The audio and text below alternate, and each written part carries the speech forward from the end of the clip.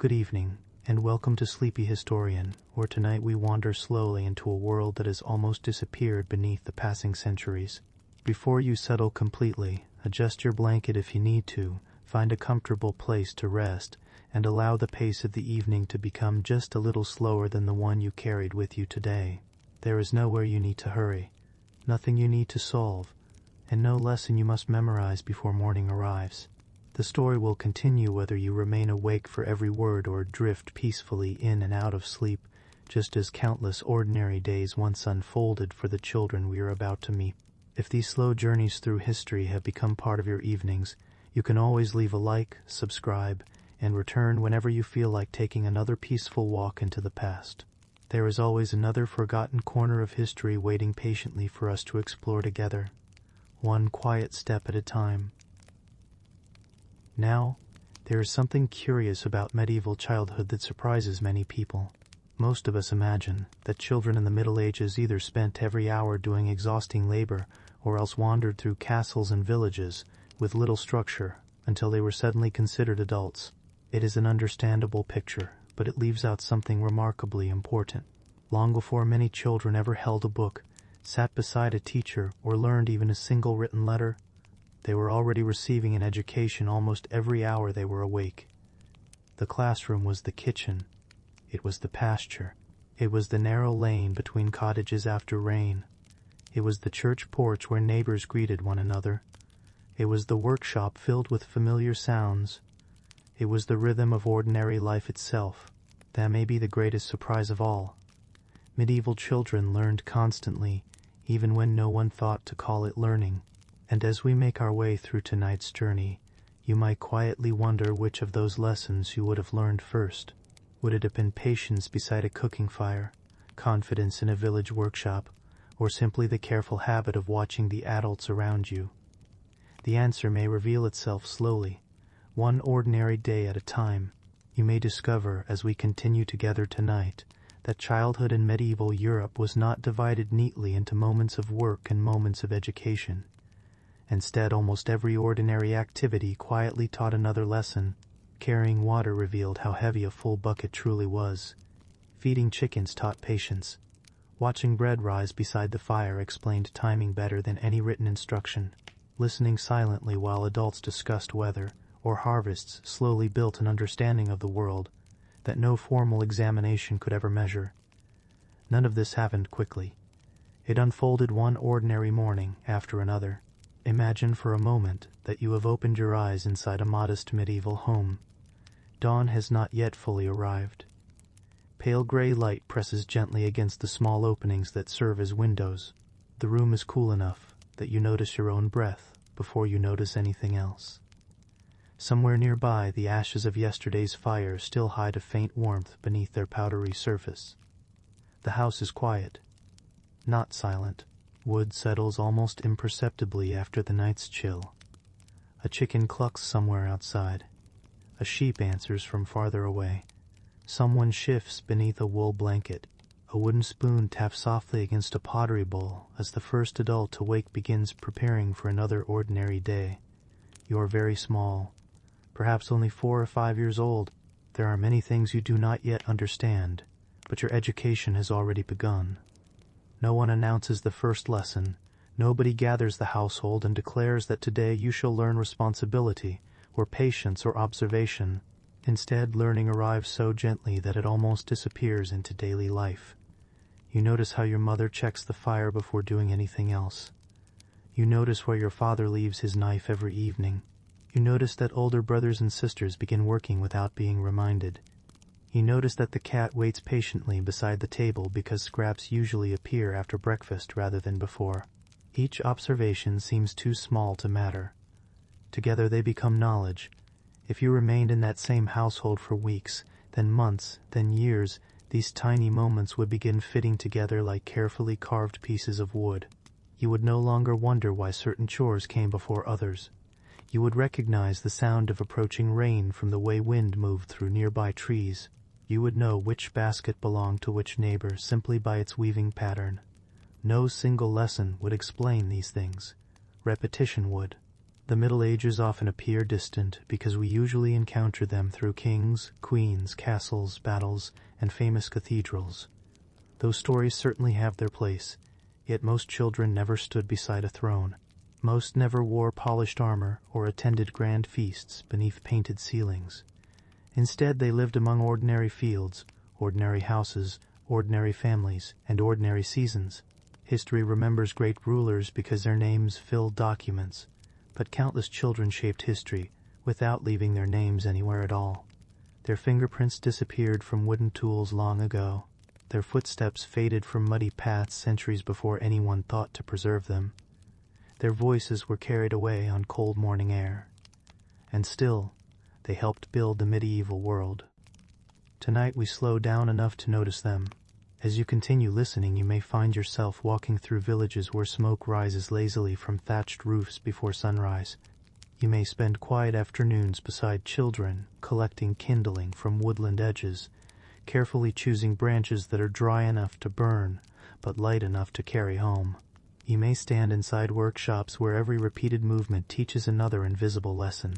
You may even discover that laughter, games, riddles, and simple songs carried just as much education as chores ever did. Growing up was rarely separated from growing useful, but useful did not always mean burdened. Children laughed, they chased geese. They invented games from sticks, stones, bits of cloth, and imagination. They whispered stories after sunset while fires crackled softly nearby. They argued with brothers and sisters. They admired older children who seemed impossibly capable. They became frightened during storms. They celebrated festivals with genuine excitement. They watched snow fall through tiny window openings. They wondered what waited beyond the next hill. Across the centuries, these moments begin to feel surprisingly familiar. And if, as you listen tonight, one part of medieval childhood reminds you of your own earliest memories, or simply becomes your favorite moment from the journey, feel free to share it in the comments. It is always a pleasure to see which quiet corners of history stay with different listeners. Of course, life could also be uncertain.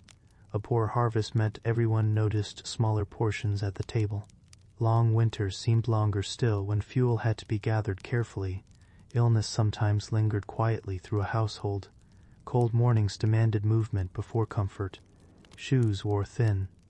Clothing needed mending again and again. Every family adjusted constantly to changing seasons rather than controlling them. For a child, survival rarely arrived as dramatic danger. Instead, it appeared through small daily habits. Remember to shut the gate. Bring the animals in before darkness. Keep the fire alive. Do not waste flour. Store apples carefully. Hang herbs where they can dry. Walk together after sunset. These simple routines carried invisible importance. You might never hear anyone explain why each mattered. One day you simply realized that they always had. Time itself felt different for medieval children. Without clocks marking every passing minute, the day unfolded according to bells, sunlight, shadows, birdsong, and familiar routines. Morning arrived with pale light rather than alarms. Midday was recognized by the position of the sun overhead. Evening gathered slowly as smoke thickened above rooftops and animals returned from pasture. Learning followed that same rhythm. No timetable announced mathematics at 1 hour and language at the next. Instead, the seasons organized education. Spring introduced planting. Summer demanded careful tending. Autumn explained harvest. Winter encouraged storytelling, mending, carving, spinning, and remembering. Year after year, the same cycle returned, each time understood a little more deeply than before. Perhaps that is one reason medieval childhood can seem both distant and strangely peaceful from our modern perspective. Life certainly contained hardship, but it also contained long stretches of repetition that encouraged careful observation. There was time to notice how frost collected differently on wood and stone. Time to recognize which birds returned first after winter. Time to remember where berries grew each summer. Time to watch older hands perform familiar tasks until younger hands slowly became capable of repeating them. Knowledge accumulated quietly. Not all medieval children shared identical experiences. Some were born inside busy towns where merchants filled narrow streets with unfamiliar accents and colorful fabrics. Others grew up on isolated farms where the nearest neighboring household stood across open fields. Some entered noble households with tutors, pages, musicians, and carefully organized instruction. Others spent nearly every day outdoors among livestock, orchards, streams, and weather that refused to follow anyone's wishes. Some learned letters, many never did. Yet almost every child learned to observe, almost every child learned to remember. Almost every child learned that belonging to a family also meant gradually becoming someone others could depend upon. That process was rarely rushed. A very young child might first carry only an empty basket, months later perhaps a few eggs, later still water, eventually heavier loads. Responsibility arrived one careful handful at a time. If you pay close attention tonight, you may notice that medieval childhood feels less like climbing a staircase and more like watching daylight slowly spread across a landscape. There is no single moment when darkness suddenly becomes morning. Instead, the world brightens almost too gradually to notice. Growing up often happened that way. No single birthday transformed a child into an adult. Years of repeated mornings did. The small observations became habits. The habits became skills. The skills became confidence. Confidence became trust. And trust quietly became adulthood. So as the fire burns steadily beside us, and the evening settles a little deeper outside our imaginary medieval cottage, allow yourself to leave behind the hurried pace of modern life. We are not traveling toward great battles or famous coronations tonight. We are following smaller footsteps across worn earthen floors, through narrow village lanes, into workshops scented with fresh wood, beside gardens damp with morning dew, and toward countless ordinary moments that shaped lives every bit as meaningful as those recorded in royal chronicles. In the hours ahead, you will watch children learn before anyone calls it.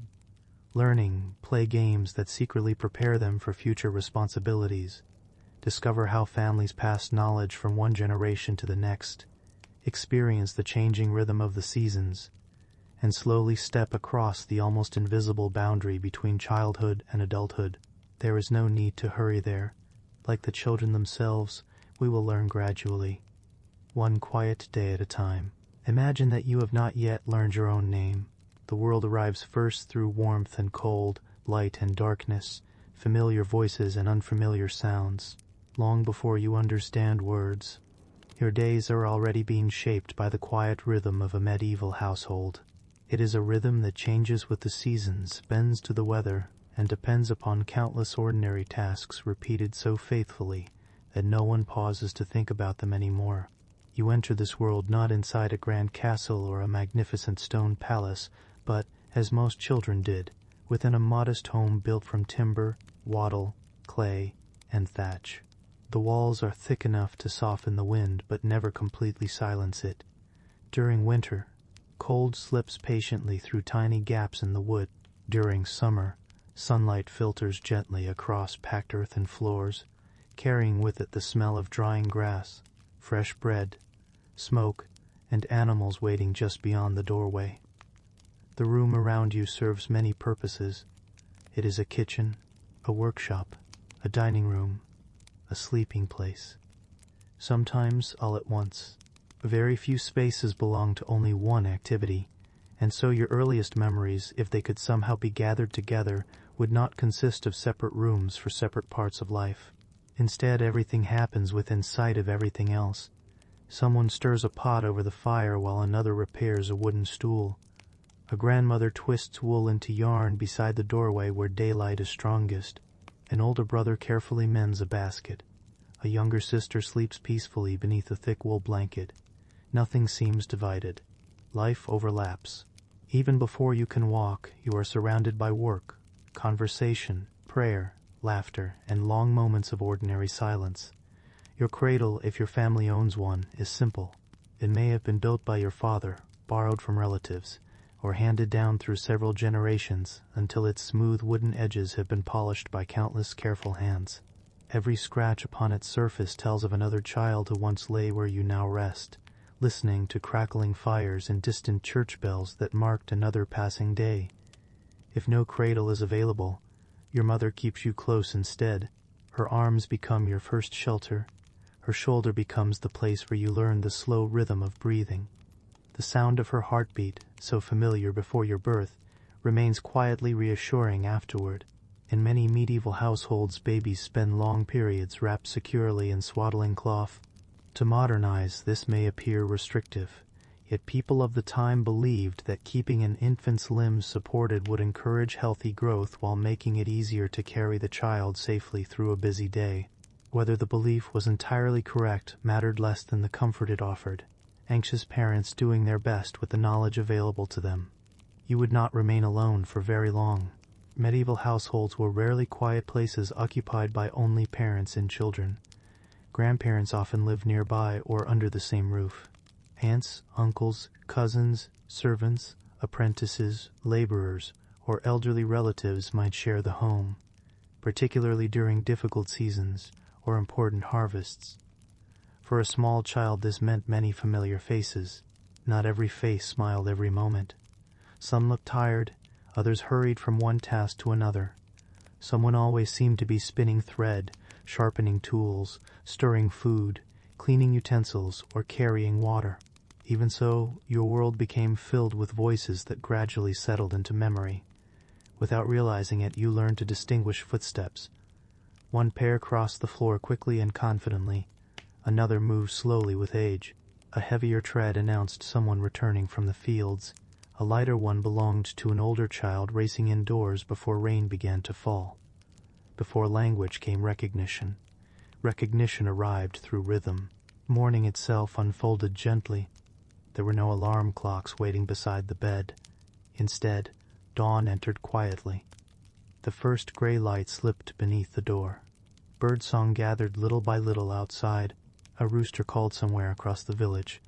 The fire, carefully preserved beneath ash through the night if fortune allowed, was coaxed back into bright life with patient hands. Soon smoke curled upward once more. Its familiar scent drifted through the house until it became one of the permanent fragrances of childhood. Smoke clung softly to clothing. It settled into blankets. It lingered in timber beams overhead. To you, it simply smelled like home. As the days passed into weeks, your eyes slowly followed movement around the room. You watched hands long before you understood faces. Hands kneaded bread. Hands tied knots. Hands carried buckets. Hands brushed crumbs from rough wooden tables. Hands folded blankets with practiced efficiency. Every task possessed its own quiet rhythm.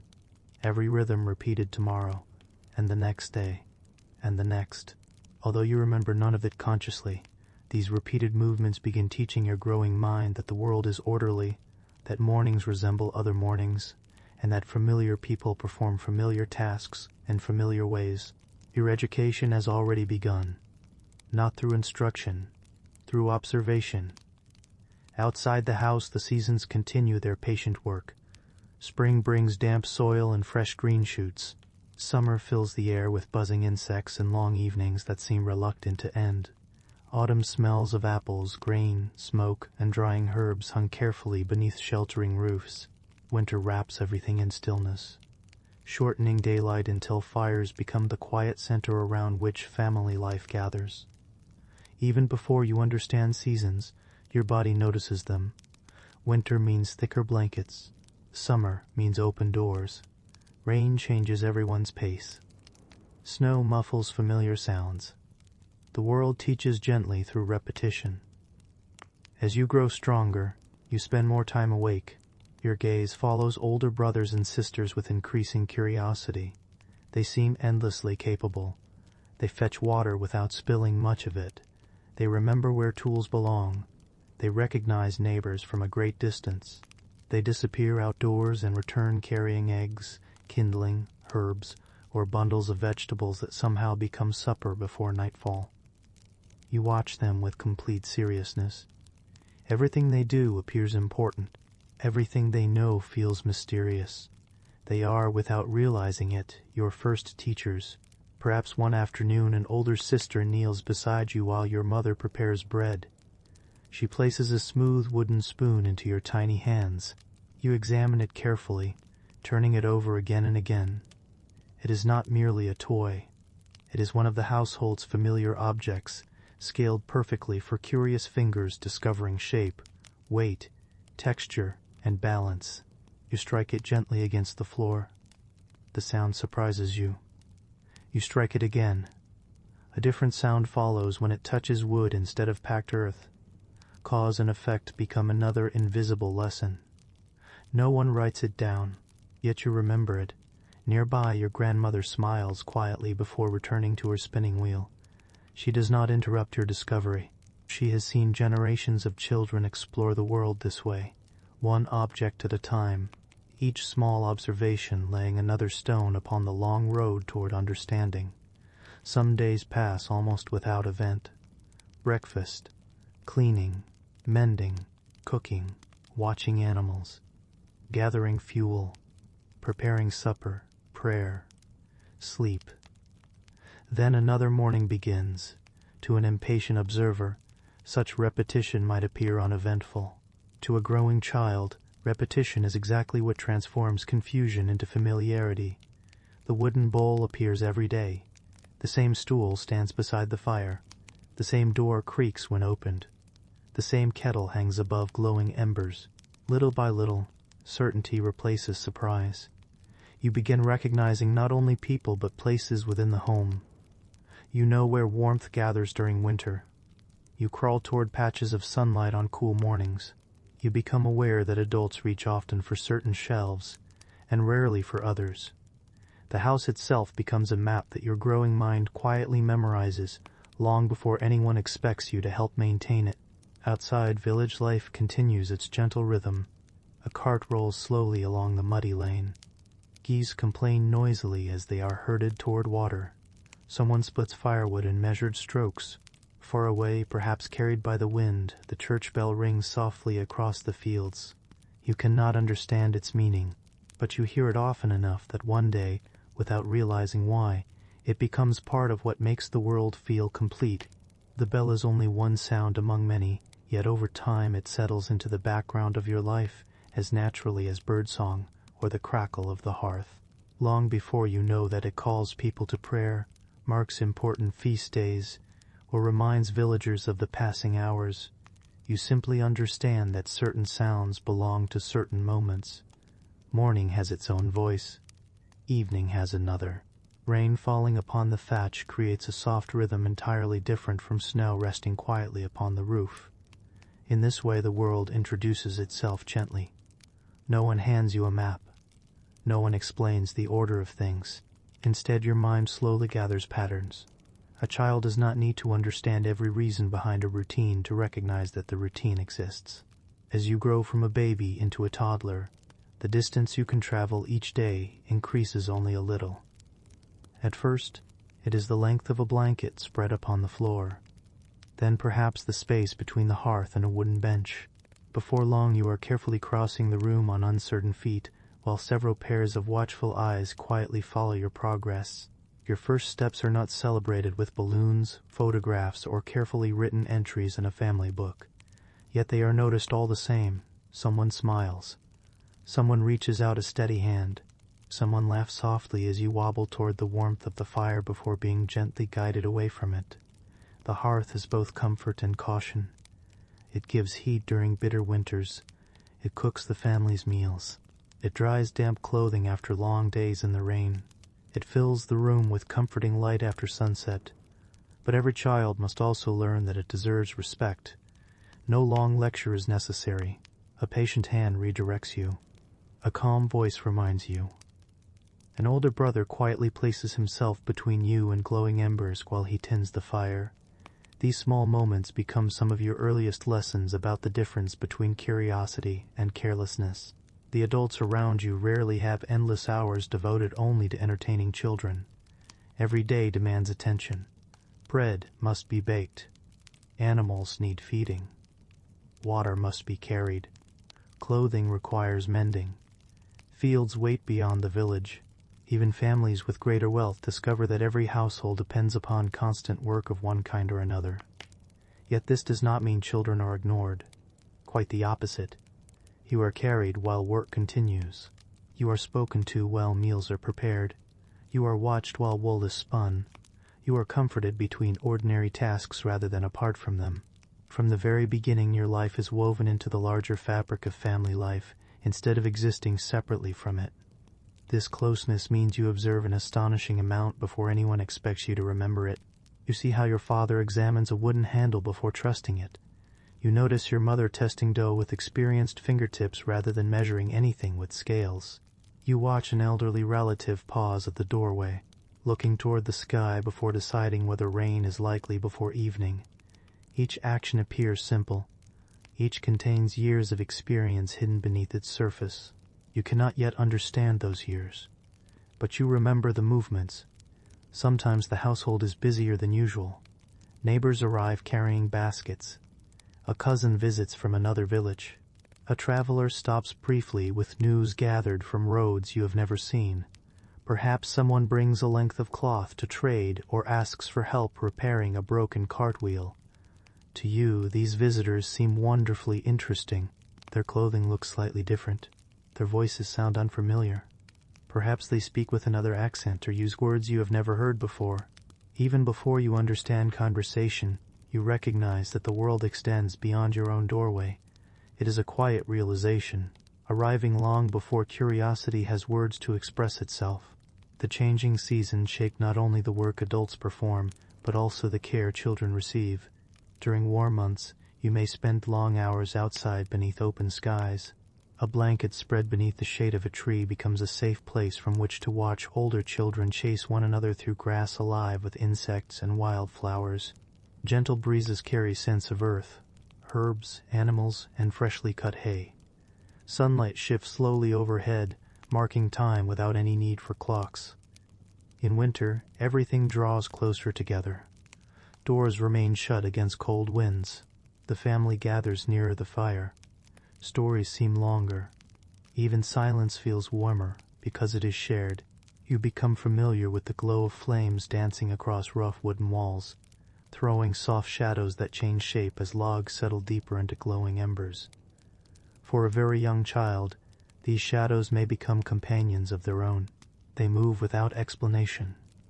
They stretch and shrink across the walls. Sometimes they resemble trees, sometimes animals, sometimes nothing at all.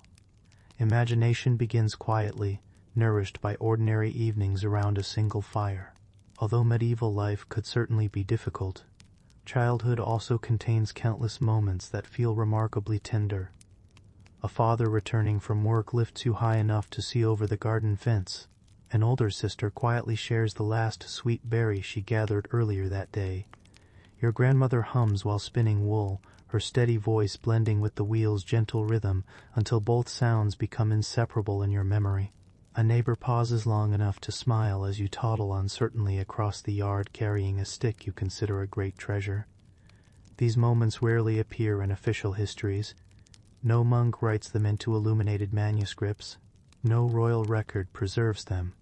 Yet they happened again and again in homes scattered across fields, forests, villages, and towns throughout medieval Europe. If we listen carefully enough, history still allows us to imagine them.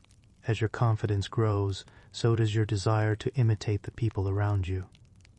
Children everywhere seem to possess this remarkable instinct. You reach for a tiny broom because someone else is sweeping. You pretend to stir an empty bowl while your mother prepares supper. You lift a small basket with complete seriousness, even if it contains nothing heavier than a few leaves gathered from the yard. To an adult, these actions may appear playful. To you, they are practice. You are discovering how the world works by becoming part of it. No one announces that today's lesson concerns responsibility. Responsibility arrives disguised as imitation. There are also quiet boundaries. Certain tools remain beyond your reach. Sharp knives stay upon higher shelves. Heavy buckets belong to older hands. When adults move livestock through the yard, someone gently keeps you close. Protection is rarely dramatic. It is constant, almost invisible, woven naturally into daily routines. The same adults who expect children to learn gradually also understand that learning takes time. No one expects a toddler to carry water from the village well. No one hands a small child an axe and hopes for the best. Instead, each year adds only a little more freedom than the one before. Looking back across centuries, it is tempting to imagine that medieval parents viewed childhood only through the lens of future work. Certainly they hoped their children would grow into capable adults. Every family depended upon that hope. Yet surviving letters, religious writings, household accounts, and artwork also suggest something gentler. Parents worried when children became ill. They rejoiced when infants survived difficult winters. They prayed for their sons and daughters. They mourned those who did not live long enough to grow older. Love did not need modern language to exist. It appeared in quieter ways. A carefully patched blanket, the warmest place beside the hearth, the last piece of bread, quietly saved for a hungry child, a lullaby sung after a long day of labor, a patient hand held out as uncertain little feet searched for balance. These gestures were rarely extraordinary. They were simply part of ordinary family life, and for the child growing within that world, they formed the foundation upon which every later lesson would rest. As the months quietly become years, something almost impossible to notice begins taking place. The house that once seemed impossibly large begins to feel familiar. At first, every corner appeared mysterious. The wooden chest against the wall was simply a great object beyond your understanding. The shelf above the hearth held items you could see but never reach. The doorway framed a bright world that looked interesting yet strangely distant. Now, little by little, these places acquire meaning. You know that the bench near the fire is warm on winter mornings. You know that boots left beside the door usually mean someone has returned from muddy fields. You know that a basket hanging from a beam is not to be disturbed because it protects precious food from curious mice. No one gathers you each evening to explain these things. You have watched. You have remembered. The lessons have settled quietly into your mind through hundreds of ordinary days. You also begin to understand that every member of the household moves according to rhythms that seem almost invisible. Your mother rarely searches for her favorite cooking knife because she always returns it to the same place. Your father hangs his cloak where it can dry after rain. Your grandmother folds finished cloth with the same careful movements every time. An older brother stacks firewood in neat rows without anyone asking him to do so. Order is not perfect. Children still scatter small objects. Animals occasionally wander where they should not. Someone forgets a tool in the garden. A loaf may bake a little too dark if conversation becomes especially lively. Yet there is a quiet effort to return things to their proper places, because tomorrow's work depends upon today's care. This too becomes part of your education. Perhaps one cool autumn morning you stand just outside the doorway, wrapped in a small wool cloak that once belonged to an older sibling. The air smells of damp earth and fallen leaves. Thin mist drifts lazily above nearby fields, while the first rays of sunlight touch the tops of distant trees. Everything seems still. Then, almost without warning, the village begins to wake. A dog barks. A gate creaks open. Someone calls softly to a pair of oxen. A rooster announces the morning once again, as confidently as if he alone had persuaded the sun to rise. Smoke begins curling upward from neighboring cottages until it hangs gently above the rooftops like a pale gray blanket. You watch all of it with quiet fascination. Adults sometimes mistake stillness for inattention, yet children often learn most while saying nothing at all. You notice that each neighbor carries different tools. One walks toward the fields with a hoe balanced across a shoulder.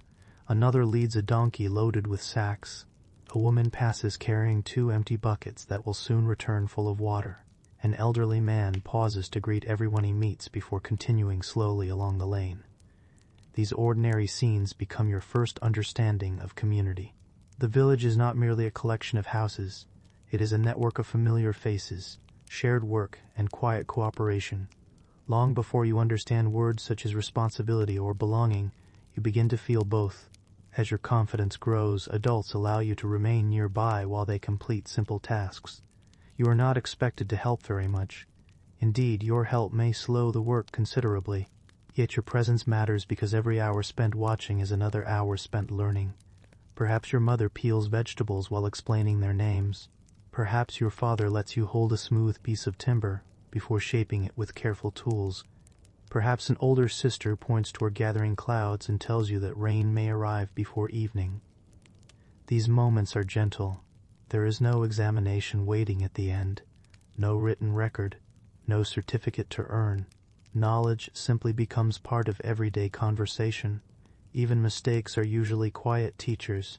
You reach for a bucket that is heavier than expected and discover that water weighs far more than it appears. You stumble over an uneven stone and learn to watch where you place your feet. You carry a handful of eggs with complete confidence until one slips gently from your fingers onto the packed earth below. For a moment you feel surprised, perhaps even embarrassed. An adult kneels beside you, not to scold harshly, but to show you how both hands steady the basket. The next time you remember. Learning often arrives disguised as small inconvenience. Days continue passing with remarkable sameness. Breakfast, a little work, a little play, meals shared together, changing weather, evening prayers, sleep. Tomorrow repeats much of today. To modernize, this repetition might appear monotonous, but for a growing child it provides something deeply reassuring. Familiar routines create confidence. Predictable rhythms allow new discoveries to fit comfortably into an already understood world.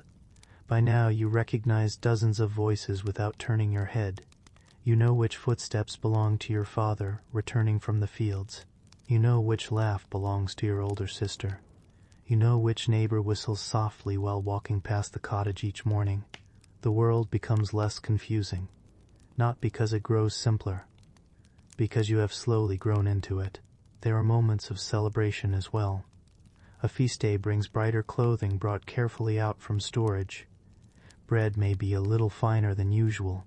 Perhaps there is music in the village square, or neighbors gather to share food after church. Children chase one another across open spaces, while adults exchange stories they have told many times before. To a young child, such occasions feel almost magical. Yet even celebrations become lessons. You learn familiar songs by hearing them repeated every year. You learn greetings offered to neighbors. You learn when to speak quietly and when cheerful laughter is welcome. Customs are remembered because children witness them long before they are expected to participate fully. In quieter seasons, evenings stretch peacefully beside the hearth. Someone repairs clothing. Someone carves a wooden spoon. Someone spins wool with patient hands. Perhaps an elder tells a story that everyone else already knows by heart. The youngest children listen with wide eyes. The oldest children quietly mouth familiar words before the storyteller reaches them. Memory lives not only inside books but inside people. You are becoming part of that living memory. Looking back from the present day, it is easy to think of medieval childhood only through hardship. Certainly there was hardship. Winters could be long. Harvests sometimes failed. Illness visited without warning. Life offered no guarantees. Yet alongside those uncertainties existed countless peaceful mornings, shared meals, comforting routines, gentle laughter, and ordinary acts of kindness that rarely found their way into written history. Most children did not wake every day expecting adventure. They woke expecting another familiar morning, another chance to watch, another chance to imitate, another small lesson waiting quietly inside an ordinary task. And perhaps that is the most remarkable truth of all. The earliest years of medieval childhood were not empty spaces before real life began. They were the foundation upon which everything else would be built. Every face remembered, every sound recognized, every repeated routine, every careful observation, every comforting embrace beside the warmth of the fire. Without anyone announcing the beginning of school, the first education had already taken root. It grew patiently through seasons rather than weeks, through repetition rather than lectures, and through the steady love and guidance of families who, despite limited resources and uncertain lives, understood that children learned best by living closely within the quiet rhythm of everyday life. When you are very young, the world seems impossibly large. By the end of these first years, it has become familiar enough that you no longer simply observe it. You belong within it, and tomorrow, without quite realizing it, you will begin learning even more, not by being told, but by watching a little more carefully than you did yesterday. By the time you are old enough to move confidently through the house and around the yard, something subtle has changed. You no longer see only objects. You begin to notice purpose. The wooden bucket is not simply a bucket. It belongs beside the well in the morning and beside the doorway before supper. The iron cooking pot is not merely heavy. It appears over the fire whenever the family gathers to eat. The broom leaning against the wall has its own place, and somehow it always returns there after the floor has been swept. Without anyone announcing today's lesson, your eyes begin asking quiet questions. Why is the fire stirred before sunrise? Why are the chickens fed before breakfast? Why does everyone glance toward the sky before deciding what work to begin? No one answers every question with words. Most answers are shown. This is how much of medieval childhood unfolds. You watch before you do. The adults around you have repeated these same routines so many thousands of times that they scarcely think about them anymore. To them, the movements are almost as natural as breathing. They reach for the correct tool without hesitation. They know exactly how much water belongs in a cooking pot. They recognize the smell of bread that needs only a few moments more before it is ready. To you, these small acts seem almost magical. How can they know? The answer, although you cannot yet understand it, is wonderfully simple. Once they watched too. On many mornings you wake before the busiest work begins. Wrapped in a wool tunic, still pleasantly warm from sleep, you sit quietly near the hearth while the household slowly comes to life. No one expects you to contribute much just yet. Your greatest task is simply to remain close enough to observe. The room fills gradually with familiar sounds. A wooden spoon circles gently through a pot of porridge. A knife taps rhythmically against a cutting board. The fire gives an occasional soft crack as another piece of wood settles into glowing embers. Someone shakes crumbs from yesterday's cloth onto the ground outside for waiting chickens. Each sound has its own place. Each belongs to the morning. As the days pass, your ears become almost as observant as your eyes. You begin recognizing the scrape of a sharpening stone before you see the blade. You know someone is carrying water simply from the slow splash inside a wooden bucket. You can tell whether rain has begun without opening the door, because drops striking the thatched roof create a sound unlike anything else in the village. Learning happens through listening as much as seeing. There are moments when you become so still that adults hardly notice you watching. This turns out to be one of childhood's greatest advantages. People often reveal the ordinary details of life when they believe no one is paying particular attention. You see how your mother tests the warmth of the oven with the back of her hand. You notice your father running careful fingers across the grain of a freshly cut piece of timber before deciding which way to shape it. Your grandmother pauses while spinning wool, gently moistening her fingertips before guiding the fibers into an even thread. None of them stop to explain every movement. They simply perform them. Your memory quietly stores each one. If someone asked you to repeat these actions tomorrow, you probably could not. Not yet. But the images remain inside your mind. One day, months or years later, they will return almost by themselves.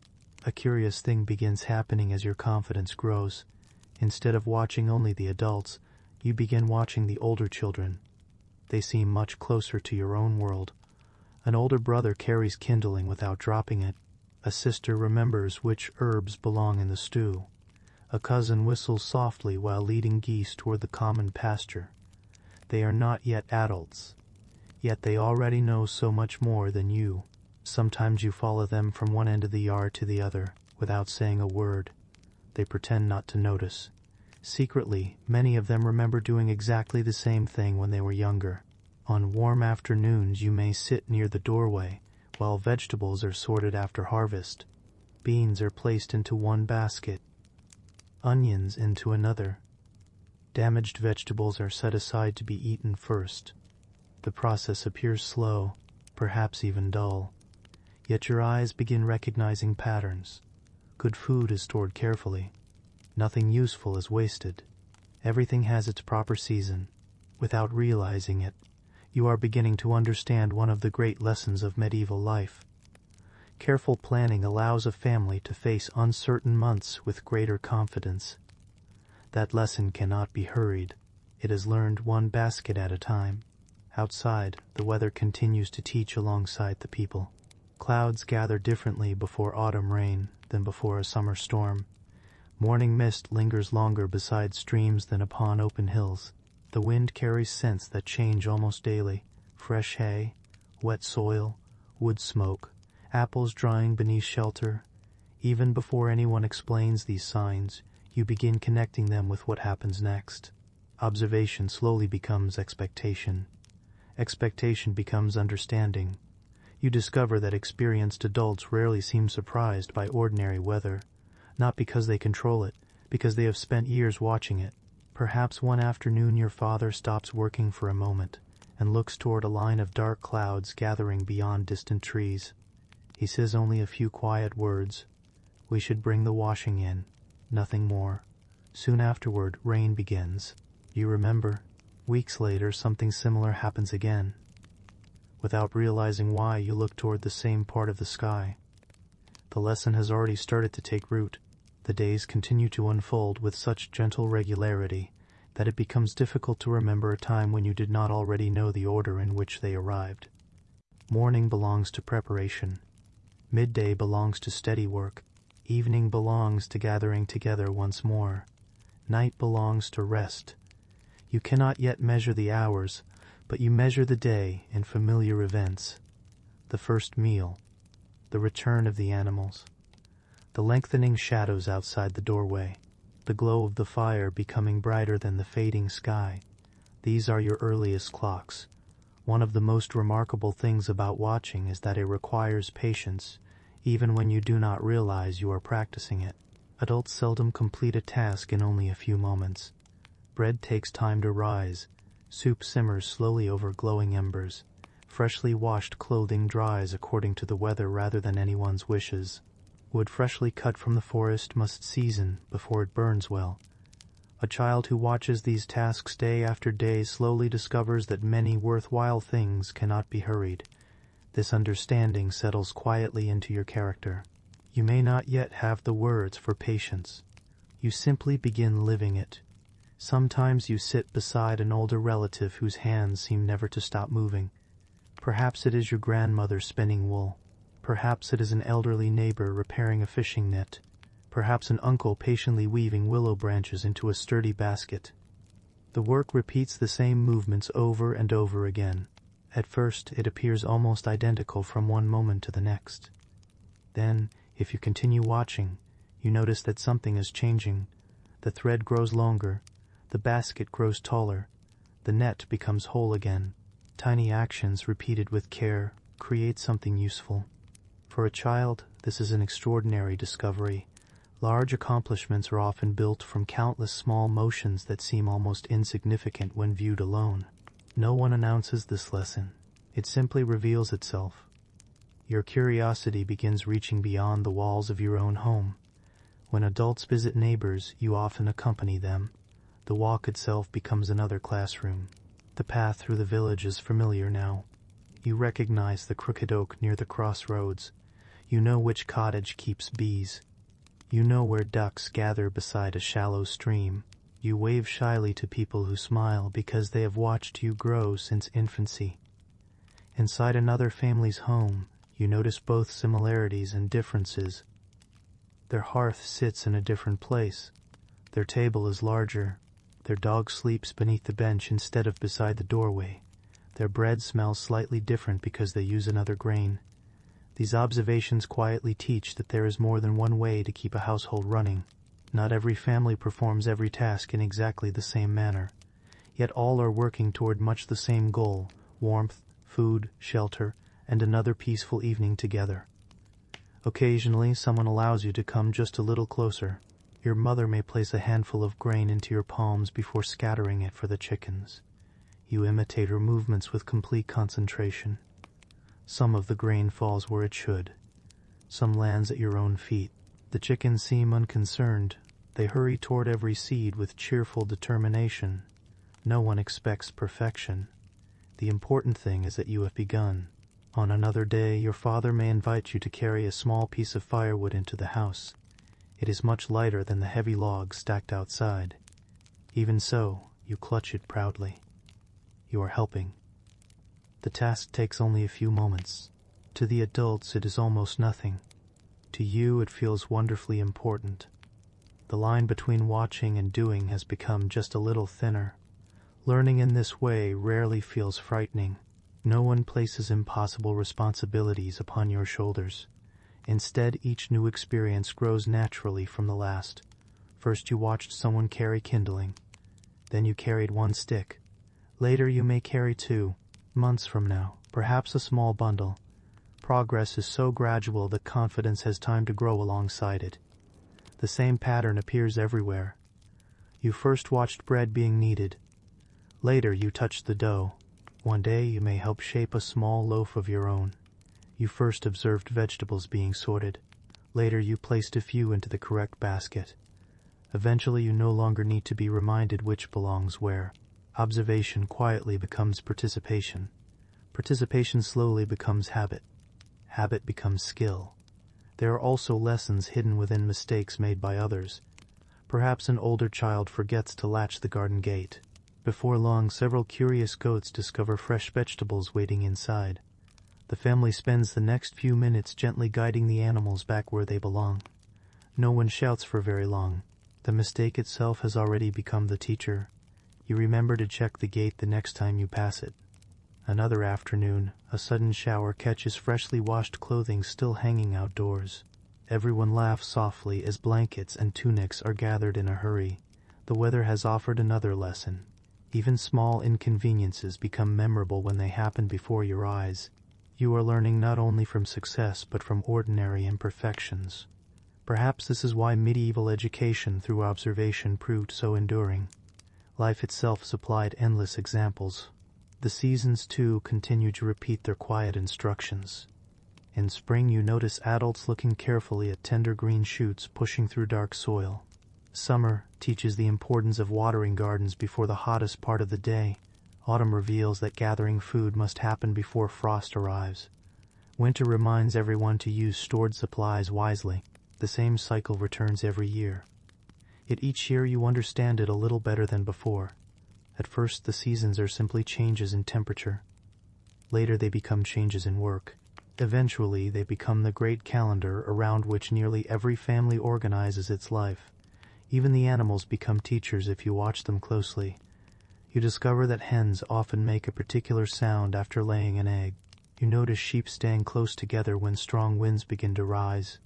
You learn that the family's dog understands certain gestures long before any spoken command is given. Watching animals encourages careful attention. They cannot explain themselves with words. You must notice their habits instead. This quiet habit of observation begins shaping the way you see the entire world. You become less hurried, more attentive, more willing to pause before acting. Without realizing it, you are acquiring one of the most valuable skills any medieval child could possess. Not strength, not speed, not even knowledge alone. The ability to notice changing weather, to notice a loose fence, to notice a frightened animal, to notice an empty grain sack before someone asks for it, to notice when another pair of hands might quietly need help. These small acts of attention rarely appear heroic, yet together they help households, farms, workshops, and entire villages continue from one ordinary day to the next. And every one of those habits begins exactly where you are now. Watching before doing. The more carefully you watch, the more the ordinary world begins to reveal its quiet order. What once appeared to be countless unrelated tasks now seems connected, almost like threads woven together into a single piece of cloth. The fire must be tended before breakfast can be prepared. Breakfast must come before the family leaves for the fields. The animals must be fed before they can provide milk, wool, eggs, or strength for the day's work. Water carried in the morning will be needed again before evening. Nothing stands alone. Each task supports another. As a child, you may not yet understand every connection, but you begin to sense that each small responsibility matters because someone else depends upon it. That realization grows slowly, almost unnoticed. Perhaps one chilly morning you stand beside your mother while she measures grain into a hand mill. She turns the heavy stone with practiced, steady movements, and you watch as whole kernels disappear between the stones before becoming soft flour below. To your eyes it seems almost like a small miracle. The grain has changed, yet it remains the same. Later, when bread appears on the table, you quietly remember where it began. Learning in a medieval home often means discovering not only what happens, but how one thing becomes another. Milk becomes butter, wool becomes cloth, seeds become vegetables, logs become warmth. Each transformation unfolds patiently, asking only that you pay attention. As the years of early childhood pass, adults begin asking you small questions, not as a test, but to invite you into the rhythm of family life. Where did your brother leave the basket? Have you seen the cat? Did the hens wander toward the garden again? You answer proudly when you know. Sometimes you are mistaken. No one expects perfect memory, but every question encourages you to look more carefully the next time. Observation becomes participation. Participation strengthens memory. Memory slowly becomes understanding. There are also long stretches of time when nothing remarkable happens at all. A gentle rain falls through the afternoon. Someone mends clothing. Someone else peels onions. The dog sleeps. The fire burns steadily. Outside, the lane remains empty, except for the occasional neighbor passing with a cart or a bundle of sticks balanced across a shoulder. These quiet hours may seem uneventful to us today, but they formed the very heart of medieval childhood. A child surrounded by peaceful repetition gains something difficult to measure: familiarity, the confidence that tomorrow will probably begin much like today. That confidence allows curiosity to grow without fear. Soon you begin anticipating small events before they occur. You know that after dough is kneaded, it will rest beneath a cloth. You know that after rain, boots will be left near the door to dry. You know that the family dog waits patiently, because scraps usually arrive after the meal has finished. Each successful prediction brings quiet satisfaction. You are learning the rhythm of your household, without books, without lessons written on parchment, without realizing that you are studying at all. Sometimes an older sibling notices your careful attention and smiles. Instead of completing a simple task alone, they invite you to stand beside them. Perhaps they ask you to hand them smooth stones while repairing a garden border. Perhaps they let you gather feathers after chickens have wandered through the yard. Perhaps they ask you to count apples placed carefully into a basket. The task itself matters less than the invitation. For the first time, you are not merely watching from the edge of family life. You are standing within it. The adults understand something important. Children who observe patiently often become children who work confidently. There is little advantage in rushing. A hurried lesson may be forgotten. A lesson witnessed 100 times is difficult to lose.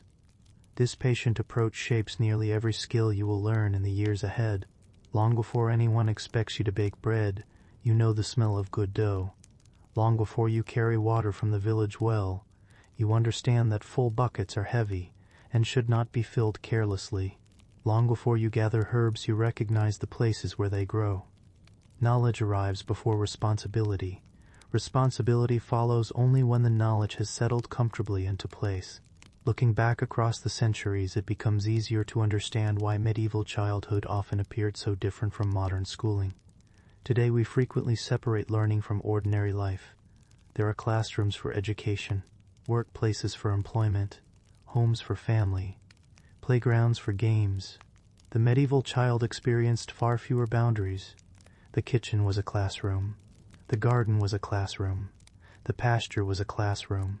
The village lane, the orchard, the bakehouse, the blacksmith's yard, and the church porch all offered lessons to anyone willing to watch quietly enough. Every season added another chapter. Every ordinary day added another page. And because these lessons were repeated again and again, they became deeply rooted.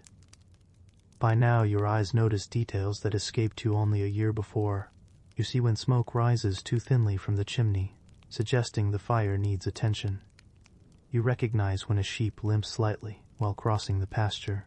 You notice the first yellow leaves appearing before anyone mentions that autumn is approaching. These are not grand discoveries. They are the gentle rewards of paying attention. Perhaps the greatest lesson of all, is one that no adult ever speaks aloud. Watching is an act of care. To watch carefully means noticing when someone needs help carrying a basket. It means seeing that the rain barrel is nearly empty. It means realizing that an elderly neighbor walks more slowly than before. Observation is not simply about gathering information. It is about belonging. You cannot care well for a household unless you first learn to see it clearly. You cannot contribute to a village unless you understand its quiet rhythms. You cannot become dependable without first becoming attentive. These truths settle softly into your heart long before you could ever explain them. By the end of these early years, you are still very much a child. You still play. You still ask questions. You still become distracted by butterflies drifting across a summer meadow or by snowflakes catching upon your sleeve. Yet something important has already changed. You are no longer simply looking at the world. You are beginning to understand it. Not all at once, not perfectly, but one careful observation after another, one ordinary morning after the next, one quiet season following another. And before long, watching will naturally lead to something new. Your hands, which have spent years learning through your eyes, will soon begin trying the tasks for themselves. The time for simply observing is gently giving way to the first small moments of doing.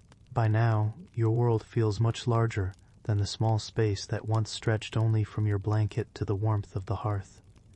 The cottage is familiar. The yard has become a place of quiet exploration. The lane through the village no longer seems impossibly long. You know where puddles collect after rain, where wildflowers bloom first in spring, and which stones feel pleasantly warm after a summer afternoon beneath the sun. Although adults continue their steady work from sunrise until evening, your days now contain something equally important: time to play. To modern ears, the word play often suggests an escape from responsibility, a pause before real life begins again. For most medieval children, however, the two were rarely separated. Play did not stand apart from everyday life. It grew naturally from it. Without anyone planning a lesson, games quietly became preparation for the years ahead. Imagine a peaceful afternoon after several days of gentle rain. The sky is finally cleared. Drops of water still cling to blades of grass, sparkling whenever sunlight reaches them. The village smells fresh and clean. Earth softened by rain gives slightly beneath your feet, leaving faint footprints that will disappear before tomorrow. Older children have already gathered near the edge of the common green. No one carries carefully crafted toys purchased from distant markets. There are no painted boxes filled with matching pieces, no shelves lined with brightly colored games waiting to be chosen. Instead, the world itself provides almost everything needed. A smooth stick becomes a horse. A round stone becomes treasure. A fallen branch becomes the mast of an imaginary ship. An empty basket becomes a merchant's cart. Imagination asks very little. That is one reason it flourishes so easily.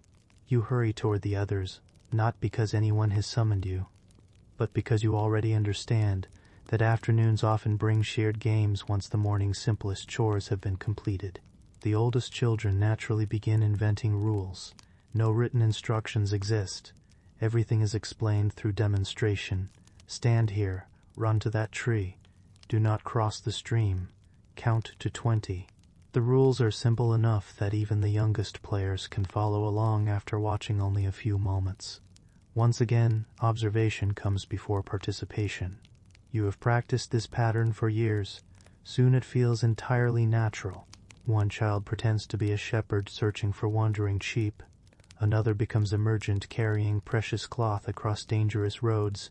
Someone else announces they are guarding a castle made from little more than stacked branches and determined imagination. No one laughs because the castle has no stone walls. Everyone can see it perfectly. Children possess a remarkable ability to transform ordinary landscapes into entire worlds. A grassy hill becomes a mountain.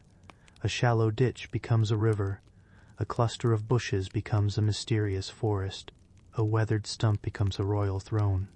For a little while the familiar village disappears beneath stories woven together by many young voices. Yet even these imaginary adventures quietly resemble adult life. The shepherd counts imaginary sheep. The merchant carefully protects valuable goods. The farmer worries about changing weather. The baker measures pretend flour. Without realizing it, children borrow the occupations they see every day and reshape them into games. Play becomes rehearsal. You notice that the oldest children often guide rather than command. If someone forgets the rules, they patiently explain them again. If a younger child falls behind while running across the meadow, everyone slows without much discussion. The games matter, but playing together matters even more. This too is a lesson. A village depends upon cooperation. Long before those words mean anything to you, they are already becoming familiar through shared afternoons. Sometimes the games require careful balance. Perhaps everyone tries crossing a fallen tree lying beside a narrow stream. One child succeeds easily. Another stretches out both arms for stability. Someone slips, landing harmlessly in soft grass before laughing with everyone else. No prize waits at the end. The reward is simply discovering that each attempt becomes a little steadier than the last. Balance improves. Confidence follows. On another afternoon, several children gather smooth pebbles from beside the water. The stones are cool in your hands, rounded by years of flowing current. Soon, someone invents a game. Who can toss a pebble closest to a certain tree root? Who can stack the tallest little tower before it tumbles? Who can skip a stone furthest across the quiet pond? No one writes down the scores. No trophies are awarded. Yet your hands become more skillful with every throw. Your eyes judge distance a little better. Your fingers learn gentleness instead of force. These tiny improvements seem unimportant. Years later they will quietly support larger tasks requiring the same careful control. Sometimes children simply wander together. They search for feathers dropped by geese, acorns scattered beneath ancient oak trees, unusually shaped stones, bright autumn leaves, bird nests hidden carefully among branches. Each discovery is shared with genuine excitement. Look what I found. The words have been spoken by children for countless generations. Curiosity itself changes very little across history. Adults may see only leaves. Children see possibilities. Even quiet collecting teaches something valuable. You begin noticing which plants grow beside streams and which prefer dry hillsides. You recognize where blackberries appear each summer. You remember the hollow tree where squirrels disappear carrying nuts before winter. Without opening a single book, the landscape slowly introduces itself. You become acquainted with your surroundings as one becomes acquainted with an old friend. There are also quieter games played close to home. Perhaps you and another child arrange tiny twigs into the shape of a cottage. Little stones become livestock. Seeds become loaves of bread. A feather serves as a goose. You imitate the daily life unfolding around you because it is the world you know best. The tiny cottage needs a tiny garden. The tiny garden needs imaginary rain. The tiny family gathers around an imaginary fire before everyone pretends to sleep beneath imaginary blankets. To an adult passing by, the game may seem wonderfully ordinary. To you, it is serious work. You are practicing how households fit together. Without anyone intending it, play has become another quiet classroom. The games change gently as the seasons change. Spring invites wandering. Fresh grass cushions every step, and small streams full from melting snow and steady rain wind quietly through the meadows. Children spend long afternoons following butterflies, listening for birds hidden among new leaves, or searching beneath fallen branches to discover insects, beginning another busy year. No one calls these adventures lessons, yet they quietly become lessons all the same. You learn which patches of ground remain muddy long after rain. You remember where the stream becomes too deep for younger children. You recognize the first flowers that announce the changing season. The landscape slowly introduces itself through curiosity. Summer brings longer evenings. After the day's lighter chores are finished, groups of children remain outdoors until the sun hangs low above distant fields. The warm air carries the scent of cut hay, wild herbs, and wood smoke drifting lazily from cottage chimneys. Someone begins a chasing game. Another invents a race between two old tree stumps. Soon everyone is laughing softly as feet carry them across familiar paths worn smooth by countless seasons. Running may feel like nothing more than joyful movement, yet your body is quietly learning balance. Your lungs grow stronger. Your feet become surer upon uneven ground. You discover how to avoid loose stones, low branches, and hidden rabbit holes without thinking about each step. One day those same abilities will help you walk safely beside livestock, carry heavy baskets, or travel muddy roads between neighboring villages. For now they are simply part of play. Some games require memory rather than speed. An older child arranges several small objects upon the ground: a feather, a smooth pebble, a carved button, a tiny pine cone. Everyone studies them carefully before closing their eyes. One object disappears. Which one is missing? The answers come slowly. Not everyone remembers correctly. No one minds very much. The game begins again. Without realizing it, you are strengthening the same careful observation that has shaped your childhood from the beginning. Other afternoons are quieter still. Perhaps several children gather beneath the shade of an old oak, while an older sister tells a story she once heard from a grandmother. The tale has been told many times before. Everyone knows how it ends. That hardly matters. The familiar words are comforting. Certain phrases return exactly as expected. Children begin repeating them together before the storyteller reaches them. Stories become shared memories. Memory becomes tradition.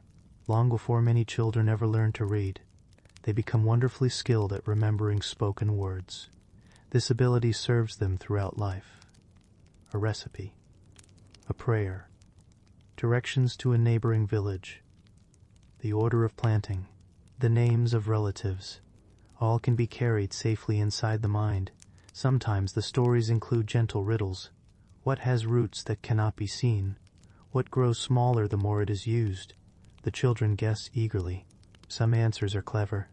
Others make everyone smile. The purpose is not only amusement.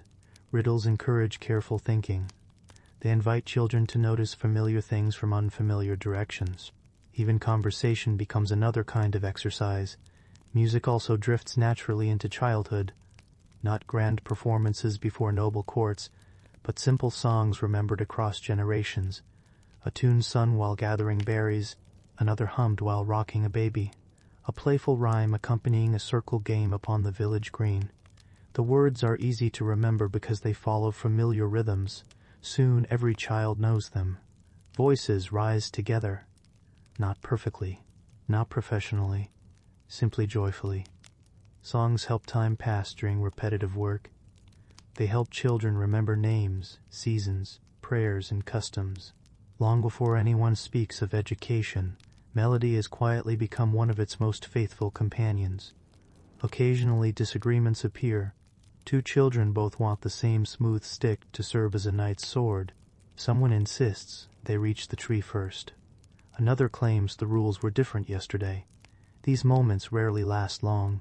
Older children often settle such disagreements with surprising calm. Tomorrow, you may have it. We can take turns. There are plenty of branches. Learning to share is not always graceful. Sometimes disappointment lingers for a few minutes. Then another game begins, and the argument fades as quickly as morning mist beneath the sun.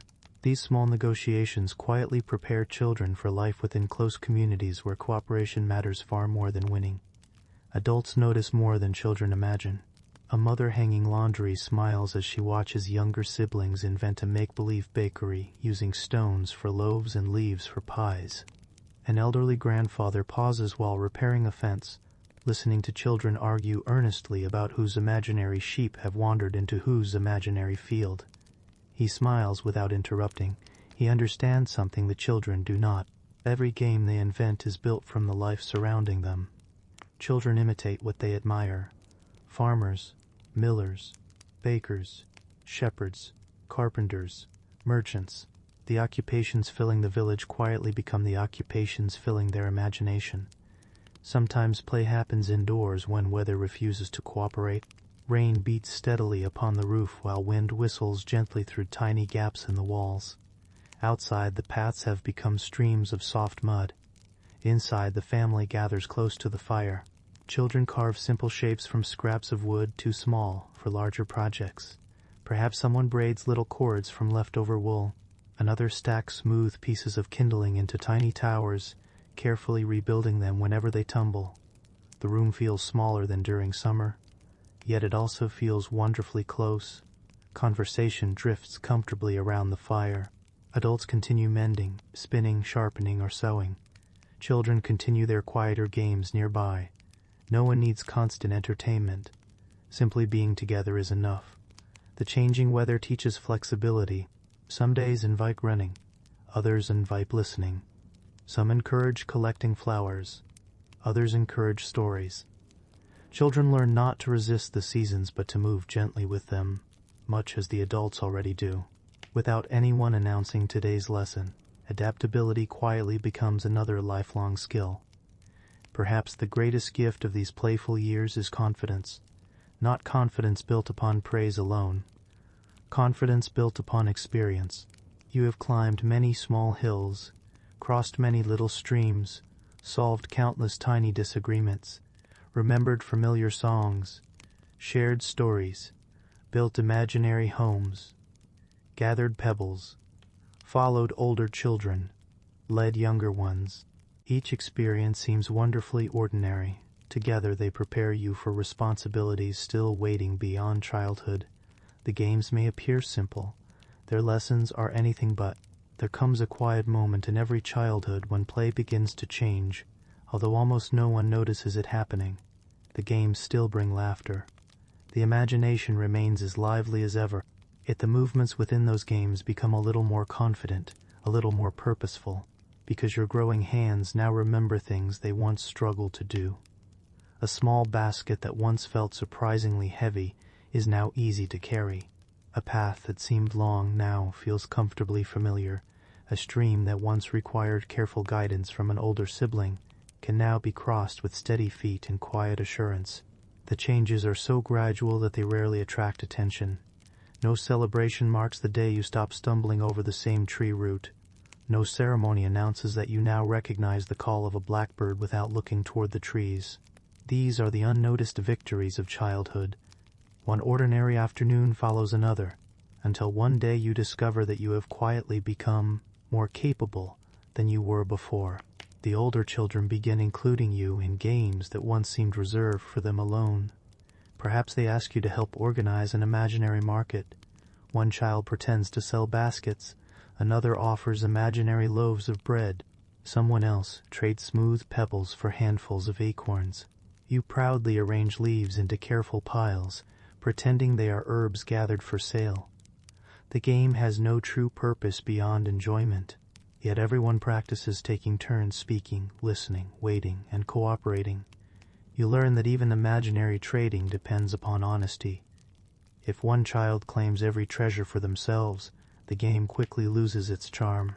Fairness, like so many other lessons, is discovered rather than explained. On another day, a group of children decides to build a tiny village beneath the shelter of an old hedge. Small sticks become fences. Flat stones become cottages. Moss forms green fields. Twigs mark narrow roads connecting one little house to another. Each child adds something different.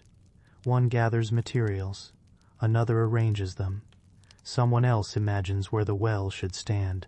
No single child creates the village alone. Together they make something larger than any one of them could have built separately. It is difficult not to notice how closely this resembles the real village surrounding them. Without realizing it, children are practicing community itself.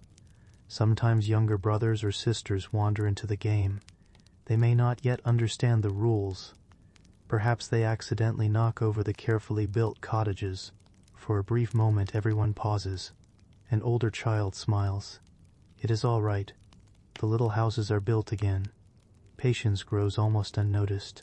The smallest children are treated with the same gentle guidance that older siblings once offered you. In this way, learning begins flowing in two directions.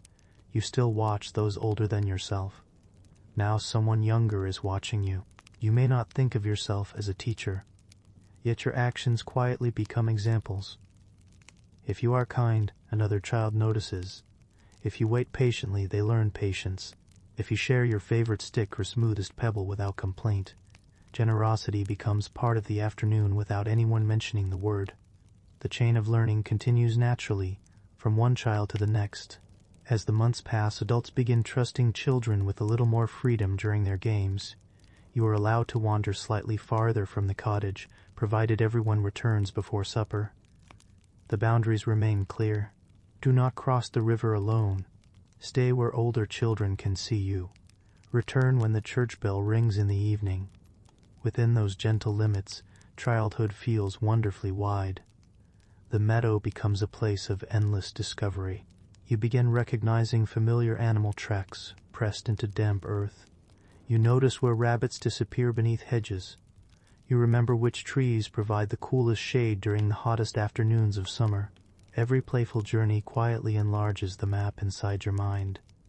Even the weather becomes part of the game. A sudden breeze sends leaves dancing through the air. Children chase them, laughing as each tries to catch the brightest one before it touches the ground. Clouds drift overhead, becoming castles, ships, birds, or mountains according to whichever imagination is telling the story. Rain interrupts some afternoons, but never childhood itself. Instead, everyone runs laughing toward shelter, arriving at the cottage with damp sleeves, muddy shoes, and stories that seem much grander than the brief shower that inspired them. The adults smile knowingly. They were children once as well. As evening approaches, play slowly gives way to quieter rhythms. The golden light softens. Long shadows stretch across the village green. Someone calls children home one by one. Smoke rises from chimneys. The smell of supper drifts through the cooling air. Games are not announced finished. They simply fade naturally into the routines of evening. Tomorrow, if the weather allows, they will begin again. During supper, children often describe the adventures of the afternoon.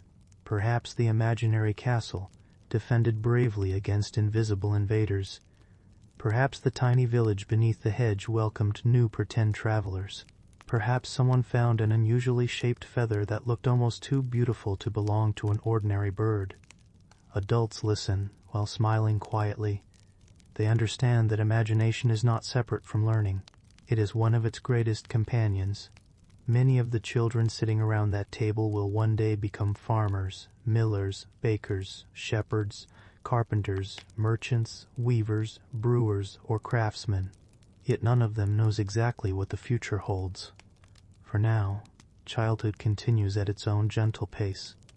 There is still time for another story beside the fire, another game beneath the oak tree, another handful of smooth stones gathered beside the stream, another race across dew-covered grass on a bright spring morning. Looking back across the centuries, these moments remind us of something deeply human. Children have always learned through imitation. They have always experimented. They have always invented worlds from ordinary objects. They have always discovered friendship through shared games and confidence through repeated attempts. The toys may change, the clothing may change, the villages may disappear. Yet the quiet joy of learning by playing remains wonderfully familiar. And perhaps that is why medieval childhood, despite the centuries that separate it from our own lives, does not feel entirely distant. A child balancing carefully across a fallen log, another proudly carrying a tiny basket, several friends building an imaginary village from sticks and stones. These are scenes that require very little explanation. They belong not only to one century but to childhood itself, without anyone realizing it. Every playful afternoon has been preparing you for tomorrow. The steady hands needed for work, the patient attention needed for learning, the kindness needed for family, the cooperation needed for village life, the confidence needed for adulthood. Play was never simply a way to pass the time. It was one of the quietest and most effective teachers a medieval child would ever know. There is no single morning when someone gathers the family together and announces that childhood has ended. No ceremony marks the beginning of responsibility. Instead, it arrives so gradually that for a long while it feels almost identical to the games you have already been playing. Only now the basket contains real eggs. The kindling must truly reach the hearth. The chickens are genuinely waiting to be fed. The work is still small, but it matters. This gentle beginning is one of the quiet strengths of medieval family life. Adults understand, even if they never speak the thought aloud, that confidence grows best when each new task is only a little more difficult than the last. You are not expected to know everything. You are expected to learn. The first chore may be as simple as carrying a single piece of firewood from the stack outside to the warmth of the cottage. One log, nothing more. To an adult, the task lasts only a few moments. To you, it feels wonderfully important. You choose the log carefully, wrapping both hands around rough bark that leaves tiny traces of dust upon your fingers. It is heavier than you expected, but not impossibly so. You hold it close against your wool tunic, concentrating with complete seriousness as you walk toward the doorway. Each careful step becomes its own quiet lesson. Do not hurry. Watch where you place your feet. Mind the threshold. Set the wood beside the hearth instead of tossing it carelessly. An older sibling nods with quiet approval. No applause follows. None is needed. The task has been completed well. Tomorrow perhaps you will carry another. Soon afterward comes a different responsibility. The hens have gathered expectantly near the yard. They already recognize the sound of footsteps carrying grain. Someone places a small wooden bowl into your hands. The grain rattles softly as you walk. The chickens hurry toward you, clucking with cheerful determination. At first they seem almost too eager. Several gather around your boots before you have even reached the feeding place. You hesitate. An older sister smiles. Scatter it. You open your fingers slowly. Golden grains fall across the ground. Immediately the flock begins pecking busily. The lesson seems wonderfully simple, yet beneath it lies something much deeper. Living creatures depend upon regular care. They cannot feed themselves from a full storage sack kept safely inside the house. Someone must remember. Today, that someone is you. Responsibility has quietly become real. Morning after morning, the same small routine repeats until your hands know exactly how much grain to scatter and where the hens prefer to gather. What once required careful thought gradually becomes familiar. This is how confidence grows, not through dramatic achievements, through ordinary repetition. Other chores appear one by one. Perhaps your mother asked you to collect kindling from the edge of the nearby wood. Not large branches, only the dry twigs that snap cleanly when bent. You quickly discover that gathering wood requires more observation than strength. Some sticks appear suitable until you lift them and find they are damp from recent rain. Others seem too small until several are bundled together. You begin learning to judge with your eyes before reaching with your hands. The forest itself becomes another patient teacher. Morning dew glistens upon fallen leaves. Birdsong echoes gently between trees. Sunlight filters through branches in shifting patterns that change as the hours pass. Sometimes you pause simply to listen. A woodpecker taps somewhere beyond sight. Leaves rustle softly as a squirrel disappears higher into the canopy. The quiet world invites careful attention. Even a simple chore becomes an opportunity to notice things that hurried footsteps might easily miss. When your bundle is finally complete, you carry it home with quiet satisfaction. It is not large. It does not need to be. Every handful of dry wood helps keep the family warm.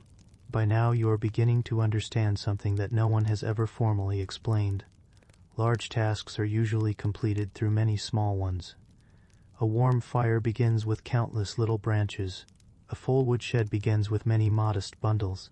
A comfortable winter depends upon steady effort during many ordinary days. Sometimes you accompany an older child to fetch water. You are not yet strong enough to carry a full bucket all the way home. Instead, you walk beside them. You watch. The village well is already familiar. Neighbors greet one another while waiting their turn. The rope creaks gently as the bucket disappears into cool darkness before returning filled with fresh water.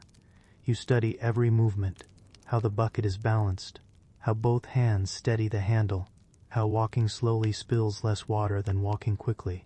At first your own task is simply to carry a much smaller container, perhaps only half full. Even then you discover that water seems strangely determined to splash over the edge whenever you hurry. By the time you reach home, a little has escaped onto your shoes. An older brother laughs softly. So did mine. It is a comforting reminder that every capable adult once struggled with the same simple task. The seasons continue shaping your chores just as surely as they shape the fields. Spring asks for help gathering loose stones from newly plowed ground. Summer invites children to scare birds gently away from precious grain. Autumn brings baskets waiting to be filled with apples, nuts, or late vegetables. Winter turns attention indoors, where firewood, mending, spinning, and careful tidying become more important than distant fields covered in frost. The work changes. The rhythm remains. Adults seldom assign chores simply to keep children occupied. Every task serves a purpose. Even the smallest contribution lightens someone else's burden. You begin noticing how your efforts fit naturally into the larger life of the household. While you gather kindling, someone else prepares bread. While another child feeds the hens, your father repairs a fence. While your grandmother spins wool, an older sibling draws water. No one accomplishes everything alone. The family moves almost like the parts of a well-made mill, each turning steadily beside the others. One afternoon your mother asks you to carry a message to a nearby neighbor. The instruction is wonderfully simple. Tell her the bread is ready, nothing more. You repeat the words quietly several times as you walk, determined not to forget them. The lane feels slightly longer today because you carry something invisible, trust. When the neighbor smiles and thanks you, you return home feeling unexpectedly taller. The message itself was brief. The confidence it created is much larger. These first responsibilities teach more than practical skills. They teach reliability. Others begin depending upon you, even if only in very small ways. That quiet realization settles gently into your heart. Someone believed you could do this, and you did. The days pass so steadily that it soon becomes difficult to remember which chores once felt new. Carrying kindling no longer requires complete concentration. Feeding the hens becomes part of the morning almost as naturally as eating breakfast. The small bucket that once seemed surprisingly heavy now rests comfortably in your hand. Without anyone announcing it, your body has become stronger. Your memory has become more dependable. Your confidence has quietly grown. This is one of the remarkable qualities of childhood in the medieval world. Responsibility rarely arrives all at once.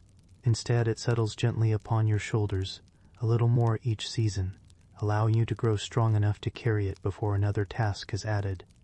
Some mornings begin with the soft gray light of mist drifting across the fields. On such days the grass is cool beneath your shoes, and every spider's web glitters with tiny drops of water. You step carefully through the garden, trying not to disturb the vegetables your family has tended for months. Your task may be wonderfully simple. Look for snails that have gathered during the damp night. Pick them gently from the leaves. Carry them away before they damage the cabbages. It is quiet work. No one rushes you. The only sounds are birds waking in nearby hedgerows and the occasional distant lowing of cattle. As you move slowly between the rows, you begin noticing far more than snails. You see tiny insects climbing stems. You notice which leaves have grown larger since yesterday. You discover that morning dew gathers differently on broad cabbage leaves than on slender blades of grass. A chore becomes another lesson in careful observation. There are afternoons when your responsibility is simply to remain nearby while younger brothers or sisters play. You are not expected to entertain them every moment, only to keep them within sight. If they wander too close to the stream, you gently guide them back. If they become tired, you walk beside them toward home. At first this feels less exciting than running with older children, yet gradually you begin understanding something important. Someone once watched over you in exactly the same way. Responsibility often passes quietly from one child to the next. Older siblings become examples long before they think of themselves as teachers. You begin discovering that helping another person often means paying attention rather than working harder. The kitchen offers its own collection of gentle lessons. Perhaps your mother asks you to gather onions from a woven basket hanging near the doorway. Only the larger ones. You examine each carefully. Some are still too small. Others have begun to soften and should be used first. The choice matters, not because anyone wishes to test you, because food must be used wisely. Nothing useful should be wasted if care can prevent it. Another day you help shell peas into a wooden bowl. The task repeats the same small movement hundreds of times. Open the pod, remove the peas, place the empty shell aside, begin again. It would be easy to imagine such work becoming dull. Instead, conversation fills the time. Your mother tells a story she remembers from her own childhood. Your grandmother adds another. Perhaps a neighbor joins them, bringing news from a nearby village. While your hands remain busy, your ears gather stories, advice, family history, and local customs. Learning rarely pauses simply because work has begun. Often, work creates the perfect opportunity for learning. The same is true outdoors. Walking beside an older brother to collect firewood becomes a chance to hear how last winter's snow blocked the road for days. Gathering herbs with an aunt leads to quiet conversations about which plants soothe a cough and which should never be eaten. Helping a grandfather repair a fence opens the door to stories about storms, difficult harvests, or unusual winters remembered from decades before. Children learn because adults talk while they work. The lessons arrive naturally, wrapped inside ordinary conversation. There are, of course, mistakes. You forget to close the gate after feeding the chickens. Several curious hens wander happily into the vegetable patch. The family spends the next few minutes gathering them again. No one is pleased. Yet neither is the mistake treated as a great disaster. An older adult quietly explains why the gate matters. The vegetables have taken months to grow. The hens cannot know where they should not peck. That knowledge belongs to people. The next morning, you remember, not because someone frightened you, because you now understand the reason behind the task. This patient way of teaching appears again and again. A wooden bucket tips over because it was placed upon uneven ground. You refill it. A bundle of kindling slips from your arms because it was stacked too high. You gather it once more. An apple bruises because it was tossed into the basket rather than placed gently. The next apple is handled more carefully. Experience quietly becomes your teacher. As the seasons continue turning, the chores themselves become familiar landmarks within the year. In spring, you help scatter seeds across freshly prepared soil, marveling that something so small might eventually fill an entire basket with food. Summer asks you to pull weeds before they crowd the growing vegetables. The work is slow. Each weed must be loosened carefully so its roots come away with it. You kneel for long stretches beneath warm sunshine, hearing bees drift lazily among flowers nearby. Autumn fills baskets with apples, pears, hazelnuts, and late vegetables. You discover that harvesting requires gentleness as much as strength. Fruit picked carelessly bruises. Vegetables stored while damp may spoil before winter ends. Even gathering asks for patience. Winter invites different responsibilities. Snow muffles familiar sounds outside. The family spends more time indoors. You help stack freshly split wood beside the hearth where it will dry completely before burning. You fetch water before the bucket freezes. You shake snow from boots left near the doorway. Simple tasks become acts of comfort. Every piece of dry firewood promises warmth. Every full water bucket saves another journey into icy wind. The work is never glamorous. It does not need to be. It quietly improves everyone's day. By now, adults ask fewer questions about whether you remember your chores. Instead, they begin expecting that you will. You notice the chickens before someone reminds you. You bring kindling inside when dark clouds gather. You collect eggs before evening grows too cold. This growing independence is one of childhood's quiet milestones. No celebration marks it, yet everyone notices. Trust is increasing. Perhaps the greatest lesson hidden within these first chores is not how to carry water or gather wood. It is learning that your actions matter to other people. When you remember your task, the household runs a little more smoothly. When you forget, someone else must quietly fill the gap. You begin seeing yourself not only as a child cared for by others, but as someone capable of caring for the shared life of the family. That understanding arrives slowly. One morning, one basket, one careful chore at a time. And before long, responsibilities that once seemed wonderfully important will become so familiar that you hardly notice yourself completing them at all, which is perhaps the clearest sign that you have truly learned them. The quiet confidence that grows from these early chores reaches beyond the work itself. At first you measured success by whether you managed to carry a small bundle of sticks without dropping them. Now, without thinking very much about it, you notice when the woodpile beside the hearth is growing low, and fetch another armful before anyone asks. The task has become part of the rhythm of your day. Responsibility is no longer something given to you. It is something you begin noticing for yourself. This change happens so gradually that even you may not realize it. The adults do. They exchange a brief smile when they see you closing the chicken coop at dusk without being reminded. They notice that you refill the family's water jug after taking the last cup for yourself. They see you stopping to pick up a fallen tool instead of walking past it. These are small things. In medieval life, small things mattered enormously. A forgotten latch might allow animals to wander. A neglected fire might leave the house cold before morning. A misplaced tool could delay a day's work. Every careful habit quietly strengthened the household. Perhaps one cool evening your father asks you to walk with him to check the fence at the edge of the pasture. The journey itself feels important. The two of you move slowly along a narrow path bordered by wild grasses swaying in the evening breeze. The setting sun casts long shadows across the fields, and somewhere in the distance, sheep graze peacefully beneath the watchful eye of an older shepherd. When you reach the fence, your father kneels to tighten a loose section of woven branches. He does not hurry. He examines each stake. He presses gently to see which ones have shifted in the damp soil. He replaces one that has begun to rot. You watch carefully, just as you have watched so many other tasks before. After a few moments, he hands you a short length of willow. Hold this here. You do. Your contribution is small, yet without your hands, his would be occupied. For the first time, the work is not merely something happening in front of you. You are part of it. That simple feeling remains long after the fence has been repaired. It teaches something that words rarely can. Helping does not always require great strength. Sometimes it simply means being present. The same lesson appears inside the cottage. Your mother may ask you to stir a pot while she reaches for another ingredient.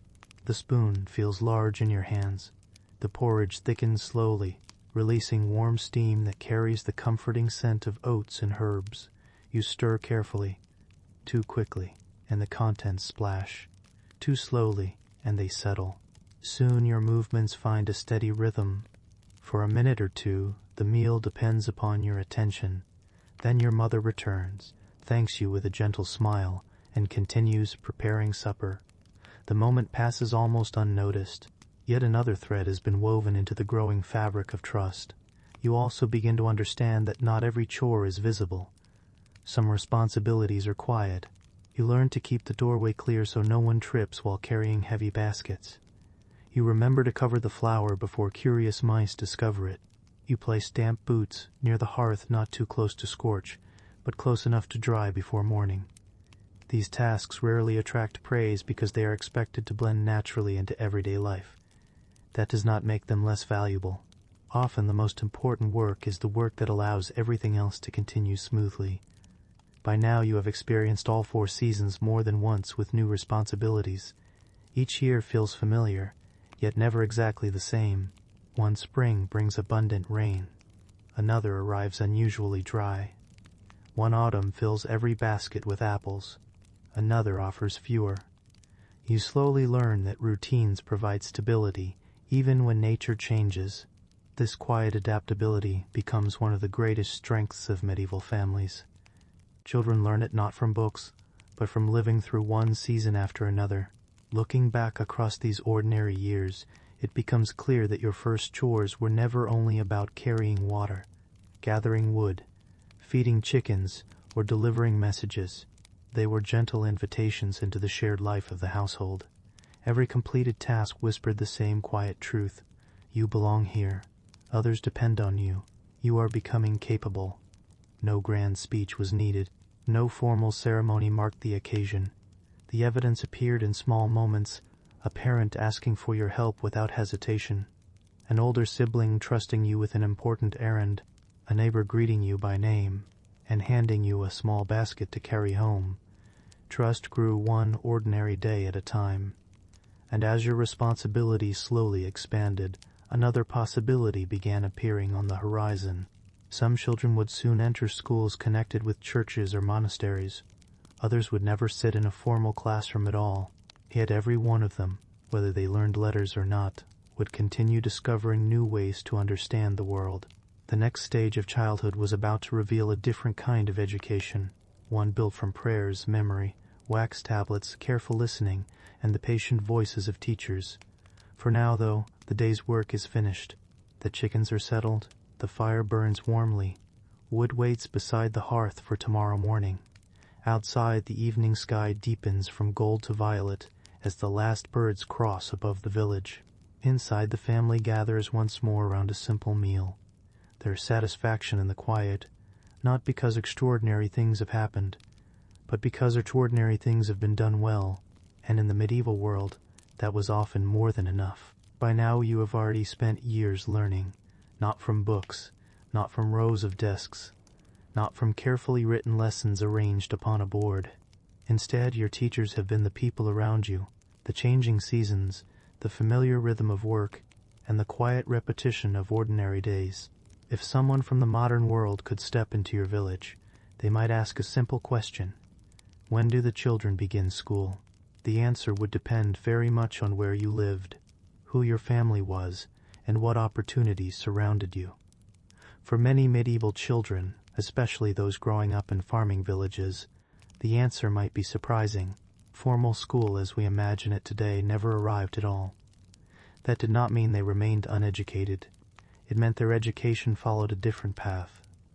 Their classroom was already all around them, yet for some children, another kind of learning slowly opened its doors.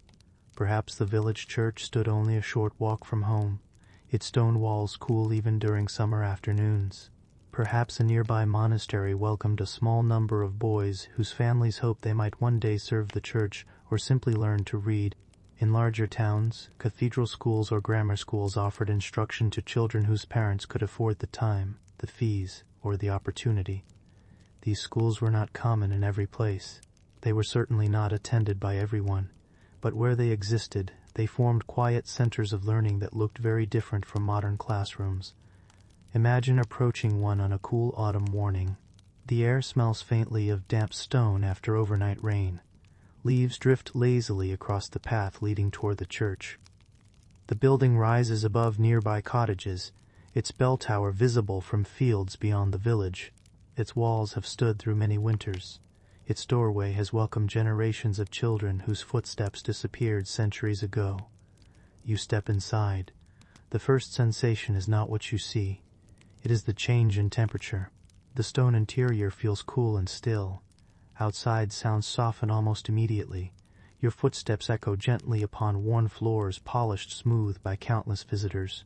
Sunlight enters through narrow windows, forming pale ribbons across the room. Dust floats quietly within the light. Everything encourages calm attention. Lessons often begin with prayer, not because education and faith are considered separate, but because, in medieval Europe, they are deeply connected. For many teachers, understanding the written word begins with understanding sacred texts. Children learn familiar prayers long before they fully understand every sentence. Repetition becomes the foundation of memory. The voices of many children rise together, some confident, others still uncertain. The words have been spoken so many times that they flow almost like music. After prayer comes listening. Modern classrooms often encourage children to ask questions immediately. Many medieval schools place greater emphasis upon careful attention. The teacher speaks, the students listen. Sometimes the lesson is repeated several times before anyone attempts to remember it alone. Books are precious, far too precious for every child to own. A single handwritten volume may represent months of careful work by skilled scribes. Its pages, made from parchment rather than modern paper, are treated with enormous respect. When the teacher opens such a book, every child watches closely, not because the lesson is exciting in a dramatic sense, because the book itself is extraordinary. Many students may never hold one in their own hands. Instead, they learn by hearing the words read aloud. Memory becomes one of the most valuable tools a child can possess. If knowledge cannot easily be copied, it must be remembered. The teacher reads a short passage. The children repeat it together, again and again. The rhythm feels almost musical. One sentence, then another. Slowly the words settle into memory. A child who learns well often develops remarkable powers of recall. Long passages can be remembered simply because they have been heard so many times. For children learning to read, the alphabet itself requires patience. Letters are not introduced all at once. Each shape is studied carefully, each sound repeated many times. Some teachers write upon wax tablets using a pointed stylus. These small tablets can be used again and again. When the lesson is finished, the wax is gently smoothed flat, ready for tomorrow's practice. To modern eyes, this seems wonderfully practical. Nothing is wasted, nothing thrown away. Each day's learning leaves space for the next. Perhaps your teacher traces a single letter into the wax. You watch closely. Then you try to copy it. The first attempt leans awkwardly. The second is a little straighter. By the fifth or sixth attempt, your hand begins remembering what your eyes have already observed. Just as you once learned to carry a bucket or scatter grain, your fingers now learn the quiet movements needed to form letters. The process is slow. No one expects mastery in a single morning. Patience remains one of the greatest teachers. The classroom itself contains very little. There are no bright posters covering the walls, no shelves filled with dozens of books, no clocks marking each passing hour. Simple wooden benches provide places to sit. Perhaps a sturdy table stands near the teacher. The room feels plain, yet its simplicity allows attention to settle naturally upon the lesson rather than the surroundings. Outside, village life continues much as always. Carts roll along muddy lanes. Farmers tend fields. Smoke rises steadily above rooftops. Children who are not attending school help their families with daily work. Neither group necessarily envies the other. Both are learning. Only the methods differ. For those inside the classroom, another quiet skill begins taking shape. Discipline. Not harshness for its own sake. Rather, the habit of remaining still long enough to hear, remember, and understand. In a world where knowledge is difficult to replace, careful listening becomes an invaluable gift. And every lesson begins exactly where so much of childhood has already begun, by watching before doing. The morning lesson settles into an unhurried rhythm that feels almost as steady as the seasons themselves. No bell rings every 40 minutes, no hurried footsteps fill long corridors. Instead, learning unfolds at the pace of careful attention. The teacher speaks, the students repeat. Silence follows while each child quietly holds the words in memory. Then the process begins again. At first, this repetition may seem almost endless. The same phrase is spoken several times. The same prayer is recited each morning. The same letters are traced again and again into soft wax. Yet before long, you begin noticing something remarkable. What once required complete concentration gradually becomes familiar. The words come more easily. Your hand hesitates less while shaping each letter. The lesson that felt difficult only a few weeks ago now seems almost effortless. Repetition, which once appeared slow, quietly becomes the path toward confidence. Some children advance more quickly than others. This is true in every age. One child remembers long passages after hearing them only a few times. Another must practice patiently for many days. The teacher notices these differences. Whenever possible, older students sometimes help younger ones, repeating lessons softly while the teacher works elsewhere in the room. Learning becomes something shared rather than hidden. You may find yourself sitting beside a child only a year or two older who patiently points toward a letter scratched into wax. This one. You copy it again. Not quite right. You smooth the wax with the flat edge of your hand and begin once more. There is no embarrassment in starting over. The tablet exists for that very purpose. Mistakes disappear as easily as the marks themselves. This gentle cycle of trying, correcting, and trying again encourages patience rather than perfection. For many children, reading is only one part of the day. Writing often develops more slowly. Ink is valuable. parchment even more so. Before anyone is trusted with such precious materials, they must first prove steady hands upon wax tablets or wooden practice boards. You discover that forming beautiful letters asks for more than knowledge. It asks for control. The stylus must press firmly enough to leave a clear mark, but gently enough not to tear the surface beneath. Each movement resembles the careful work you have already learned while gathering eggs, weaving small bundles of kindling, or stirring porridge over the fire.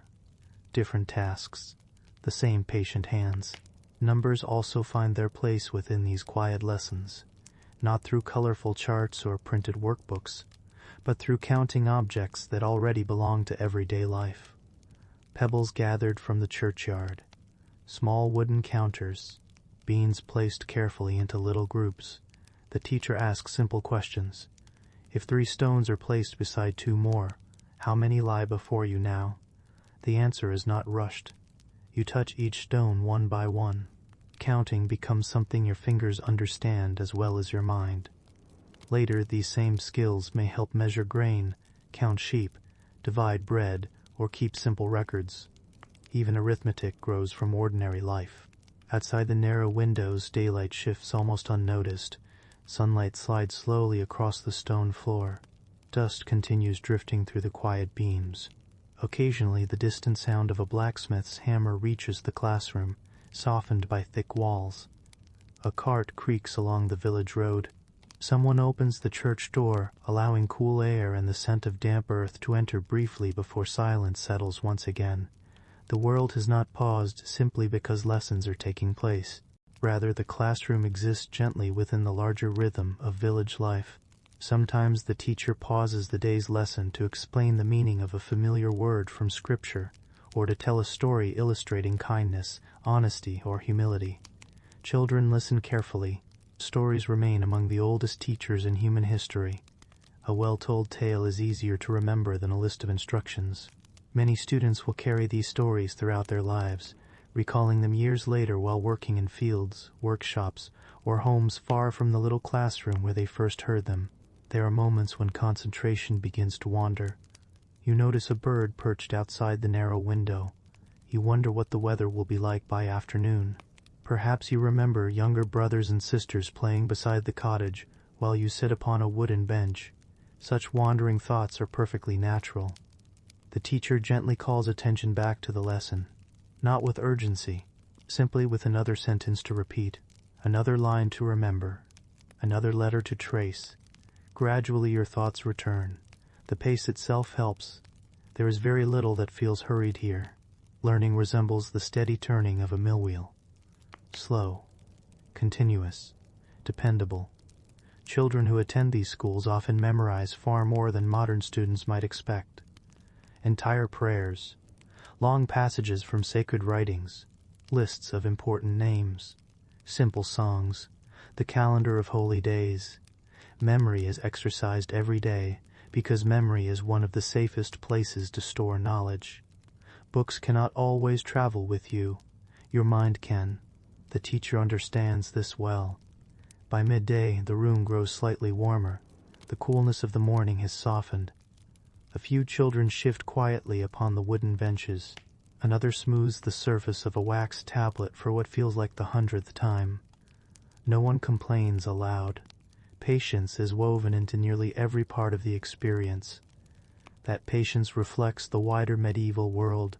Bread cannot be baked instantly. Fields cannot be harvested in a single afternoon. Trees do not grow in a season. Learning follows the same quiet truth. One careful effort, then another, and another, until, almost without realizing it, the child who once struggled to recognize a single letter now reads familiar words with growing confidence. Not because the lessons were exciting, not because they were easy, but because they returned faithfully, day after day, allowing understanding to settle as gently as snow upon a winter field. Even children who never attended such classrooms often recognize the same pattern in their own lives. Whether learning from a parent, a priest, a craftsman, or the changing seasons themselves, true knowledge rarely arrived in great leaps. It accumulated, quietly, patiently, one ordinary day after another. And perhaps that is the most enduring lesson hidden within these simple medieval schools. Education was not imagined as a race toward the future. It was understood as the slow shaping of a person, one repeated practice at a time, until careful habits became lasting wisdom. The afternoon lessons often feel quieter than those of the morning. The first eagerness of the day has settled into a calm rhythm, and even the youngest children have grown accustomed to the gentle pace of instruction. Sunlight that earlier streamed through the narrow windows now falls at a different angle, stretching long bands of pale gold across the stone floor. Outside, the village continues its familiar routines. A cart rolls slowly toward the mill. A shepherd guides sheep along a distant hillside. Smoke curls lazily from cottage chimneys where someone has already begun preparing the evening meal. The sounds drift faintly through the thick walls, reminding every child that learning inside the classroom remains closely connected to the world beyond it. Unlike many modern schools, medieval classrooms rarely separated education from character. A teacher hoped not only to fill a child's memory with words, but also to cultivate patience, humility, honesty, and careful habits. These qualities were considered just as valuable as reading itself. Knowledge without good judgment was thought incomplete. For that reason, many lessons were accompanied by gentle reminders about everyday conduct. Speak truthfully. Respect those older than yourself. Care for shared belongings. Listen before answering. The advice was simple, yet it echoed the expectations children already encountered within their own families. School did not replace home. It extended many of the same values into another setting. Occasionally, a child was invited to read aloud before the others. This could feel both exciting and intimidating. The room grew especially still. Every word mattered. Some children spoke confidently. Others paused often, searching carefully for the next sound. No one expected perfection. Reading itself was still a remarkable skill, and every successful sentence represented many hours of quiet practice. When mistakes happened, the lesson usually continued. A letter was corrected, a word repeated, then the reading moved forward once more. Much of medieval education rested upon encouragement through persistence rather than speed. The goal was not to finish quickly, the goal was to finish well. As the months passed, the familiar faces within the classroom became companions in learning. You noticed who remembered prayers most easily. You knew which child drew especially neat letters into the wax. Another always seemed willing to help younger students smooth their tablets or pronounce unfamiliar words. Friendships formed naturally during these shared hours, not through elaborate games but through countless small moments of cooperation. A borrowed stylus, a whispered reminder, a smile when someone finally mastered a difficult passage. Even in a quiet classroom, children remained children. There were moments when someone struggled to suppress a laugh after a sparrow unexpectedly fluttered past the window.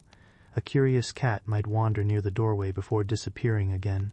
Rain tapping steadily upon the roof could briefly capture everyone's attention. These gentle interruptions did not break the learning.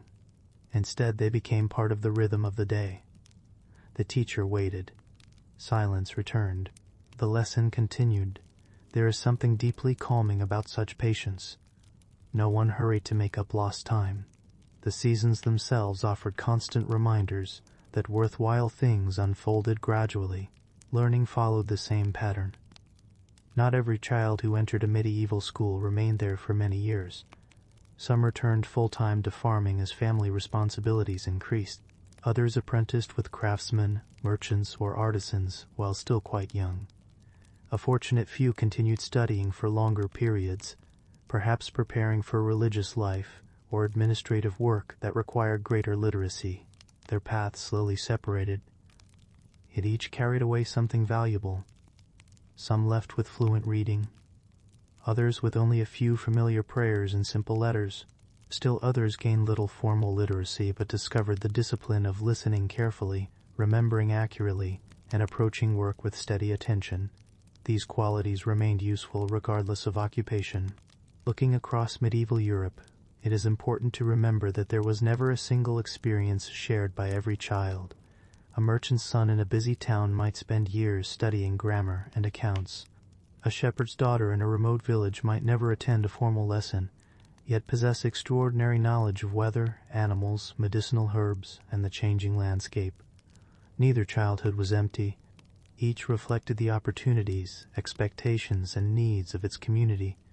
Education wore many different faces. Sometimes it appeared as ink upon parchment, sometimes as footprints across muddy fields, sometimes as prayers echoed beneath stone arches, sometimes as careful hands learning to milk a cow before sunrise. Modern people often imagine education as something that happens only within schools. The medieval world quietly reminds us that human beings have always learned in many different places. Beside the hearth, along the riverbank, inside workshops fragrant with fresh-cut wood, in monastery libraries, within orchards heavy with autumn fruit, on village greens where older children guided younger ones through games that prepared them for adulthood without anyone realizing it. By the end of your time in this little classroom, whether it lasted months or years, you understood something that could not easily be measured. Learning was less about collecting information than about becoming a dependable person, to read carefully, to speak thoughtfully, to remember faithfully, to observe patiently, to practice without complaint. These habits reached far beyond books. They shaped the way a person approached every part of life. As evening approached, the teacher closed the precious manuscript with the same care shown every day. The wax tablets were smoothed clean. Styluses were gathered. Benches emptied one by one. Children stepped once more into the open air, where familiar village sounds welcomed them home. Some hurried to help with evening chores. Others walked beside brothers, sisters, or neighbors, while quietly repeating the day's lesson beneath their breath, unwilling to let new words slip away before morning. The classroom behind them became still once again. Tomorrow its stone walls would echo with the same patient voices, the same prayers, the same careful repetitions, the same steady hope that another small piece of knowledge would find a lasting place within another young mind. And whether your education continued in that room or beneath the open sky, one truth remained unchanged. Childhood in the medieval world was never a pause before life began. It was life already unfolding one lesson, one habit, and one ordinary day at a time. For many medieval children, there came a season when the familiar rhythm of early childhood began to change. Not suddenly, not with a grand farewell to games or an announcement that adulthood had arrived. Instead, the change came quietly, almost like the first cool breeze that hints at autumn long before the leaves begin to fall. You still woke beneath the same roof. You still recognized the smell of porridge rising from the hearth each morning. You still greeted the same neighbors along the village lane. And yet something had shifted. The adults had begun looking at you a little differently. Where once they had asked you to carry a single stick of firewood, they now trusted you with a small bundle. Where once you had watched an older sibling complete a task, you were now expected to complete it yourself before moving on to something new. Responsibility had grown almost without your noticing. In towns and cities, this quiet transformation often led to a new chapter of life. Some children became apprentices. The word sounds formal to modern ears, but its meaning was wonderfully practical. An apprentice was someone who learned a trade by living it every day. There were no lengthy textbooks explaining how to shape iron, stitch leather, carve wood, weave cloth, or bind books. Instead, knowledge passed from experienced hands to younger ones through patient observation, careful imitation, and years of steady practice. It was, in many ways, the same method by which you had already learned nearly everything else. Only now the lessons became deeper, more precise, and more demanding. Imagine that your family has arranged for you to begin learning from the village carpenter. You rise before sunrise, just as always. Mist still lingers across the fields outside the cottage. The air is cool enough that your breath appears in soft white clouds. You eat a simple breakfast while listening quietly to the familiar sounds of the household beginning another ordinary day. Yet inside you rests a small feeling unlike the mornings before. Curiosity. Perhaps a little uncertainty. Not fear exactly. Simply the awareness that today will not unfold quite as yesterday did. The carpenter's workshop stands near the center of the village. You have passed it countless times. Until now you noticed only the pleasant smell of fresh cut wood drifting through its open doorway. Today you step inside. The scent immediately surrounds you. Oak, ash, pine. Fresh shavings curl across the floor like pale ribbons. Tools hang neatly along the walls. Some are familiar. Others seem mysterious. Each has a purpose you do not yet understand. The master carpenter greets you kindly but without ceremony. There is work to be done. Work itself will become your introduction. Your first task is wonderfully ordinary. Sweep the floor, not because sweeping is the trade, because a clean workshop is a safer workshop. Wood shavings hiding beneath your feet can cause slips. Tools misplaced beneath scraps of timber are easily damaged. You take up the broom. Its handle feels smooth from years of use by many different hands. As you sweep, you begin observing. The master measures each piece of wood twice before cutting once. He pauses often, studying the grain before deciding which direction to plane. Nothing appears hurried. Even the busiest craftsmen rarely rush the work that matters most. You remember watching your parents move with similar patience around the family hearth. Care seems to unite every worthwhile occupation. Soon another small responsibility appears. Gather the wood shavings. Place them in a basket. Some will help start tomorrow's fire. Nothing useful is wasted. This lesson is already familiar from home. The workshop simply teaches it in another setting. During quiet moments, the carpenter explains the names of tools. Plane, chisel, mallet, square. Each word joins the growing collection of knowledge already filling your memory. You do not use every tool immediately. For many weeks, perhaps months, watching remains more important than doing. You observe how firmly a piece of timber is held before cutting. You notice how the master sharpens blades before they become truly dull. You learn that preparing properly often saves more time than hurrying carelessly. The lessons extend beyond wood itself. You discover that customers arrive with many different requests. A farmer needs a new cartwheel. A neighbor requires a sturdy table. Someone else asks for repairs rather than replacement. The master listens carefully before offering advice. Patience matters not only with tools but with people. Speaking kindly is part of the craft. Listening well is another. You begin understanding that every occupation includes invisible skills alongside visible ones. By midday your legs grow tired from standing. Your hands carry small traces of sawdust no matter how often you brush them clean. The workshop is warmer than the cool morning outside, filled with the comforting scent of timber slowly yielding to careful hands. No one asks whether you are enjoying every moment. The expectation is different. Learning worthwhile skills naturally includes repetition. Some afternoons you spend hours sorting wood according to size. Others you organize pegs into neat containers. The work may seem simple, yet every careful task prepares you for something slightly more difficult waiting in the weeks ahead. Outside the workshop window, village life continues steadily. Merchants push carts through narrow streets. Children, too young for apprenticeships, chase one another across the common green. Women carry baskets home from market. Church bells quietly announce the passing hours. You notice these familiar scenes differently now. The village no longer feels only like the place where you play. It is becoming the place where you contribute. That realization grows quietly inside you, not as a burden, as belonging. Many apprentices lived with the master craftsman's family, especially if they came from another village. Others returned home each evening. Either way, they entered a household where work shaped nearly every hour of the day. Meals were shared, stories exchanged, tools repaired, plans made for tomorrow's tasks. Learning did not stop when the workshop closed. It continued around the supper table, beside the evening fire, and during walks through the village discussing the day's work. Slowly, almost without noticing, childhood itself began changing, not disappearing, simply widening. The games that once filled entire afternoons now appeared less often.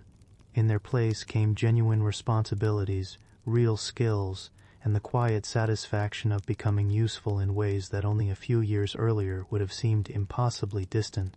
And as always, the path forward remained the same one you had followed since your earliest days beside the hearth.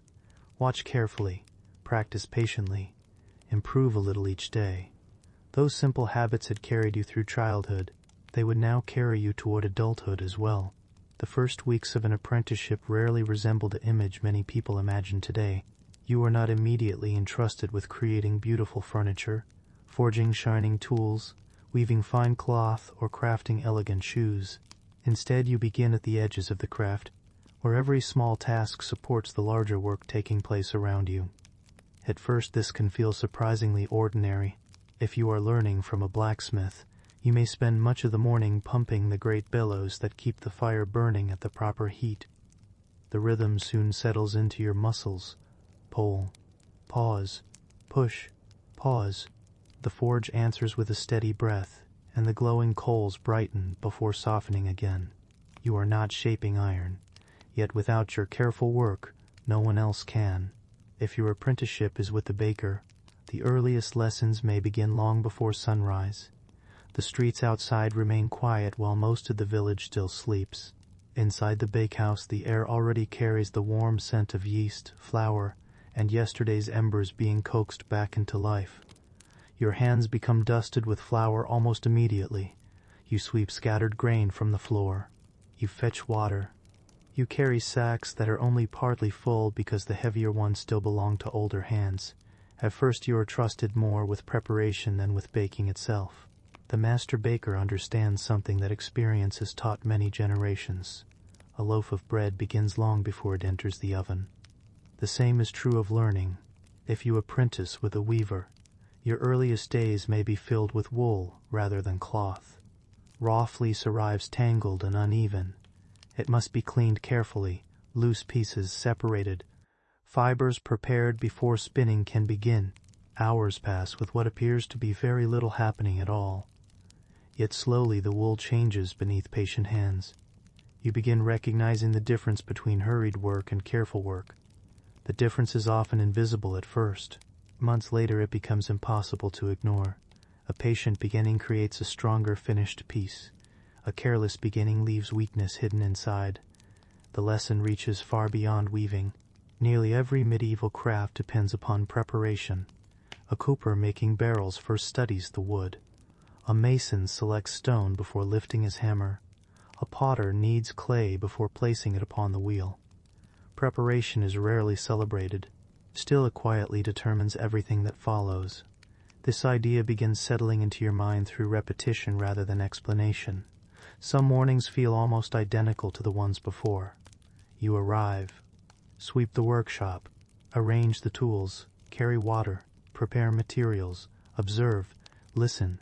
The routine changes very little, yet your eyes begin noticing details that escape you during your first days. You learn which hammer the blacksmith reaches for when working on horseshoes, and which one he chooses for heavier farm tools. You recognize that the baker touches dough gently, with only 2 fingers, before deciding whether it has risen enough. You see the carpenter pause before every important cut, never allowing confidence to replace caution. These observations become quiet treasures stored carefully inside your memory. No one asks you to memorize them. You do because you hope one day your own hands will move with the same quiet certainty. The master rarely gives long speeches. Teaching often happens in only a few words. Watch closely. Try again. Too much, not enough. Feel the weight. Listen. Simple instructions accompany practical demonstrations.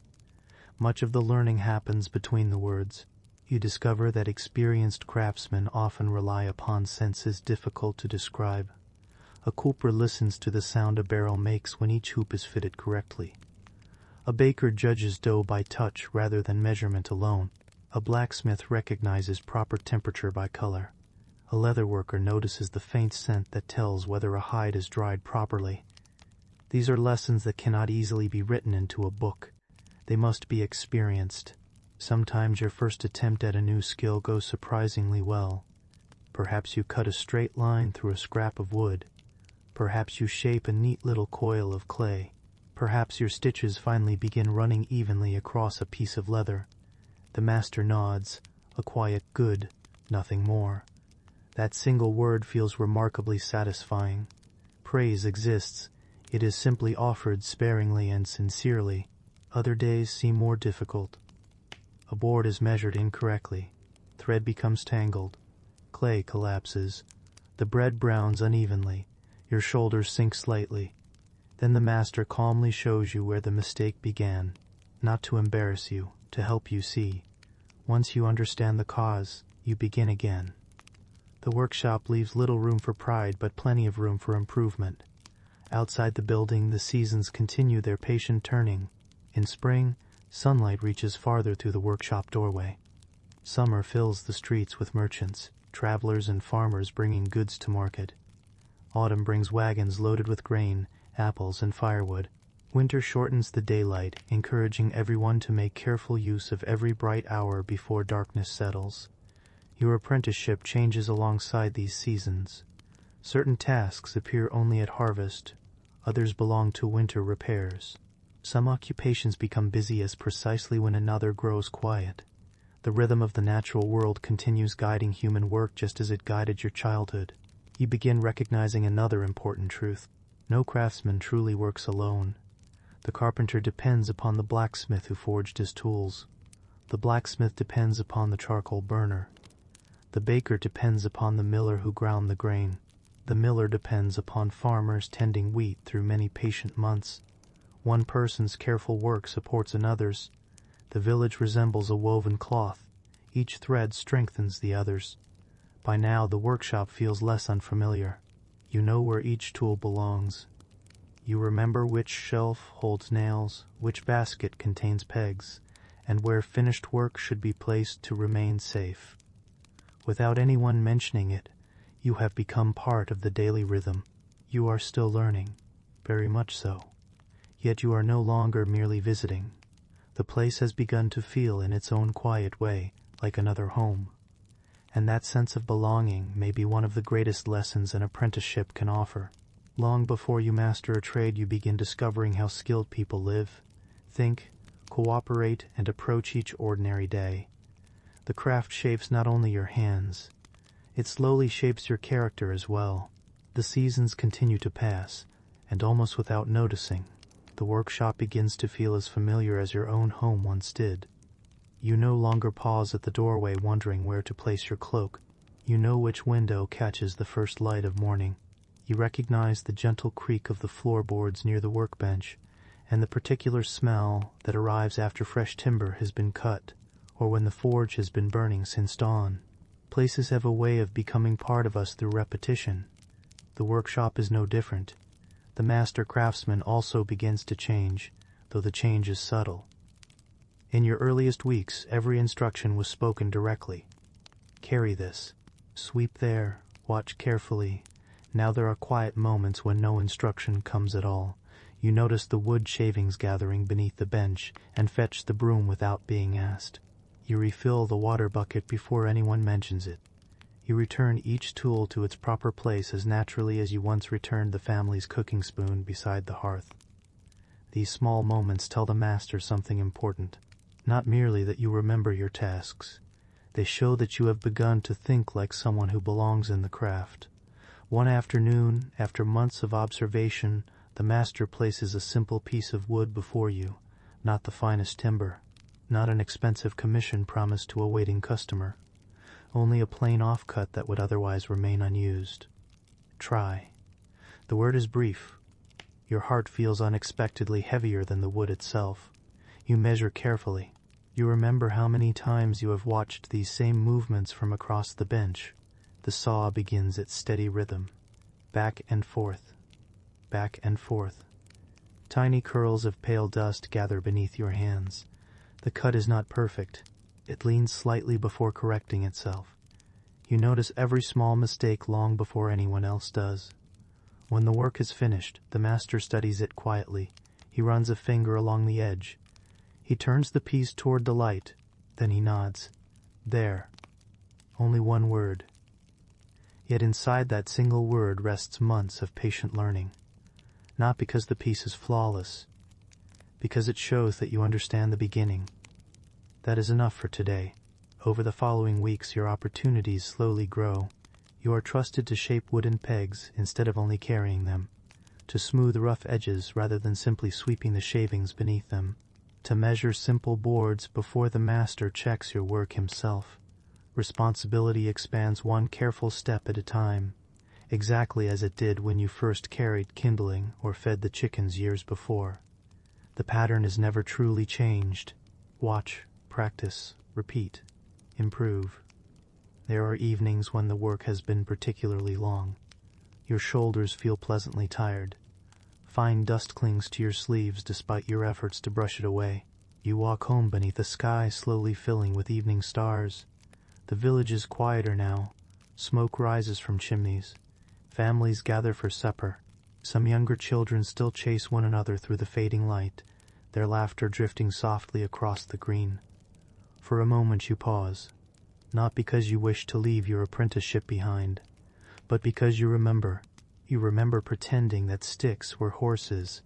You remember building tiny villages from moss and pebbles beneath the old oak tree.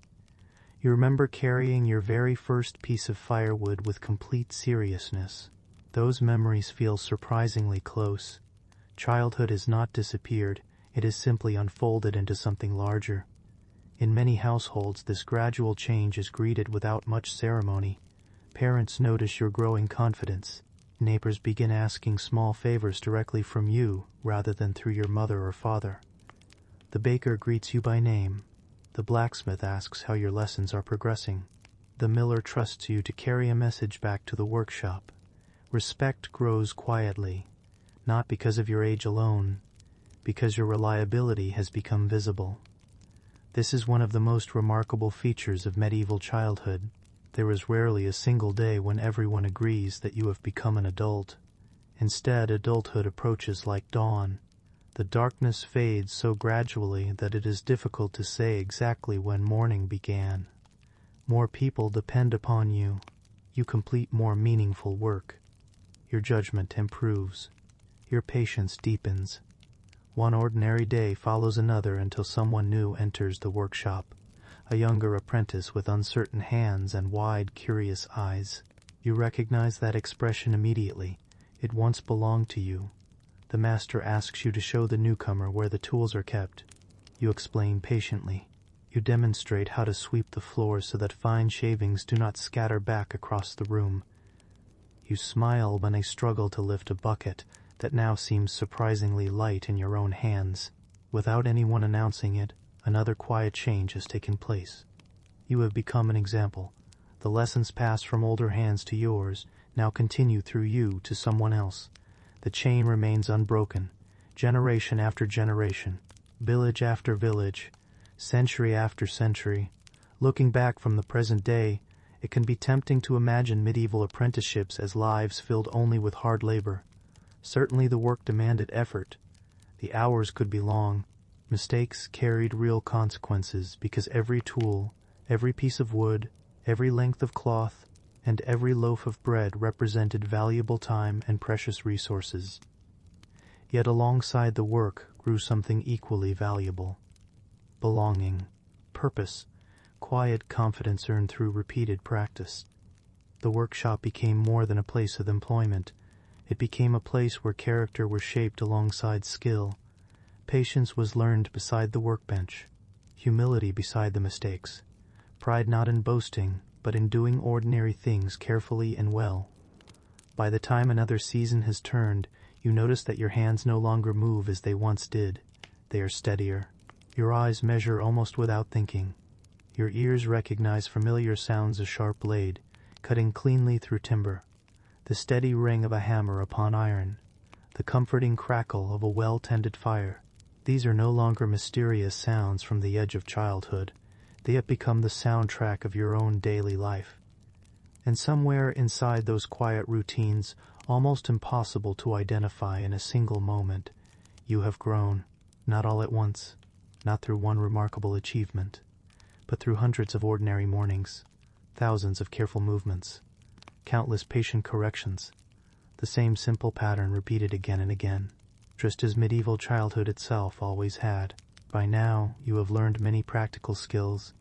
You know how to carry water without spilling too much. You can gather kindling with an eye for dry branches instead of damp ones. You understand that bread begins as grain, wool begins upon the backs of sheep, and every warm fire starts with careful preparation long before the first spark appears. Yet some of the most important lessons of medieval childhood cannot be carried in a basket or measured upon a table. They concern people.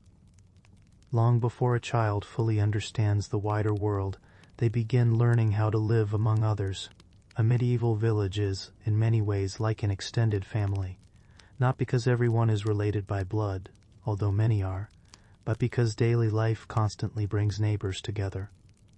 The same paths are walked each morning, the same church bell marks the passing of the days, the same well provides water, the same fields stretch beyond the cottages. People see one another often, perhaps more often than they might sometimes wish. There is very little opportunity to disappear into anonymity. Your actions are noticed, so are your kindnesses. Imagine stepping outside on a cool spring morning. Mist still lingers above the fields, and the roofs of nearby cottages glisten with dew. Somewhere a rooster announces the new day with complete confidence, while smoke begins curling gently from the first chimneys, preparing breakfast. As you walk toward the well with a small bucket swinging beside your leg, familiar faces greet you. An elderly woman offers a smile. A shepherd nods while guiding sheep toward fresh pasture. A baker carries warm loaves from the oven, their comforting scent drifting through the cool air. None of these exchanges lasts very long. A greeting, a smile, perhaps a few quiet words, yet repeated hundreds of times throughout childhood, they weave invisible threads between people. You begin recognizing that belonging is built from many small moments rather than a few grand ones. Adults rarely explain these customs in long speeches. Instead, children learn by watching. You notice that your father removes his cap respectfully when greeting the village priest. You see your mother asking after a neighbor who has been ill.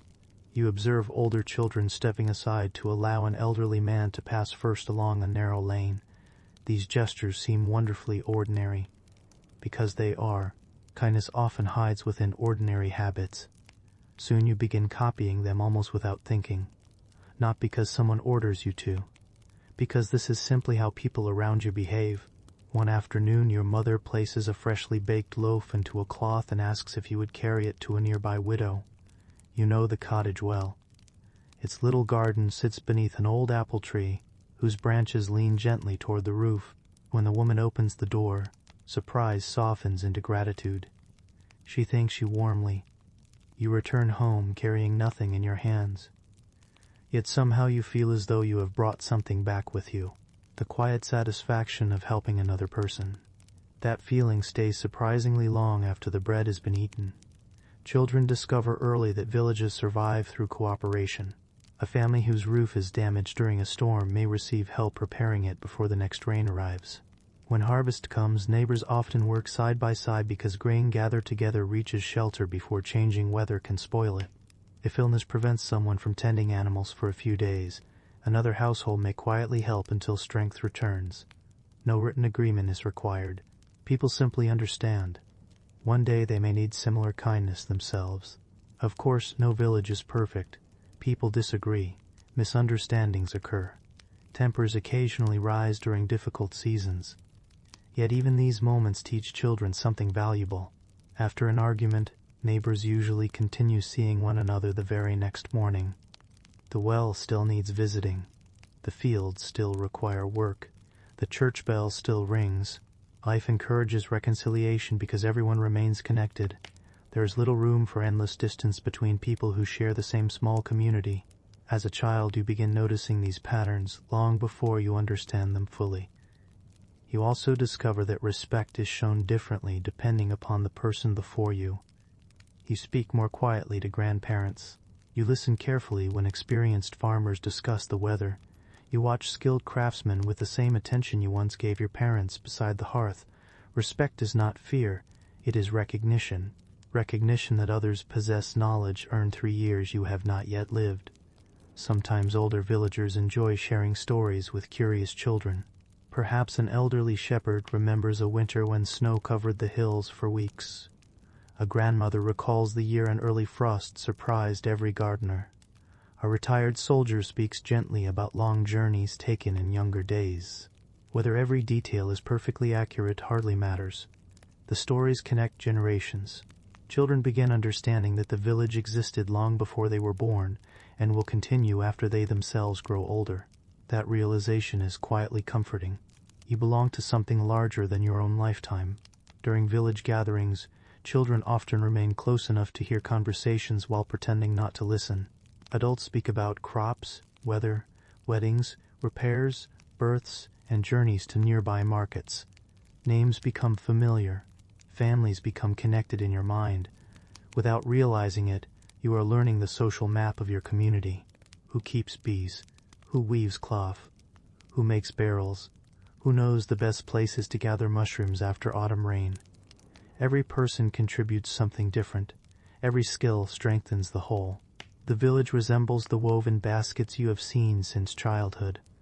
Remove enough strands, and the basket weakens. Leave them together, and it carries far more than any single branch could support alone. These early experiences quietly teach that strength often comes through cooperation rather than competition. A lesson repeated every ordinary day, not by words alone, but by living together. The lessons of belonging continue in countless quiet moments that might seem too ordinary to remember, yet together they shape the person you are becoming. Perhaps one morning you accompany your mother to the village well, a little earlier than usual. The air is cool enough that your breath hangs for a moment before disappearing into the pale light. A blackbird sings from the hedgerow while the first rays of the sun touch the tops of the distant trees. Only a few people have arrived. An elderly man carefully lowers the wooden bucket into the well. A young woman waits patiently with 2 empty pails balanced beside her feet. No one seems hurried. There is an unspoken understanding that everyone will have their turn. As a child, you watch these small acts of patience. No one delivers a lesson about taking turns. The lesson happens simply because everyone practices it. You begin to understand that waiting is sometimes part of helping a community function peacefully. It is a quiet form of consideration. The well itself is more than a place to collect water. It is one of the places where news gently travels through the village. Someone mentions that a neighboring family welcomed a healthy baby during the night. Another says that the mill wheel has finally been repaired after several days of careful work. Someone else quietly hopes that the coming weather will remain dry until the grain has been gathered. You listen more than you speak. Children often do. In listening, you slowly piece together the life of the community. You begin to understand that each household experiences both fortunate days and difficult ones. No family enjoys perfect harvests every year. No home escapes every illness. Everyone depends, at least a little, upon everyone else. Later that same week, perhaps the church bell rings at an unusual hour. Its sound carries calmly across the fields, reaching shepherds, farmers, craftsmen, and children alike. The bell may announce a wedding. Perhaps it calls people together to celebrate a holy day. On another occasion, it may ring more slowly, inviting neighbors to gather after someone has died peacefully in old age. As a child, you witness every part of village life. Joy and sorrow do not live in separate places. They are woven together, just as they are in every human community. Adults do not hide these realities completely from children. Instead, they allow them to become familiar in gentle, age-appropriate ways. You learn that life contains beginnings and endings. You also learn that neither is faced alone. When celebrations take place, many hands help prepare them. Tables are carried outside. Fresh rushes are spread across floors. Bread is baked. Stew simmers in large pots. Children may be asked to gather flowers, fetch water, or help arrange simple decorations. The tasks are modest, but they allow you to share in the happiness of others. Helping becomes part of celebrating. The same spirit appears during more difficult times.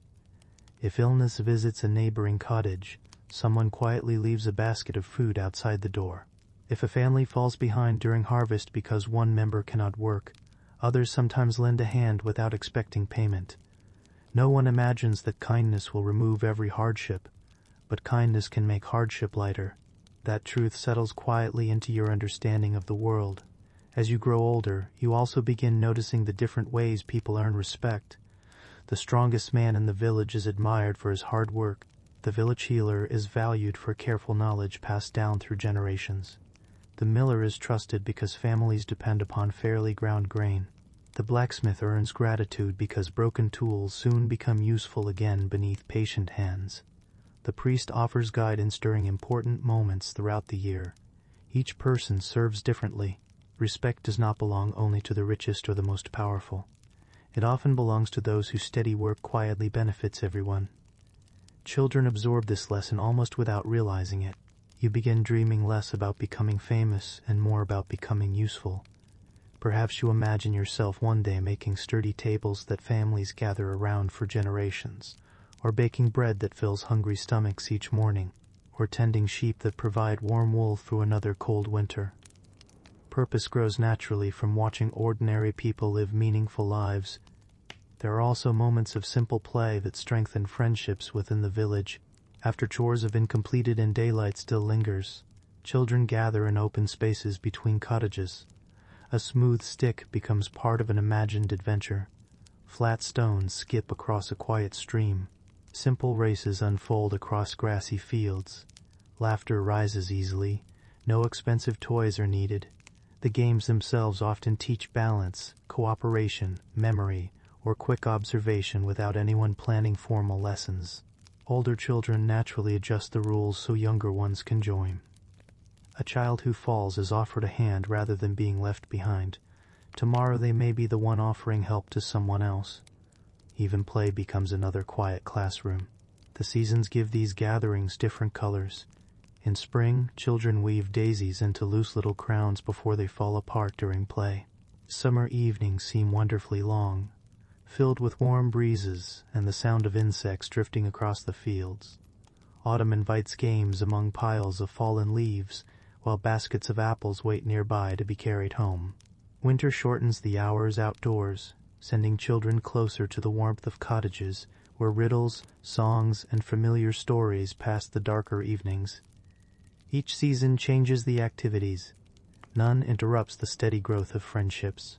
As you become known within the village, adults begin greeting you, not simply as someone's child, but by your own name. The baker smiles as you pass. The shepherd asks how your apprenticeship or chores are progressing. The old woman beneath the apple tree remembers that you once carried bread to her cottage years before. These moments are easy to overlook, yet they quietly tell you something important. You are no longer only observing village life, you are becoming one of the people who sustain it. Little by little, your place within the community becomes clearer, not through grand accomplishments, not through dramatic moments, but through dependable habits, familiar greetings, shared work, and simple acts of kindness repeated so often that they become part of everyday life. And perhaps that is one of the gentlest truths about growing up in the medieval world. A child did not suddenly become part of the village. They had belonged all along. Growing older simply allowed them to understand that belonging more deeply. The longer you live within the village, the more you begin to understand that its greatest strength is not its stone church, its sturdy mill, or even the fertile field stretching beyond the cottages. Its greatest strength is memory, not memory written in books, memory carried by people. An elderly woman remembers which herbs eased fevers during a particularly harsh winter many decades ago. A shepherd recalls which hillside remains green longest when summer rain is scarce. The village carpenter remembers who planted the great oak whose branches now shade the common path. The blacksmith knows which family's plow has been repaired 3 times already, and may soon need replacing altogether. Each person carries a different piece of the village's story. Together, those memories form something larger than any single individual could ever know. As a child, you slowly become part of that living memory. One evening, perhaps your grandfather pauses beside a weathered stone near the edge of a field. To you it appears ordinary, just another rock partly covered with moss. He rests a hand upon it and smiles quietly. "When I was your age," he says, "this marked the end of our village. Beyond it was only woodland. You look around in surprise. Now there are cottages beyond the stone, A new lane stretches toward another cluster of homes. The village has grown. That simple story changes the way you see the landscape. Places are no longer fixed forever. They change because people shape them, one generation after another. The lane beneath your feet was once only a narrow footpath. The orchard full of apple trees was once an open meadow. Even the church has been repaired so many times that only its oldest stones remember the hands that first placed them there. These quiet conversations teach children that history is not something distant. It lives beneath every familiar step. Perhaps during harvest your family joins neighbors in bringing the final sheaves into the barn before evening rain arrives. The work is steady. No one speaks very much while carrying heavy bundles. The sound of rustling grain fills the air. Swallows dart overhead, chasing insects that rise from the fields. Clouds gather slowly along the horizon. As the last wagon reaches shelter, a gentle rain finally begins. Everyone pauses for just a moment, not to celebrate loudly, simply to appreciate that the harvest has been protected. Someone smiles. Another offers quiet thanks. Then baskets are lifted, tools are stored, and people begin walking home together beneath shared cloaks. No single family could have completed the work so quickly alone. Together it became possible. You remember that afternoon for many years afterward, not because anything extraordinary happened, because it showed how ordinary cooperation could accomplish remarkable things. The same quiet understanding appears throughout village life. When winter storms scatter branches across the lanes, neighbors clear the paths together. When floods leave thick mud near the bridge, many hands repair the crossing. When a cottage roof loses thatch during strong winds, people arrive carrying ladders, bundles of reeds, and patient determination. No one keeps careful account of every favor. The balance is measured across years rather than days. Helping today may be returned months later in an entirely different form. Children absorb this generosity without formal instruction. You notice adults lending tools without suspicion, returning borrowed items clean and in good condition, offering advice freely when someone asks, accepting help without embarrassment during difficult seasons. These habits quietly shape your understanding of what it means to belong. Belonging is not only receiving, it is also giving whenever you are able. As you grow older, younger children begin watching you, just as you once watched older brothers, sisters, and neighbors. You realize this one afternoon while crossing the village green. A little boy struggles to carry a small bundle of kindling. For a moment you see yourself as you were years before, carefully balancing your very first piece of firewood with complete seriousness. You smile and kneel beside him. Try holding it closer. He adjusts the bundle. It becomes easier immediately. His face brightens with quiet pride. You continue on your way. The exchange lasts less than a minute, yet something important has happened. Knowledge has been passed gently forward once again. This is how villages preserve themselves, not only through buildings or harvests, through people patiently teaching one another. As evening settles across the countryside, familiar sounds begin replacing the busy rhythm of the day. The distant ringing of a blacksmith's hammer fades.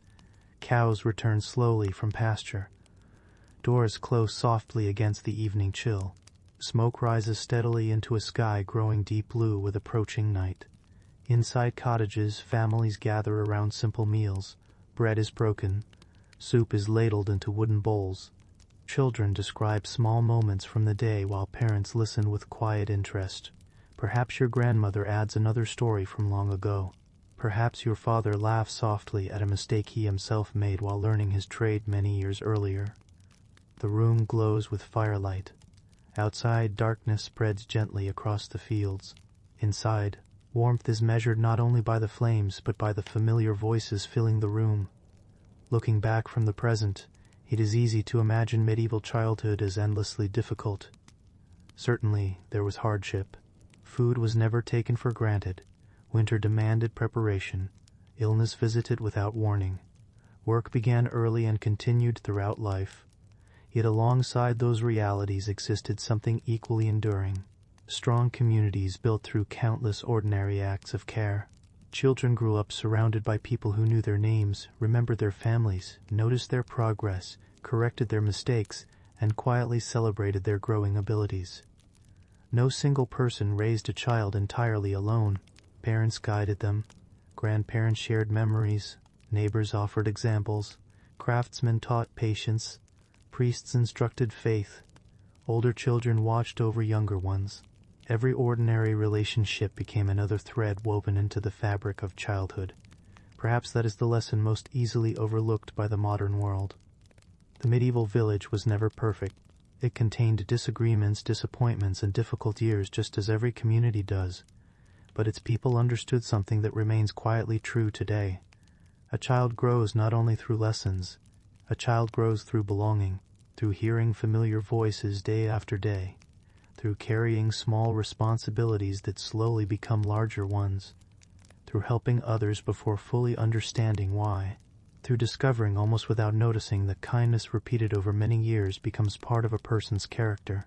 And as the fire settles into glowing embers and another peaceful evening comes to a close, you drift towards sleep, knowing that tomorrow will bring many of the same familiar faces, many of the same simple tasks, and many of the same quiet opportunities to learn how to live well among other people. If someone were to walk through a medieval village on a pleasant summer evening, after the animals had been fed and the most urgent chores were complete, they might hear something unexpected: laughter. Not loud enough to echo across the countryside, but warm enough to drift gently between the cottages. Children have found a little time that belongs only to them. The work of the day is finished. The evening meal is still some time away. For a short while the open space beside the village green, the edge of an orchard, or a quiet meadow beyond the last houses becomes a world shaped almost entirely by imagination. To modern eyes, medieval childhood can sometimes appear to have been all labor and responsibility. Yet children have always found ways to play. The games may have been simple, the toys often homemade, the time available sometimes brief, but the desire to imagine, explore, compete gently, and laugh together has remained wonderfully constant across the centuries. The first thing you notice is how few possessions are needed. A smooth stick becomes a horse. A fallen branch becomes the mast of an imaginary ship. A handful of pebbles transforms into treasure waiting to be discovered. An old piece of rope becomes the center of several different games before the evening ends. Nothing has been purchased. Everything has been noticed. Children become remarkably skilled at seeing possibilities hidden within ordinary objects. A group gathers beneath a broad oak tree, standing just beyond the last cottage, its branches spread wide enough to cast cool shade across the grass. You have climbed its lower limbs many times before. Today, however, the tree becomes something entirely different. To one child it is a castle tower, to another the lookout of a great ship crossing distant seas. Someone else insists it is the entrance to a mysterious forest filled with imaginary travelers. No one argues for long. The game simply grows large enough to include every idea. Imagination is wonderfully generous in that way. Older children naturally guide the younger ones, not because anyone appointed them as leaders, because experience quietly places them there. They explain the rules. They help smaller children over fallen logs. They gently change the game whenever someone becomes discouraged. You begin noticing that good leaders rarely shout the loudest. Often they are the ones paying closest attention to everyone else. Without realizing it, children are practicing cooperation. There are races across open fields where speed matters less than joyful participation. Some children run astonishingly fast. Others laugh all the way to the finish. No prizes wait at the end. Only smiling faces and another invitation to begin again. The games teach balance, endurance, and confidence almost by accident. No adult announces today's lesson. The lesson simply arrives hidden inside play. On another evening, someone produces a smooth leather ball, stitched carefully by a parent or older sibling. It bears the marks of many previous games. The leather has softened with use. The seams have been repaired more than once. Children divide themselves into two groups without much discussion. The rules remain wonderfully flexible. A tree marks one goal. A large stone marks another. The ball is kicked, carried, or thrown depending upon the local custom and the age of those playing. There is much running, occasional disagreement, then laughter again. The game changes slightly each time it is played. No printed rulebook exists. The children themselves preserve the traditions. In doing so, they learn another quiet skill. Communities survive by agreeing upon shared expectations. Some games require almost complete silence. You hide behind bushes while another child searches patiently. The evening breeze stirs leaves overhead. Birdsong slowly fades as daylight softens toward dusk. You remain perfectly still, trying not to disturb a single blade of grass. Listening becomes more important than moving. You hear footsteps approaching, then passing. At last the seeker walks elsewhere. Relief spreads through you. The game has quietly sharpened your awareness. You noticed every sound, every shifting shadow, every movement carried by the wind. Such careful observation proves useful far beyond childhood. Simple competitions also appear. Who can throw a small stone nearest the old fence post? Who can balance longest upon a fallen tree trunk? Who remembers every object placed beneath a cloth before it is covered again? Memory, balance, accuracy, steady hands, patient attention. Many playful activities strengthen abilities that adulthood will quietly require. Yet none of the children think in those terms. They are simply enjoying the evening. The seasons continually reshape these games. Spring invites splashing beside shallow streams where melted snow has filled the water with lively movement. Summer offers long evenings beneath clear skies where daylight lingers almost endlessly. Autumn fills the woods with crisp leaves, perfect for hiding games and little collections of brightly colored treasures. Winter transforms familiar hills into places for careful sliding over packed snow or friendly competitions to build shelters from drifting banks. Every season offers something different. Children adapt naturally because they have always adapted. Adults sometimes watch from nearby while repairing tools or finishing evening chores. They smile quietly. Perhaps they recognize a game they themselves played decades earlier. Some traditions require no written record. Children preserve them remarkably well. One generation teaches the next, simply by inviting younger players to join. A little child who struggles to remember the rules today may be explaining those same rules confidently only a few years from now. Looking closely, it becomes clear that medieval games accomplish something wonderfully subtle. They prepare children for life without making preparation feel like work. Leadership grows through organizing teams. Patience develops while waiting for the right moment to move. Observation improves during quiet games of hiding. Balance strengthens while climbing fallen logs. Trust deepens whenever older children help younger ones succeed. None of these lessons is announced, yet every one of them remains. Long after the evening shadows have stretched across the village green, and the children have returned home for supper, the quiet learning continues, carried invisibly within memories of play. And perhaps that is why those simple games endured for so many generations. They offered something every child needed: joy in the present, preparation for the future, without ever forcing the two apart. The games change as children themselves begin to grow. The youngest still find endless delight in pretending that a fallen branch is a noble horse, or that a circle of stones marks the walls of a great castle. Older children, while still eager to imagine, slowly become drawn toward activities that ask a little more of their bodies and minds. The change happens naturally. No one announces that certain games now belong to older boys or girls. Instead, new challenges simply become more interesting, as strength, confidence, and curiosity quietly increase. On a warm afternoon after several days of steady work in the fields, a group gathers in an open meadow beyond the last cottages. The grass sways gently in the breeze, dotted with tiny white flowers and buzzing bees, moving patiently from bloom to bloom. One child places a smooth piece of wood upon the ground. Another stands several paces away holding a longer stick. The object is struck smartly into the air before being hit again as it rises. The children cheer. The piece of wood sails farther than anyone expected, bouncing through the grass before coming to rest near a hedgerow. The rules are simple and vary from village to village. What matters is not perfect consistency. What matters is learning to judge distance, timing, and movement while sharing laughter with friends. Nearby, another small group practices throwing smooth stones toward an old tree stump. Some throws fall short, others travel too far. Every child quietly adjusts their next attempt. Without realizing it, they are learning through observation and gentle correction, the same pattern that shapes nearly every skill in medieval life. No one becomes more accurate by listening to long explanations. Accuracy comes through many patient attempts.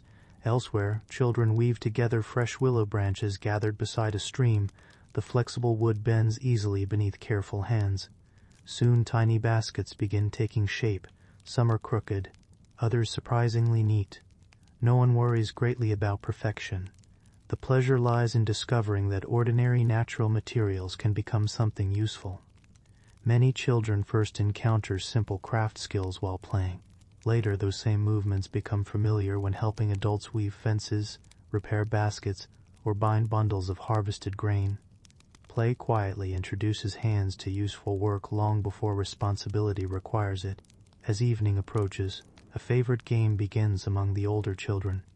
One child thinks of an object commonly found around the village. The others ask careful questions. Is it made of wood? Does it belong indoors? Would the miller use it? Each answer narrows the possibilities. The game rewards careful thinking rather than speed. Children learn to notice details they might otherwise overlook. The world becomes richer because they begin paying closer attention to it. Many winter evenings bring different pleasures altogether. Darkness arrives early. Snow or cold rain keeps families close to the warmth of their cottages. The fire crackles steadily while shadows dance across timber walls. These are the evenings when spoken games become especially welcome. Grandparents ask riddles remembered from their own childhood. Older siblings challenge younger ones to repeat long strings of words without forgetting a single one.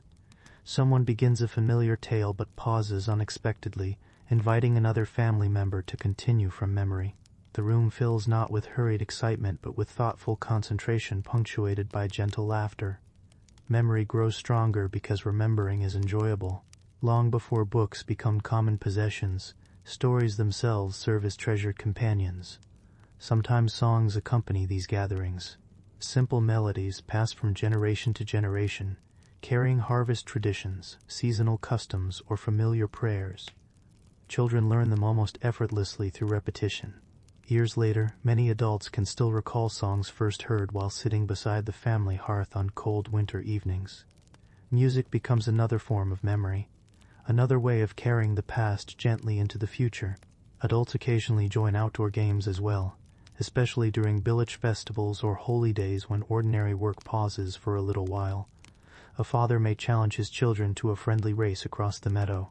An aunt laughs while helping younger children toss small rings over wooden pegs. Grandparents clap quietly from nearby benches, pleased simply to watch another generation enjoying familiar traditions. The boundaries between childhood and adulthood feel softer than they often do today. Everyone shares the same spaces. Everyone contributes according to age and ability. Play belongs to the community, not only to children. Even disagreements become quiet opportunities for learning. Perhaps two children both believe they reached the old oak first. Voices rise for a moment. Others gather around. Someone suggests running the race again. Another proposes beginning from a different stone that everyone agrees marks the proper starting place. Within minutes the argument fades. The game continues. Such moments gently teach compromise. No written rules settle every disagreement. Instead, children practice finding solutions that allow everyone to keep playing together. Those skills remain valuable long after the games themselves are forgotten. The landscape surrounding the village also becomes part of every child's education through play. You learn which streams remain shallow enough to cross safely during summer. You discover where blackberry bushes grow thickest in late August. You remember which old oak provides welcome shade during hot afternoons, and which hillside catches the first snow each winter. These places become deeply familiar because you have explored them not as lessons but as adventures. Later, when adulthood brings responsibility, the land already feels like an old friend whose paths you know by heart. There are quiet evenings when nothing particularly memorable happens at all. Children simply wander together along familiar lanes, talking softly about the day's work. pointing out unusual clouds, collecting smooth feathers dropped by passing birds, or watching swallows dart across the evening sky. These moments rarely appear in chronicles or history books. No famous event takes place. No important visitor arrives. Yet such evenings form the gentle fabric of childhood itself. Life is not remembered only through extraordinary days. It is built from ordinary ones repeated with quiet affection. As darkness gradually settles and mothers begin calling children home for supper, the games come to an unhurried close. A leather ball is tucked beneath someone's arm. A carefully woven basket is carried proudly toward the cottage. The stick that served as a night sword all afternoon becomes, once again, simply a stick leaning against a fence. Tomorrow it may become something entirely different. Children understand instinctively that imagination never truly wastes ordinary objects. It simply allows them to reveal possibilities already waiting inside them. And perhaps that quiet gift, the ability to see more than what first appears before your eyes, is one of childhood's greatest lessons. In the medieval world, as in every age, the last light of the day settles softly across the village, turning thatched roofs the color of warm honey, before they slowly fade into shades of gray and blue. Shadows lengthen across the common green where, only a short while earlier, children's voices filled the evening air. Now the games are ending. One by one, small groups begin making their way home. No whistle announces that playtime is over. No clock chimes to divide one part of the day from the next. Instead, the village itself provides gentle reminders. A mother steps outside a cottage doorway and calls her daughter's name. A shepherd guides the finest sheep through the lane. The smell of vegetable stew drifts from open windows.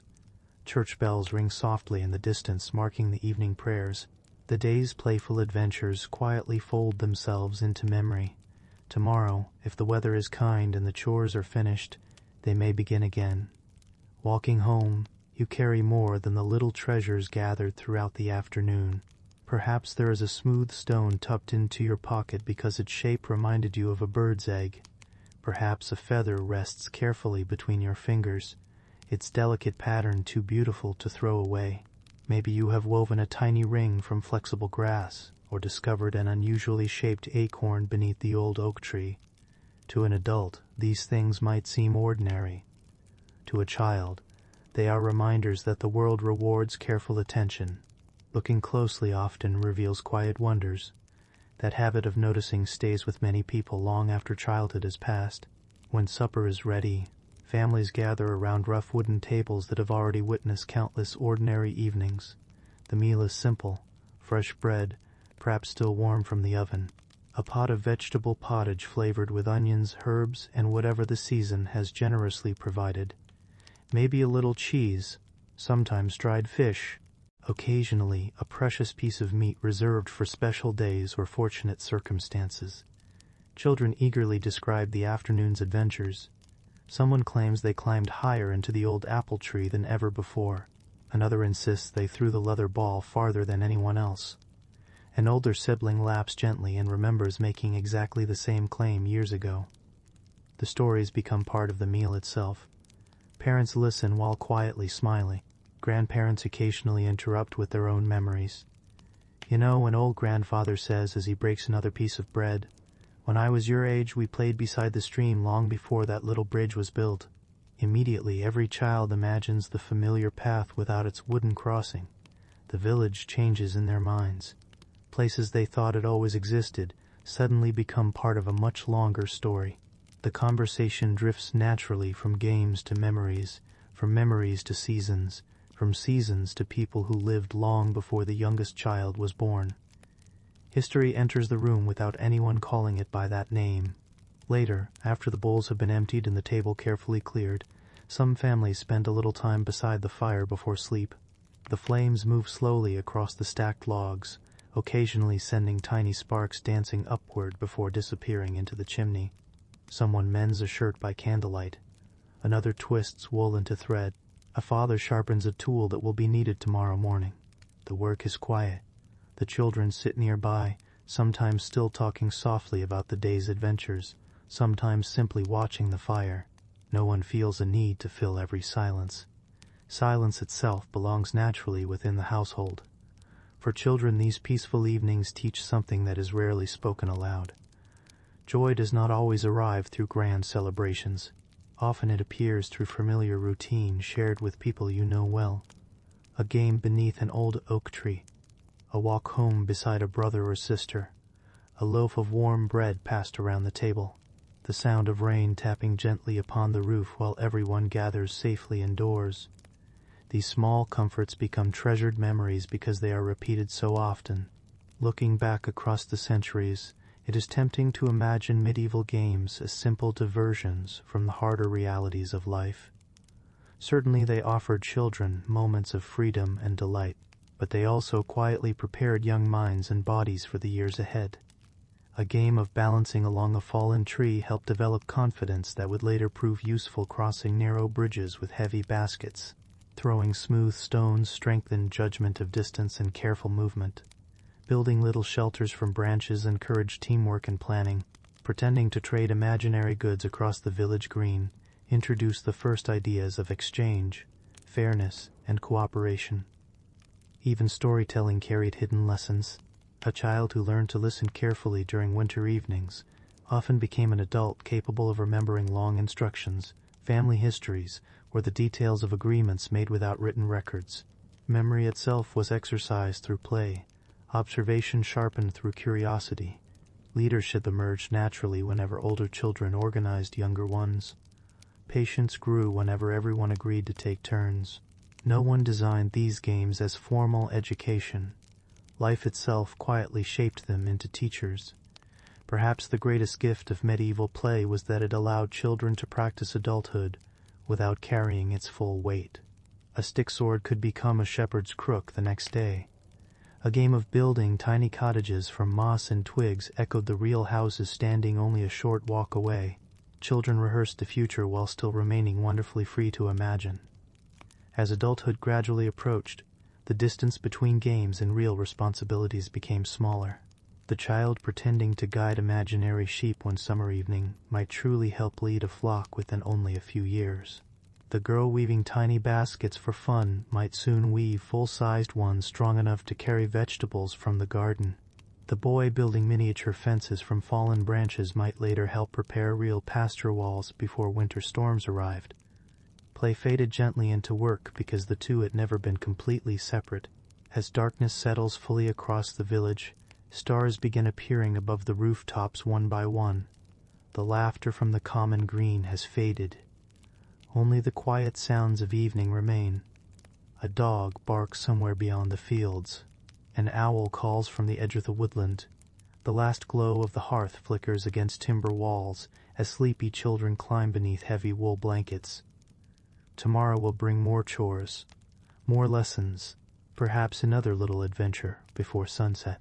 And somewhere between work and play, between responsibility and imagination, childhood will continue unfolding exactly as it has for generations, slowly, gently, and almost unnoticed, until one day it has quietly become adulthood. For all its moments of laughter, gentle play, shared meals, and familiar routines, childhood in the medieval world also carried a quiet awareness that life could change without much warning. Children did not grow up believing every season would be generous.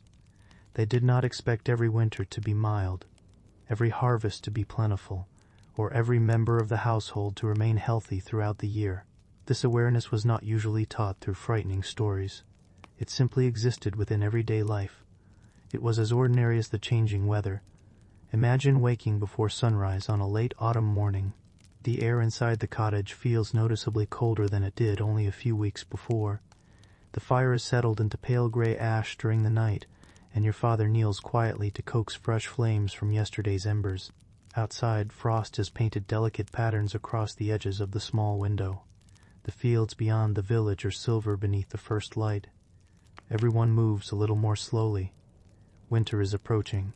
With it comes the need for careful preparation. Children quickly learn that comfort depends upon work completed long before the coldest days arrive. Firewood stacked neatly through summer now becomes precious. Bundles of dried herbs hanging from the rafters promise flavor and simple remedies. Barrels of grain, onions, apples, and preserved vegetables quietly wait in storage. Nothing about these preparations feels dramatic. They are simply part of life. Yet they teach an important lesson. Tomorrow is easier when yesterday was spent wisely. Sometimes a cough appears in the household. At first it seems unimportant. A little tiredness, a scratchy throat. Someone drinks warm broth and rests beside the hearth. The family continues with its work. Many small illnesses pass exactly this way. A few days later, laughter returns. Children run outside again. Life settles back into its familiar rhythm. Not every illness, however, leaves so quietly. There are times when someone remains in bed longer than expected. The room becomes calmer. Voices grow softer. Neighbors arrive carrying bread, fresh water, or bundles of herbs gathered from nearby woods and meadows. The village healer may visit, bringing carefully prepared mixtures whose ingredients have been learned through generations of observation. No one claims certainty. People do what they can with the knowledge they possess. Children notice these changes even when adults try to protect them from unnecessary worry. You see the extra bucket of water carried toward the bedside. You hear whispered conversations after evening prayers. You notice that your mother spends longer sitting beside someone resting beneath heavy blankets. Although the details may not always be explained, children understand that something important is happening. They also learn another lesson. Care itself has value. Even when no one can promise recovery, kindness remains meaningful. Perhaps your task is wonderfully simple. Carry fresh water. Keep another log ready for the fire. Walk quietly while someone sleeps. These are small responsibilities. Yet they allow children to contribute rather than merely watch. Helping eases uncertainty. The medieval understanding of illness differs greatly from modern medicine. People speak of balancing the body's humors, of fresh air, warm broths, medicinal plants, prayer, and careful rest. Some treatments help. Others do very little. Many are offered with sincere hope because they represent the best understanding available at the time. Children grow up accepting that adults do not possess answers to every problem. This realization encourages humility. Nature itself remains powerful. As winter deepens, everyone pays closer attention to signs of health. Is the bread supply lasting as expected? Have the animals remained strong? Has the youngest child finally stopped coughing? Small improvements bring quiet relief. No celebration follows. Simply gratitude that ordinary routines may continue. These ordinary routines become deeply comforting during uncertain times. Feeding the chickens, sweeping the floor, preparing porridge, gathering another armful of wood. Life continues through familiar actions. Children discover that routines steady the mind when circumstances feel uncertain. That lesson remains valuable in every age. Loss also forms part of medieval childhood, though often in gentle, understated ways. Perhaps an elderly neighbor who always greeted you at the well no longer appears one morning. Someone quietly explains that he died peacefully after many years. The church bell rings slowly. Villagers gather together. Children observe that sadness is shared rather than carried alone. People speak softly. Work pauses briefly.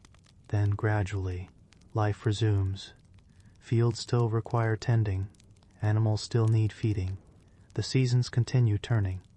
Children learn that remembering someone and continuing daily life are not opposite choices. Both can exist together. The natural world quietly reinforces this understanding. Leaves fall each autumn. Branches appear empty throughout winter. Yet spring patiently returns. The fields that seemed lifeless beneath frost slowly become green once more. Medieval children witness this pattern every year. Without anyone intending it as a lesson, nature teaches resilience. Hard seasons do not last forever. Neither do easy ones. One follows another in steady rhythm. There are evenings when your grandmother tells stories about relatives you never met. She remembers names, favorite sayings, small acts of kindness performed decades earlier. Listening beside the fire, you realize that people continue living inside memory long after their footsteps have disappeared from the village paths. For children, this understanding softens the mystery of absence. A person may no longer sit beside the hearth, yet their stories remain part of family life. Children themselves sometimes face illness with remarkable patience. A scraped knee from climbing an old tree, a fever that keeps you beneath blankets for several days, a sprained ankle after slipping upon wet grass. Recovery often requires exactly what medieval childhood rarely encourages: stillness. You lie listening while life continues outside the window. The rooster crows. Neighbors pass along the lane. Rain taps softly upon the roof. You long to return outdoors. Eventually strength returns little by little. Your first walk outside feels wonderfully fresh. The cool air seems brighter than before. Ordinary things appear unexpectedly beautiful after several quiet days indoors. Perhaps this too becomes part of growing up. Learning not to take ordinary mornings for granted. Learning that health itself is one of life's quiet gifts. Medieval childhood was never free from hardship. Yet neither was it defined only by hardship. Between difficult days stretched countless ordinary ones filled with work, friendship, laughter, learning, and familiar routines. The difficult moments became part of a larger story rather than the whole story itself. And through each changing season, children slowly discovered something that no lesson could fully explain. People are often stronger together than they realize, especially when kindness remains present, even during the quietest and most uncertain days. The quiet strength of a medieval village often revealed itself most clearly during difficult seasons. When life moved easily, each household naturally focused on its own daily rhythm. Bread needed baking. Fields required tending. Animals waited to be fed before the morning grew warm. Every family carried enough work to fill the daylight hours.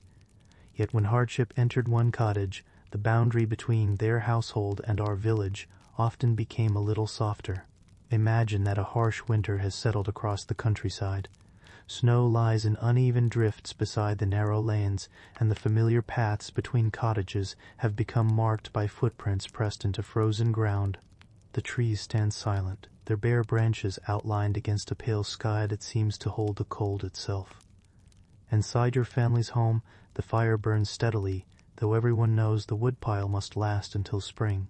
Across the village, however, another family has fallen upon more difficult days. Perhaps the father has been confined to bed by illness. Perhaps an older grandmother who usually cared for the youngest children has grown too weak to leave her blanket. The household continues doing everything it can, but ordinary tasks suddenly require more hands than are available. Children notice what happens next. Not because anyone gathers everyone together to explain the importance of generosity, because generosity quietly begins appearing all around them. One neighbor leaves a basket containing onions, a small loaf of rye bread, and several dried herbs outside the family's door before returning home without waiting to be thanked. Another offers to feed their chickens for several mornings. The blacksmith repairs a broken hinge without asking for payment. A shepherd delivers a little fresh milk after morning chores. Each gift is modest. None would seem extraordinary by itself. Together, however, they make an enormous difference. You watch your own parents contribute what they can. Perhaps your mother asks you to carry a small pot of warm stew across the snowy lane. The bowl feels wonderfully warm against your cold hands. Steam curls upward into the frosty air. You knock softly before entering. The room inside is quieter than usual. The fire burns low but steadily. Blankets have been tucked carefully around the family member resting near the hearth. You set the food upon the table. Few words are exchanged. None are necessary. The visit itself says enough. As you walk home, snow crunching beneath your boots, something settles quietly inside your understanding. Helping another person does not always require solving every problem. Sometimes it simply means making tomorrow a little easier than today. Children learn this lesson by participating in these ordinary acts. No one waits until they are adults to become useful. Even the youngest can fetch water, carry kindling, deliver a message, watch over a toddler while an exhausted parent rests for a little while. Small hands perform small tasks. Many small tasks together become meaningful help. There are also times when the village cannot change the outcome. Despite every effort, despite every prayer, despite every remedy known to the healer, some illnesses continue their quiet course. When this happens, Children witness something equally important. The community remains present. People sit together. They speak gently. Silence is shared without discomfort. No one imagines that words alone can remove grief. Instead, companionship becomes its own form of comfort. Afterward, life resumes slowly. The church bell rings. Neighbors gather. The familiar path to the churchyard fills with careful footsteps. Children walk beside parents, observing the quiet dignity with which the village honors one of its own. No loud displays accompany the occasion. Only prayer, memory, and respectful silence. Returning home afterward feels different. The cottage appears exactly as it did the day before. The same wooden table stands beside the hearth. The same kettle hangs above the fire. The same chair rests in its usual place. Yet everyone understands that something has changed. Children often ask gentle questions during the days that follow. Adults answer as honestly as they can, using the understanding of their own time. Sometimes the answers satisfy. Sometimes they leave room for quiet wondering. Life rarely provides complete certainty. Medieval childhood teaches this truth earlier than many modern children experience. And yet, uncertainty does not prevent hope. Spring still arrives after winter. Seeds are planted despite memories of previous poor harvests. Families repair roofs damaged by storms, trusting they will shelter another year. Parents continue teaching children because tomorrow remains worth preparing for. Hope is expressed less through confident words than through faithful routines. Every loaf baked, every field planted, every pair of worn shoes carefully mended. Each ordinary task quietly declares that life continues. As the seasons pass, you begin noticing that older people rarely speak only about difficult years. They also remember surprising moments of joy that appeared within them. The winter when everyone feared the grain would run out, only to discover forgotten sacks safely stored in the monastery granary. The spring when an injured shepherd recovered more quickly than anyone expected. The harvest after several poor seasons that finally filled every barn to overflowing. Memory naturally preserves hardship. It also preserves unexpected kindness. Children hear both kinds of stories. Together they create a balanced understanding of the world. You learn that difficult days are real. You also learn they are rarely the only days worth remembering. One evening, as snow falls softly outside, your grandfather stirs the fire and watches the glowing embers settle into new shapes. After a comfortable silence, he says something simple. We always thought we would remember the hardest winters. He pauses. But I mostly remember the people who helped us through them. The room grows quiet again. No one feels the need to add anything. The fire crackles gently. A log shifts with a soft sigh. Outside, the wind brushes snow against the cottage walls. Inside, warmth comes not only from the flames but from the presence of familiar people gathered close together. For a child, this may become one of the deepest lessons of all. Strength is not measured only by how much hardship a person can endure alone. Sometimes true strength is found in accepting help, offering help, and discovering that even the longest winter feels a little shorter when shared with others. That understanding stays with you long after childhood is past, quietly shaping the way you look at both difficult seasons and ordinary ones alike. The years continue to pass with the same quiet rhythm that has carried you from your earliest memories beside the hearth to the growing responsibilities of village life. Spring follows winter. Summer ripens into autumn. Autumn gradually surrenders to another season of frost, shortened daylight, and evenings gathered close to the fire. Each year feels familiar. Yet no year is exactly the same as the one before it. As a child, you begin noticing these subtle differences.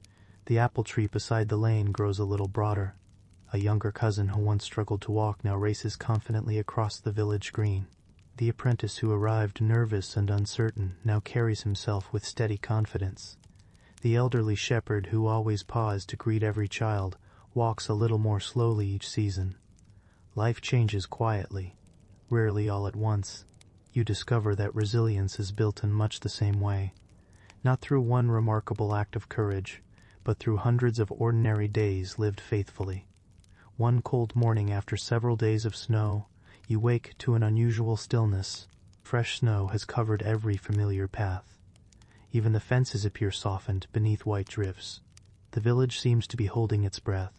After breakfast, people step outside carrying wooden shovels, broad brooms, and sturdy walking staffs. No one has organized them. No announcement has been made. Yet almost everyone knows what needs doing. The paths between cottages must be cleared. The way to the well must remain open. The route to the church and the mill should be safe before the day's work begins.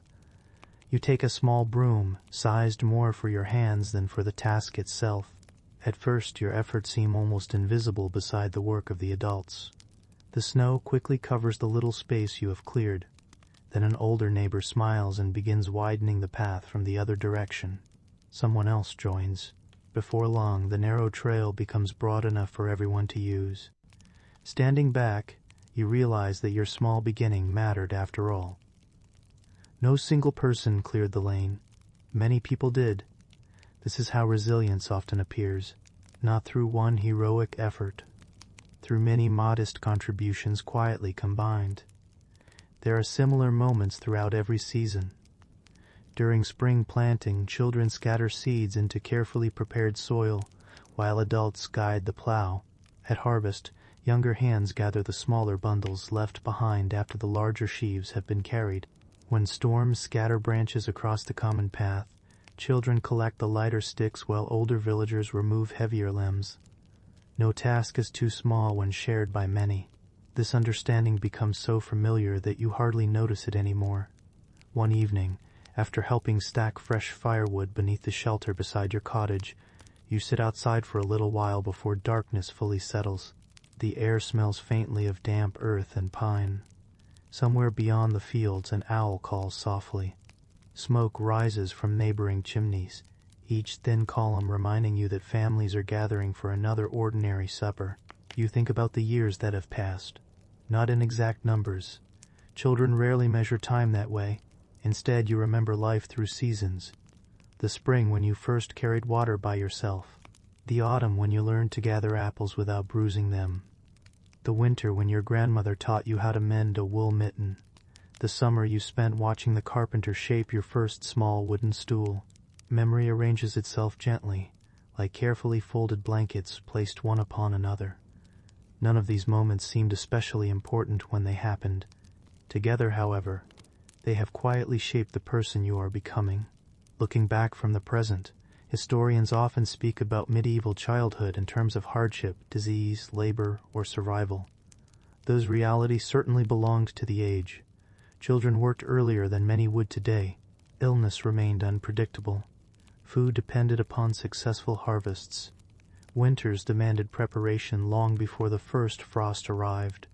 Yet if we look only at those challenges, we overlook something equally important. Children laughed. They imagined. They learned songs from grandparents. They raced across meadows. They collected feathers and smooth stones simply because they found them beautiful. They listened to stories while firelight danced across timber walls. They formed friendships that lasted into adulthood. They slowly discovered their place within families and communities that depended upon one another. Childhood was never free from responsibility, but neither was it empty of delight. Perhaps that balance explains why medieval communities endured for so many centuries. People learned early that life would contain both comfort and difficulty, both celebration and loss, both work and play. Neither side completely replaced the other. As the years unfolded, children became adults not because they abandoned joy, but because they learned to carry both joy and responsibility together. Tonight, as you settle beneath heavy wool blankets, the familiar sounds of the cottage surround you once again. The last embers glow softly within the hearth. Someone quietly turns over in their sleep. Outside, the wind brushes gently against the thatched roof. The village rests. Tomorrow morning the rooster will crow once more. Bread will be baked. Animals will need feeding. Children will wait to another ordinary day, filled with familiar routines that, without anyone noticing, continue preparing them for the future. And perhaps that is the quiet truth hidden within medieval childhood. It was not shaped by extraordinary moments alone. It was shaped by thousands of ordinary ones, by mornings that began before sunrise, by evenings gathered around simple meals, by patient teachers, kind neighbors, changing seasons, small responsibilities, playful imaginations, careful hands, and communities that quietly carried one another through both easy days and difficult ones. Those children could not know that centuries later people would still wonder what it felt like to grow up in their world. If they could answer, they might not speak first about kings or castles, great battles or famous names. They might simply describe the warmth of the hearth after a cold walk home, the smell of fresh bread shared among family, the comfort of hearing familiar voices before sleep, the excitement of finally being trusted with a real tool after months of careful watching, the kindness of neighbors who appeared without being asked, the laughter beneath an old oak tree before supper, because in the end those ordinary moments were the ones that quietly lasted. There is no single morning when you wake and discover that childhood has ended. No bell rings especially for you. No elder gathers the village together to announce that you have crossed an invisible line. If anything, the opposite is true. The change happens so quietly that only many years later do you realize it has already taken place. Perhaps one spring morning begins exactly like hundreds before it. The first pale light slips through the small window of the cottage. The familiar smell of yesterday's ashes lingers faintly in the room while someone gently stirs the hearth back to life. A rooster calls from somewhere beyond the garden fence. The sheep are already beginning to move in their enclosure, sensing another ordinary day before the people do. You stretch beneath your wool blanket and listen. Nothing feels different, and yet, if someone who knew you years earlier were standing quietly beside the doorway, they would notice many small changes at once. Your movements have become steadier.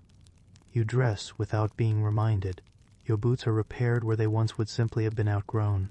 Your hands show tiny calluses earned through years of carrying buckets, gathering wood, working tools, and helping with everyday tasks. The child who once needed constant guidance now begins the morning almost automatically, not because anyone has stopped caring for you, because routine has become part of who you are. When you step outside, the air carries the fresh scent of damp earth after overnight rain. Tiny drops cling to the blades of grass. The village appears much as it always has. Smoke rises from the chimneys. A cart creaks slowly along the lane. Someone opens a stable door, greeting a patient horse with familiar words spoken so often they have become almost a song. Everything feels reassuringly ordinary. As you walk toward your day's work, you notice younger children running ahead of you. One little boy carefully balances a bundle of sticks, far too small to warm an entire hearth. You smile. You remember doing exactly the same thing. At the time, carrying even a few branches felt like an important responsibility. Now the bundle seems almost weightless. Without thinking, you quietly adjust the sticks resting on his shoulder before continuing on your way. He thanks you with complete seriousness. The moment lasts only seconds, yet it reminds you how quietly the years have passed. Children you once played beside have also changed. The friend who imagined castles beneath the old oak now spends long mornings helping the masons shape stone. The girl who loved weaving flower crowns has become remarkably skilled with a spinning wheel. Another companion has begun accompanying merchants to nearby market towns, learning weights, measures, and the careful art of honest trade. When the workday ends, everyone still enjoys talking together. But the conversations slowly change. Instead of wondering which tree is easiest to climb, friends discuss repairing fences before autumn storms. Instead of inventing imaginary adventures, they compare the progress of gardens, apprenticeships, and small responsibilities newly trusted to them. The laughter remains, only the subjects have grown older. Even your games change without entirely disappearing.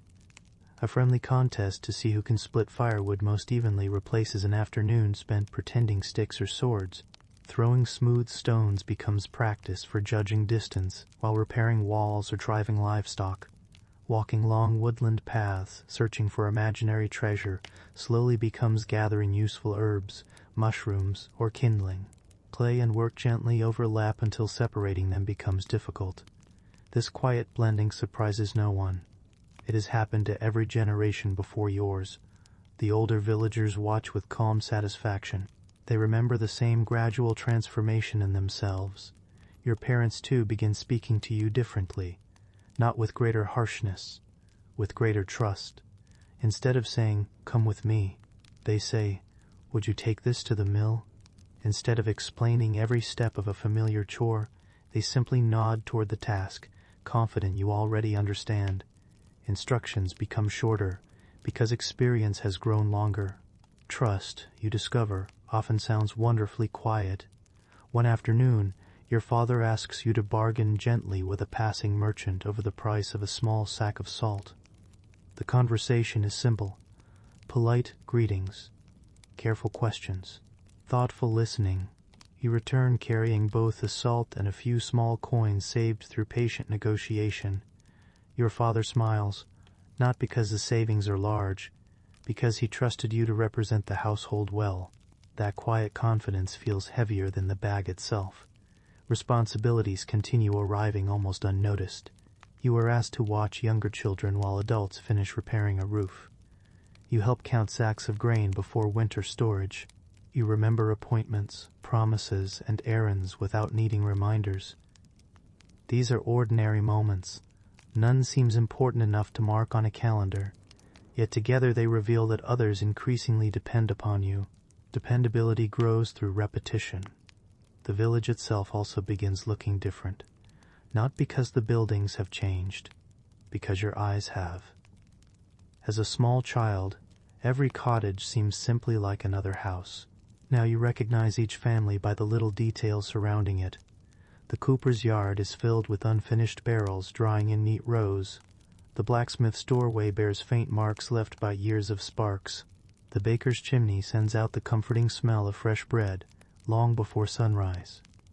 The shepherd's gate opens earliest each morning. The weaver's windows often remain bright late into the evening during busy seasons. Every place tells a story because you now understand the work happening inside. Knowledge changes the landscape. One evening, after returning from the fields, you pause beside the old oak tree, where so many childhood games once unfolded.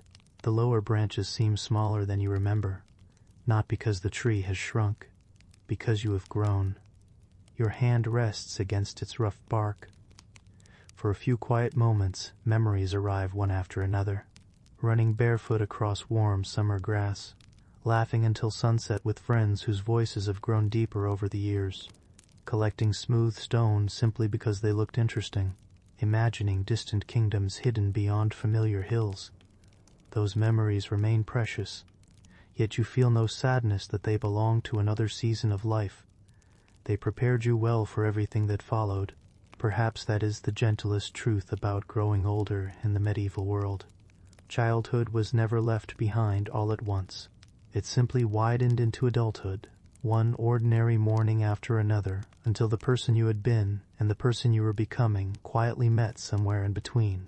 The days continue passing with such familiar regularity that it becomes almost impossible to notice how much you have changed. There is still bread to slice each morning. There are still animals waiting to be fed before the sun climbs too high above the fields. The seasons still ask the same questions they have always asked. Have the seeds been planted? Is enough firewood stacked beneath shelter? Will the roof keep out another winter's rain? The questions remain the same. Only the people answering them slowly change. One early summer morning, the village wakes beneath a clear sky washed clean by rain during the night. Drops of water still cling to every blade of grass, catching the first sunlight like tiny pieces of polished glass. The air smells wonderfully fresh. You step outside carrying a wooden yoke balanced comfortably across your shoulders, two empty buckets hanging quietly from either side. Years ago, carrying a single bucket required careful concentration. Now your footsteps follow the familiar path toward the well, almost without thought. Your body remembers what your mind no longer needs to consider. This is one of the quiet gifts of repetition. Movements practiced hundreds of times become as natural as breathing. At the well, several younger children struggle with ropes that feel a little too heavy for their smaller hands. Without interrupting your own task, you show one of them how to brace a foot against the low stone wall before pulling upward. The bucket rises more steadily. Water splashes far less than before. The child beams with quiet satisfaction. You smile in return. No long lesson has been given. Only a small piece of experience has quietly changed hands. It occurs to you that many of the things you know arrived exactly this way. Someone older once stood where you now stand. Someone else patiently demonstrated the simplest method. Knowledge rarely traveled through grand speeches. It passed through ordinary moments repeated across generations. As you walk back through the village, familiar faces greet you. Yet something has subtly shifted. The greetings are different now. The miller no longer says, "How are your parents?" Instead, he asks, "Will your family be bringing grain tomorrow?" The question is directed to you because you are expected to know the answer. The blacksmith asks whether the new gate latch has worked well since he repaired it. The shepherd wonders if you might help move a flock to fresh pasture later in the week. These conversations are small, but each one quietly acknowledges that you have become someone whose words carry responsibility. In the fields, the work itself has changed very little. The soil still yields only to patient effort. The weather remains wonderfully indifferent to human wishes. Some mornings the breeze cools your back while you work. Other afternoons the summer sun settles heavily upon your shoulders, until every pause beside the water bucket feels deeply refreshing. Nature continues teaching the same lessons: patience, observation, acceptance. No amount of frustration hastens the ripening of grain. No amount of worry convinces rain to arrive sooner. Children once learned these truths by watching adults. Now you discover them for yourself through experience. There are moments when younger children accompany you into the fields. One asks why certain rows have been planted farther apart than others. Another wonders why birds gather in one corner of the meadow, but ignore another. You answer as best you can. Some questions have simple explanations. Others invite quiet uncertainty. "I'm not entirely sure," you admit from time to time. Perhaps you ask an older farmer later that afternoon. The next day you pass the answer along. There is no embarrassment in not knowing everything. In the medieval world, learning continues throughout life. Even the oldest villagers occasionally discover something new about the weather, the land, or the changing habits of animals. Humility becomes as useful as knowledge itself. The rhythm of the marketplace also begins feeling different. Years ago, market day meant excitement, bright fabrics, interesting strangers, the smell of freshly baked pastries drifting through crowded streets, musicians occasionally filling the air with cheerful melodies. Those things remain, but now you also notice prices, quality, weights, measures. You watch experienced merchants examine cloth by touch rather than appearance. You hear farmers discussing whether this year's harvest promises better grain than last year's. You observe careful conversations before agreements are made.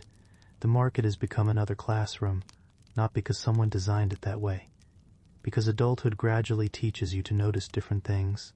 Returning home in the late afternoon, you pass the old meadow where children are playing exactly the games you once loved. A little girl proudly holds a crown woven from daisies. Several boys race one another toward a weathered fence post.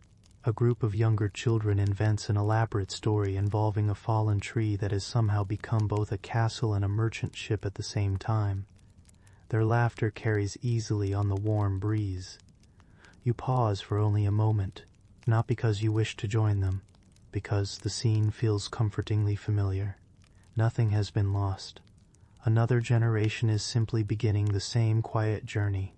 The old oak still offers shade. The meadow still offers shade. The meadow still welcomes running feet. The stream still hides smooth stones waiting to be discovered. Childhood continues, even as individual children slowly grow beyond it. That realization brings an unexpected sense of peace. Life moves forward without rushing. Each generation teaches the next. Each child learns to carry water, gather wood, show kindness, practice patience, and discover purpose in ordinary work. The faces change. The lessons remain. As evening settles gently across the rooftops, You return once more to the familiar warmth of the family hearth. The room looks much as it always has. The same wooden table, the same worn stools, the same iron pot hanging above steady flames. Yet even here, quiet changes have taken place. You are no longer seated only to receive instruction. Sometimes younger brothers or sisters watch your hands as carefully as you once watched your parents'. Sometimes they ask how to tie a bundle more securely or sharpen a simple tool safely. Without planning it, you have become part of the long chain of teachers stretching backward through countless generations. Not because you know everything, because you now know enough to help someone taking their first careful steps. And perhaps that is one of the clearest signs that childhood has gently given way to something new. Not the absence of curiosity, but the quiet joy of passing curiosity forward. The years have moved so gently that you can scarcely point to the moment when they slipped past. The village has remained familiar throughout your childhood, yet your place within it has slowly changed. The paths are the same, worn paths. The cottages stand where they always have. The bell still marks the hours. The fields still ask for patient hands with every returning season. It is you who has changed. One clear autumn morning, a thin layer of mist rests across the meadows before the rising sun begins to lift it away. The air carries the earthy scent of damp leaves and freshly turned soil. Somewhere nearby, geese call to one another as they cross the pale sky in a broad, uneven line, following instincts older than memory itself. You pause for a moment before beginning the day's work. The view is one you have seen hundreds of times, yet today you notice details that once escaped your attention. The stone wall bordering the pasture leans slightly where winter frost has slowly shifted its foundation. The thatch upon one cottage is newer than the rest, repaired after a spring storm. The orchard planted when you were very young now produces enough apples that the branches bow gently beneath their weight. Time has left quiet fingerprints everywhere. As a small child, you believed the village had always existed exactly as it appeared before your eyes. Now you understand that nearly everything around you has been shaped by someone's patient labor. Someone carried each stone. Someone split every timber. Someone planted every tree. Someone dug the drainage ditches that keep the fields from flooding after heavy rain. Every ordinary thing has a history hidden inside it. This realization changes the way you see the world. Nothing feels accidental anymore. Even the simplest wooden stool beside the hearth reminds you of the carpenter who selected the timber, measured each board, and smoothed every surface with careful strokes of a hand plane. The bread cooling on the table carries within it the work of farmers, millers, bakers, and the countless quiet hours between planting a seed and sharing a meal. Every object tells a story, if you know how to look. As the weeks pass, people begin trusting you with responsibilities that would once have seemed impossibly important. A neighbor asks whether you might watch over her small garden while she visits family in a nearby village. The priest entrusts you with carrying a message to the miller. The blacksmith allows you to deliver a repaired plowshare to a farmer waiting beyond the fields. Each task is ordinary, yet every task carries something more valuable than the object itself. Trust you discover, is earned slowly. It grows from arriving when you promised, from returning borrowed tools in good condition, from speaking honestly when mistakes happen, from completing ordinary work with steady care even when no one is watching. Children often imagine adulthood arriving through dramatic moments. Medieval life teaches something gentler. Adulthood arrives through reliability, one promise kept after another, one careful day following the last. You also begin noticing the passage of time in other people. The little girl who once struggled to carry kindling now walks confidently beside her mother with 2 full buckets balanced carefully across a shoulder yoke. The boy who always asked endless questions now patiently answers them for children even younger than himself. An apprentice who nervously swept the workshop floor now measures timber with quiet confidence, while a new apprentice watches every movement. The circle continues. No one speaks about it. There is no need. Everyone has witnessed the same pattern since they were young. One afternoon, after helping gather the final apples before the first frost, you sit beneath the old tree at the edge of the orchard. The baskets are full. The work is finished. A cool breeze stirs the remaining leaves overhead. You remember climbing this very tree years ago with scraped knees and pockets filled with acorns. The branches seemed impossibly high then. Now you realize they were never quite as tall as your childhood imagination believed. Memory has a gentle way of enlarging the places where we first discovered the world. Nearby, younger children laugh while inventing another game among the fallen leaves. One child declares that the orchard is now a great kingdom. Another insists that invisible travelers have hidden treasure beneath the roots. You smile quietly. The stories are wonderfully familiar. You could almost predict what will happen next, because you once imagined the same adventures yourself. Yet you do not interrupt. Every child deserves the freedom to discover the world through imagination, before responsibility gradually reshapes those dreams into useful skills. As evening approaches, you help carry the final baskets home. The cottage glows warmly against the deepening dusk. Inside, the familiar rhythm begins once again. Boots are left near the doorway. Cloaks are hung to dry. Bread is sliced. The evening meal is shared with unhurried conversation. Someone laughs softly about a goose that refused to leave the garden. Someone else wonders whether the coming winter will be especially cold.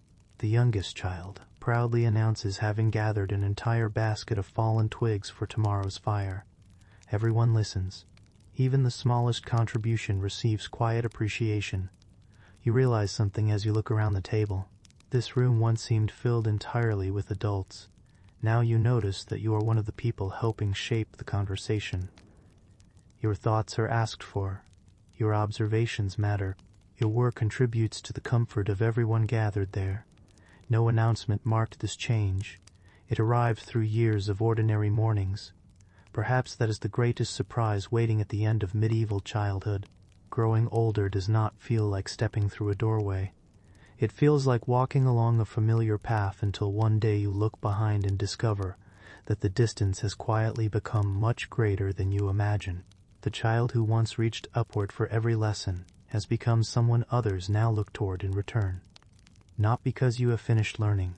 There is always more to understand. The weather will continue offering new surprises. Each harvest will bring different challenges. Every season will ask fresh questions of your patience and judgment. Learning never truly ends.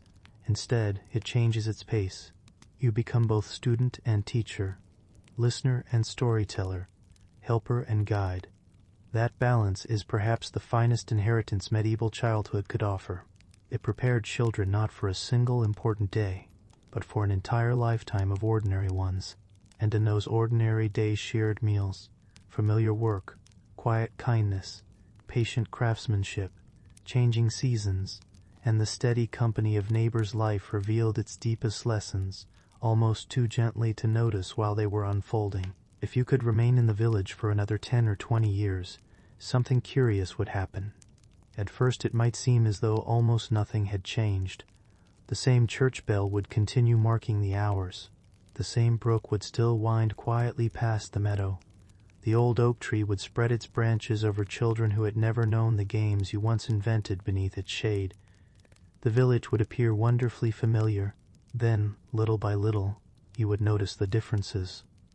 The children laughing beside the stream would now be the young parents carrying babies wrapped in woolen blankets. The apprentices who once swept workshop floors would have become respected craftsmen, whose careful hands shaped doors, wagons, barrels, shoes, or bread for the entire community. Those who once nervously followed older shepherds into the fields would now walk confidently at the head of their own flocks, recognizing each familiar animal almost as easily as they recognized old friends. The quiet lessons of childhood had not disappeared. They had simply settled so deeply into everyday life that few people thought about them anymore. Imagine walking through the village on a bright morning many years after the childhood we have been following. The lane feels narrower than you remember, not because it has changed, but because your world has grown larger. Children hurry past carrying tiny baskets that look almost identical to the ones you once struggled to lift. Their faces hold the same mixture of excitement and determination. You smile without realizing it. The sight feels wonderfully familiar. Outside the carpenter's workshop, a young apprentice carefully sweeps fresh wood shavings into neat little piles. The motion is almost identical to your own first uncertain attempts years before. Inside, the master now pauses to explain why a particular piece of oak must be cut with the grain rather than against it. The apprentice listens carefully. You remember hearing nearly the same words yourself. Some lessons survive because they remain true. At the village well, a mother steadies her daughter's hands as the child lowers a wooden bucket toward the water. "Slowly," she says. "Feel the rope." The little girl nods with complete seriousness. Nearby, another child waits patiently for a turn instead of pushing forward. No one praises the patience aloud. It has already become part of the village's ordinary expectations. Watching these scenes, you begin realizing that medieval childhood was never separate from medieval adulthood. One quietly became the other. The games beneath the yoke prepared steady feet for walking rough woodland paths. The hours spent helping in the kitchen taught organization, patience, and careful timing. Gathering kindling encouraged children to notice which branches burned best. Watching parents settle disagreements with neighbors demonstrated that respect often solved problems better than anger. Every ordinary experience quietly shaped future habits. Even the stories told beside winter fires continued living inside grown men and women. The shepherd remembered a tale his grandfather once shared about reading approaching weather from the flight of birds. The healer recalled remedies first learned while sorting herbs with her mother. The cooper repeated little sayings that helped younger apprentices remember difficult measurements. Memory stretched backward through generations like an invisible thread connecting grandparents to grandchildren. Books certainly existed in the medieval world, especially within monasteries and among scholars.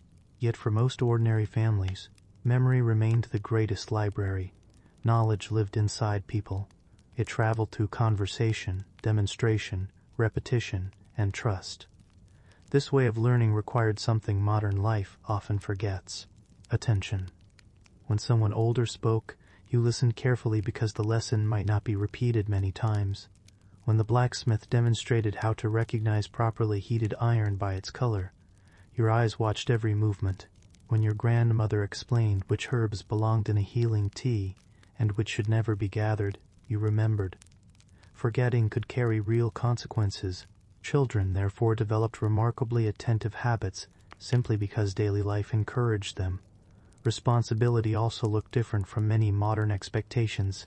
A young person rarely waited until reaching a particular birthday before becoming useful. Usefulness grew gradually.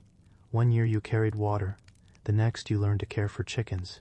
Soon afterward you helped repair fences, assisted during harvest, or carried messages between neighboring villages. Each responsibility prepared you for another slightly larger one. The process resembled climbing gentle hills rather than sudden cliffs. Even marriage, when it eventually came for many people, often built upon skills learned throughout childhood. Running a household required abilities practiced for years: managing food supplies, repairing clothing, working cooperatively, sharing difficult seasons, caring for children, looking after aging parents. Very little of adult life appeared entirely new because childhood had quietly introduced its foundations long before. You begin noticing something else as well. Adults continue playing, though in different ways. The laughter has never entirely disappeared. Neighbors smile while working together during harvest. Friendly competitions emerge while splitting firewood or stacking hay. Festivals still bring music, dancing, and games shared across generations. Growing older has not erased joy. It has simply woven joy into ordinary responsibilities. One autumn afternoon, you pause once more beside the old oak tree. Children are climbing its lower branches exactly as you once did. One little boy proudly declares himself king of the tree. Another insists it is actually a great merchant ship crossing distant seas. The youngest simply enjoys balancing upon an exposed root. Their imaginations differ. Their delight remains wonderfully familiar. You realize something quietly comforting. The tree has witnessed countless childhoods. It has watched generations arrive, grow, and slowly become the adults guiding the next generation beneath its branches. It asks nothing of them except time. The same might be said of the village itself. It shapes people patiently, one ordinary day after another, one season after another, never rushing, never announcing that a lesson has been completed, simply allowing experience to do its gentle work. Perhaps that is why medieval childhood seems both distant and strangely recognizable. The clothes were different, the houses simpler, the tools entirely unfamiliar to modern hands, yet beneath those outward differences lived children who laughed with friends, worried about disappointing their parents, took pride in earning trust, learned through mistakes, found comfort in familiar routines, and slowly discovered that growing older often happens so gradually you notice it only when looking back. And that quiet truth belongs not only to the medieval world, it belongs to every generation that has ever watched childhood gently become something more. The older you become, the more clearly you begin to understand that the greatest lessons of childhood were rarely spoken aloud. No one gathered the children of the village each spring to explain how to become dependable. There were no written lists hanging upon cottage walls describing the qualities of a good neighbor. There was no formal ceremony teaching patience, generosity, humility, or quiet perseverance.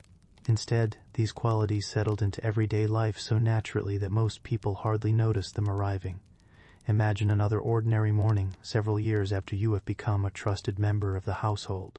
The village is already awake before sunrise. Thin ribbons of smoke rise steadily from the chimneys. The baker has been working since long before first light, and the warm scent of fresh bread drifts gently along the lane. Somewhere beyond the cottages, a rooster announces the beginning of another day that seems, at first glance, almost exactly like yesterday. You fasten your cloak, gather your tools, and step outside. Before reaching the gate, you notice an elderly neighbor struggling with a bundle of firewood that has slipped from the small cart behind him. Without thinking, you walk over and quietly begin lifting the heavier logs back into place. Neither of you speaks very much. There is no need. When the final log has been stacked, he simply nods once and smiles. You continue on your way. The entire exchange lasts less than 2 minutes. Yet moments like these quietly define the character of an entire community. Children who watched adults helping one another eventually became adults who offered the same kindness without needing to be asked. Habit became character. Throughout the village, countless similar moments unfold every day. A young mother carries water for an older widow, whose knees no longer allow easy walks to the well. Two neighbors pause while repairing a fence, so they can help a passing shepherd guide frightened sheep across a narrow bridge. A miller's apprentice notices grain spilling from a damaged sack and stops to help gather it before too much is lost. None of these acts will ever appear in a chronicle. No traveling poet will compose verses in their honor. Yet together they hold the village together far more securely than stone walls alone ever could. You begin noticing that childhood has quietly prepared everyone for this kind of life. The games that once taught cooperation now become cooperation itself. The patience learned while waiting your turn now appears while listening carefully to another person's concerns. The careful observation practiced during woodland walks now helps you notice a loose roof tile before the next heavy rain. The habit of sharing food with younger brothers and sisters quietly expands into sharing with neighbors during lean seasons. Nothing has truly disappeared. The lessons have simply found new purposes. Responsibility, too, continues growing in quiet ways. Perhaps your parents leave the cottage before sunrise to help relatives in another village. For the first time, they ask you to oversee the household until evening. The instructions are wonderfully brief. Feed the chickens, keep the fire burning gently, watch the youngest children, bring the washing inside if rain begins. Years earlier, such a list might have felt overwhelming. Now it feels comfortably familiar. Not because the work has become easier, because childhood has already prepared you for each small part. Confidence, you discover, often arrives through repetition rather than sudden courage. During the afternoon, a brief rain shower passes across the village. The younger children rush indoors, laughing as cool drops splash against the garden path. You gather the drying clothes before they become soaked, add another piece of wood to the fire, and stir the pot of vegetable stew simmering above the hearth. None of these actions feels remarkable, yet together they represent something important. Others can depend upon you. That quiet realization brings a deeper satisfaction than any childhood game ever could. There are also moments when mistakes still happen. Perhaps you forget to latch the garden gate, allowing several curious chickens to wander among the vegetables. Or maybe you leave a wooden bucket too close to the fire, drying the wood until it begins to crack. These small errors are gently corrected. An older neighbor offers advice. Your parents explain a better way. Embarrassment fades quickly because learning has never truly ended. Even respected elders occasionally make mistakes. Children who grow into thoughtful adults understand that wisdom is not perfection. It is the willingness to notice errors, correct them patiently, and continue moving forward without bitterness. As the years pass, another quiet change becomes apparent. The stories you once listened to beside the hearth begin passing through your own voice. One winter evening, younger children gather near the fire while snow falls softly outside. Someone asks whether you remember the tale about the clever fox who outwitted the greedy wolf. You smile. At first you hesitate, worried you might forget a detail. Then the words begin returning almost by themselves. The children lean closer. Their eyes grow wide at familiar moments. They laugh exactly where you once laughed years ago. When the story ends, the youngest asks if you will tell another tomorrow night. You realize with quiet surprise that memory has become something you now carry for others. The chain has lengthened by another generation. The village itself continues changing almost too slowly to notice. New cottages appear where empty fields once stretched. Young trees planted during your childhood now cast welcome shade across familiar paths. Older roofs are repaired. Stone walls are rebuilt after harsh winters. Babies become children. Children become apprentices. Apprentices become masters. The rhythm never hurries. Yet it never truly stops. Standing near the edge of the fields at sunset, you watch swallows circling high above the ripening grain. They move with effortless confidence, following invisible paths carried through instinct and memory. Perhaps people are not so different. Each generation inherits quiet patterns from the one before, not only skills but ways of speaking kindly, working honestly, sharing burdens, and finding contentment in ordinary days. These are the invisible inheritances of medieval childhood. No chest can hold them, no coin can purchase them, yet they may be among the richest gifts a family can leave behind. And as another peaceful evening settles across the village, with smoke rising gently into the fading sky and familiar voices drifting from warmly lit cottages, you understand that the greatest education of medieval childhood was never confined to lessons or chores alone. It was the slow shaping of a person whose ordinary actions would quietly strengthen the lives of everyone around them. One small kindness, one careful task, and one faithful day at a time. The evening settles gently over the village once again. A cool breeze stirs the tops of the ash and oak trees, carrying with it the faint scent of wood smoke, damp earth, and the last warmth of a sun now slipping behind distant hills. One by one, small points of golden light begin appearing in cottage windows, each flame marking another family gathering at the close of an ordinary day. It is an ordinary evening. And perhaps that is exactly why it matters. History often remembers extraordinary people, kings, queens, generals, great builders, learned scholars, yet the overwhelming majority of medieval children would never become any of those things.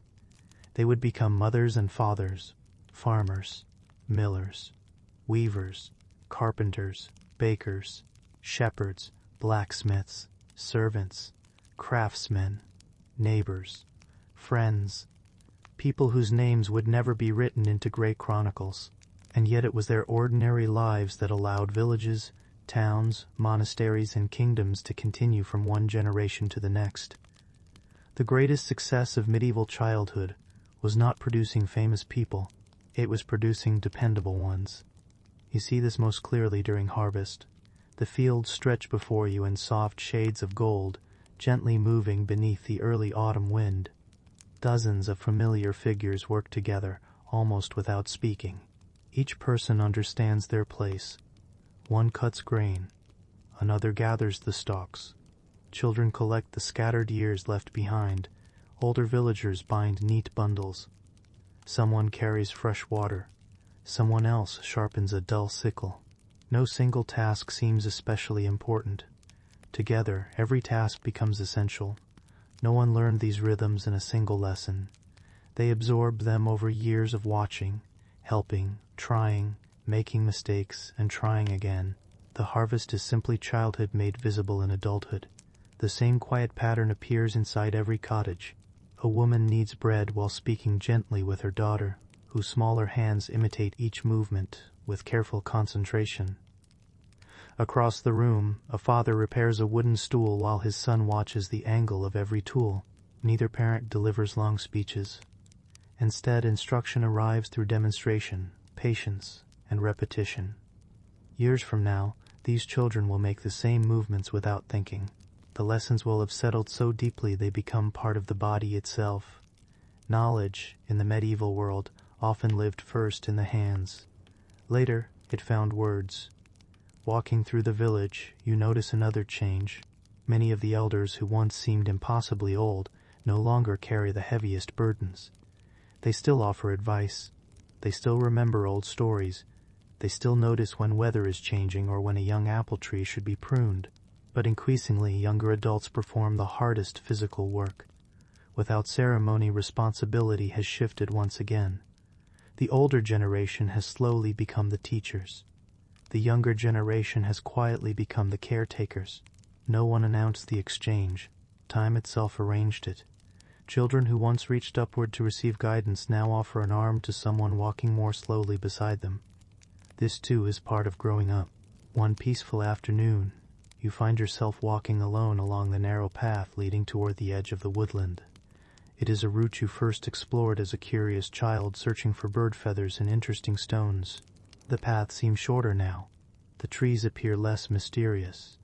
You know where the stream bends sharply. You know which clearing fills first with spring flowers.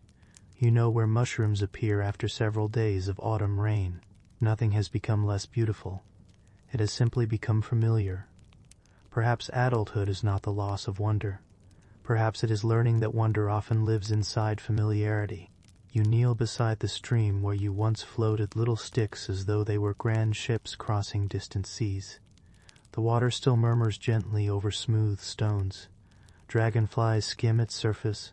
Sunlight filters softly through leaves overhead. You smile as the memory returns. The games have ended, yet the place itself has not stopped offering quiet peace. Childhood leaves behind gifts that remain long after play is finished. Patience, curiosity, the habit of observing small details, the comfort of familiar paths, the confidence that comes from slowly learning a place until it feels like home. These things accompany you into adulthood more faithfully than any toy ever could. As evening approaches, the church bell sounds once again across the valley. Its steady tone drifts over fields, cottages, orchards, and quiet gardens. People begin making their way home. A shepherd closes the pasture gate. The baker brushes flour from tired hands. Children finish one last game beneath the old oak before racing toward waiting families. The rhythm continues exactly as it has for generations. Watching them, you understand something that children themselves rarely notice. Every ordinary day has been preparing them for this future. Every bucket carried, every loaf kneaded, every story remembered, every kindness shared, every mistake corrected, every season patiently observed. Nothing was wasted. Each experience became another small stone helping build the person they would one day become. The process was slow enough to escape notice, powerful enough to shape an entire lifetime. Looking back across all the years of medieval childhood, perhaps the greatest lesson is wonderfully simple. Children were not expected to become perfect. They were expected to become useful, thoughtful, dependable, and kind. The village did not require extraordinary heroes every day. It required ordinary people willing to care faithfully for one another. And through countless quiet mornings and peaceful evenings, childhood gently prepared them to do exactly that. As the years settle gently behind you, it becomes easier to see childhood not as a collection of separate memories, but as one long, quietly flowing journey. Looking backward, no single lesson stands alone. The mornings beside the hearth, The first careful walk to the village well, the laughter beneath the old oak, the long afternoons spent gathering kindling, the evenings listening to grandparents tell stories while candlelight flickered across timber walls. Each memory seems small when viewed by itself. Together, however, they formed an entire way of understanding the world. Perhaps that is why medieval childhood continues to feel surprisingly familiar, despite the centuries that separate it from our own lives. The clothing was different. The houses were simpler. The tools were shaped by hand rather than machines. Life moved at the pace of daylight and changing seasons instead of clocks and calendars. Yet beneath those differences, many of the hopes quietly shared by children remain recognizable. A child still wanted to earn the trust of older people, to be included in important work, to laugh with friends after the day's responsibilities were complete, to hear familiar voices before falling asleep, to feel useful, to belong. These quiet desires have crossed every century. Imagine walking once more through the village, though this time you do so with the eyes of someone who has lived there for many years. Nothing appears especially remarkable. A young boy struggles to balance two buckets that are still slightly too heavy. An older girl patiently adjusts the wooden yoke across his shoulders before he continues. Near the blacksmith's workshop, an apprentice carefully sweeps away fresh iron filings while watching every movement of the master's hammer. A grandmother sits outside her cottage spinning wool, pausing now and then to smile at children chasing one another across the green. The baker carries warm loaves toward waiting families. A shepherd whistles softly as sheep drift through the village gate before sunset. Nothing here would attract the attention of a chronicler writing about kings or battles. Yet this quiet afternoon contains almost everything needed to understand medieval life. Communities were built through repetition, the same greetings exchanged each morning, the same paths walked countless times, the same tools repaired instead of discarded, the same stories repeated until children could tell them by heart, the same neighbors helping one another through difficult seasons. Stability did not come from constant change. It came from familiar rhythms patiently maintained. Children absorbed those rhythms long before they understood them. Today, many people imagine education as something taking place mainly inside schools. For medieval children, education happened almost everywhere. The garden taught patience. The fields taught perseverance. The kitchen taught careful planning. The workshop taught observation. The forest taught attention. The church taught shared customs. The family table taught conversation, memory, gratitude, and belonging. Learning was woven through ordinary life so completely that separating lessons from living would have seemed almost impossible. This did not mean every child received equal opportunities. Life varied greatly. A noble child experienced responsibilities very different from those of a peasant. A child raised inside a prosperous market town encountered different skills than one living in an isolated farming village. Some children entered monasteries. Others became apprentices in busy workshops. Many spent most of their lives close to the land, yet across these different experiences, certain patterns quietly repeated. Adults taught mostly by example. Children learned mostly through participation. Trust was earned slowly. Responsibility arrived gradually. Useful knowledge passed from one generation to the next through shared work rather than formal instruction.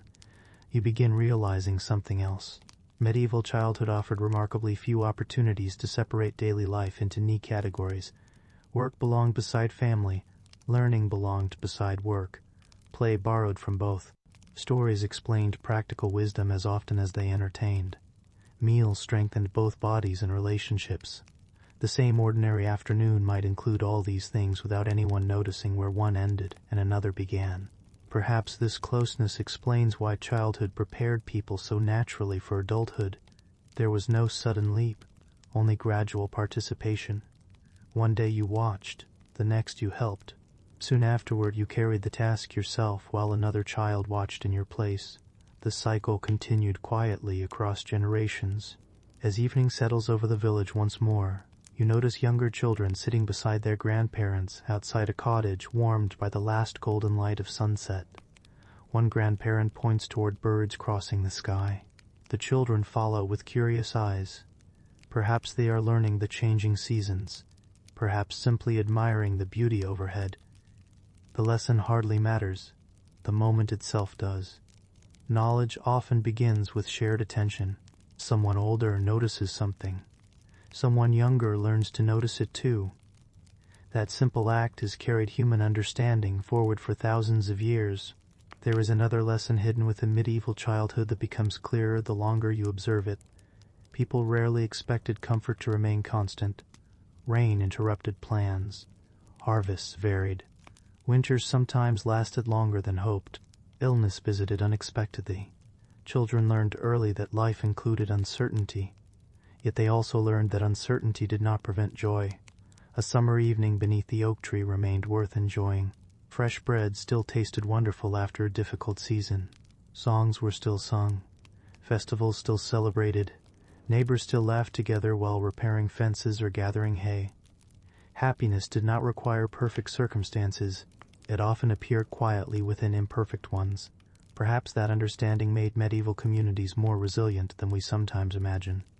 Children learned not to wait for ideal conditions before finding reasons to smile.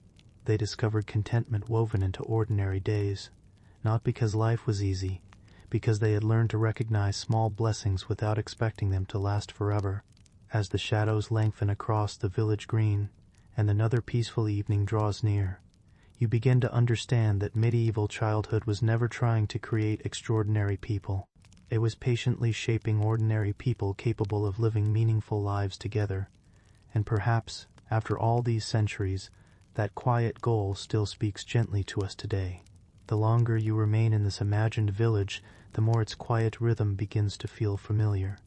The sound of the mill wheel turning beside the stream no longer catches your attention every time it moves.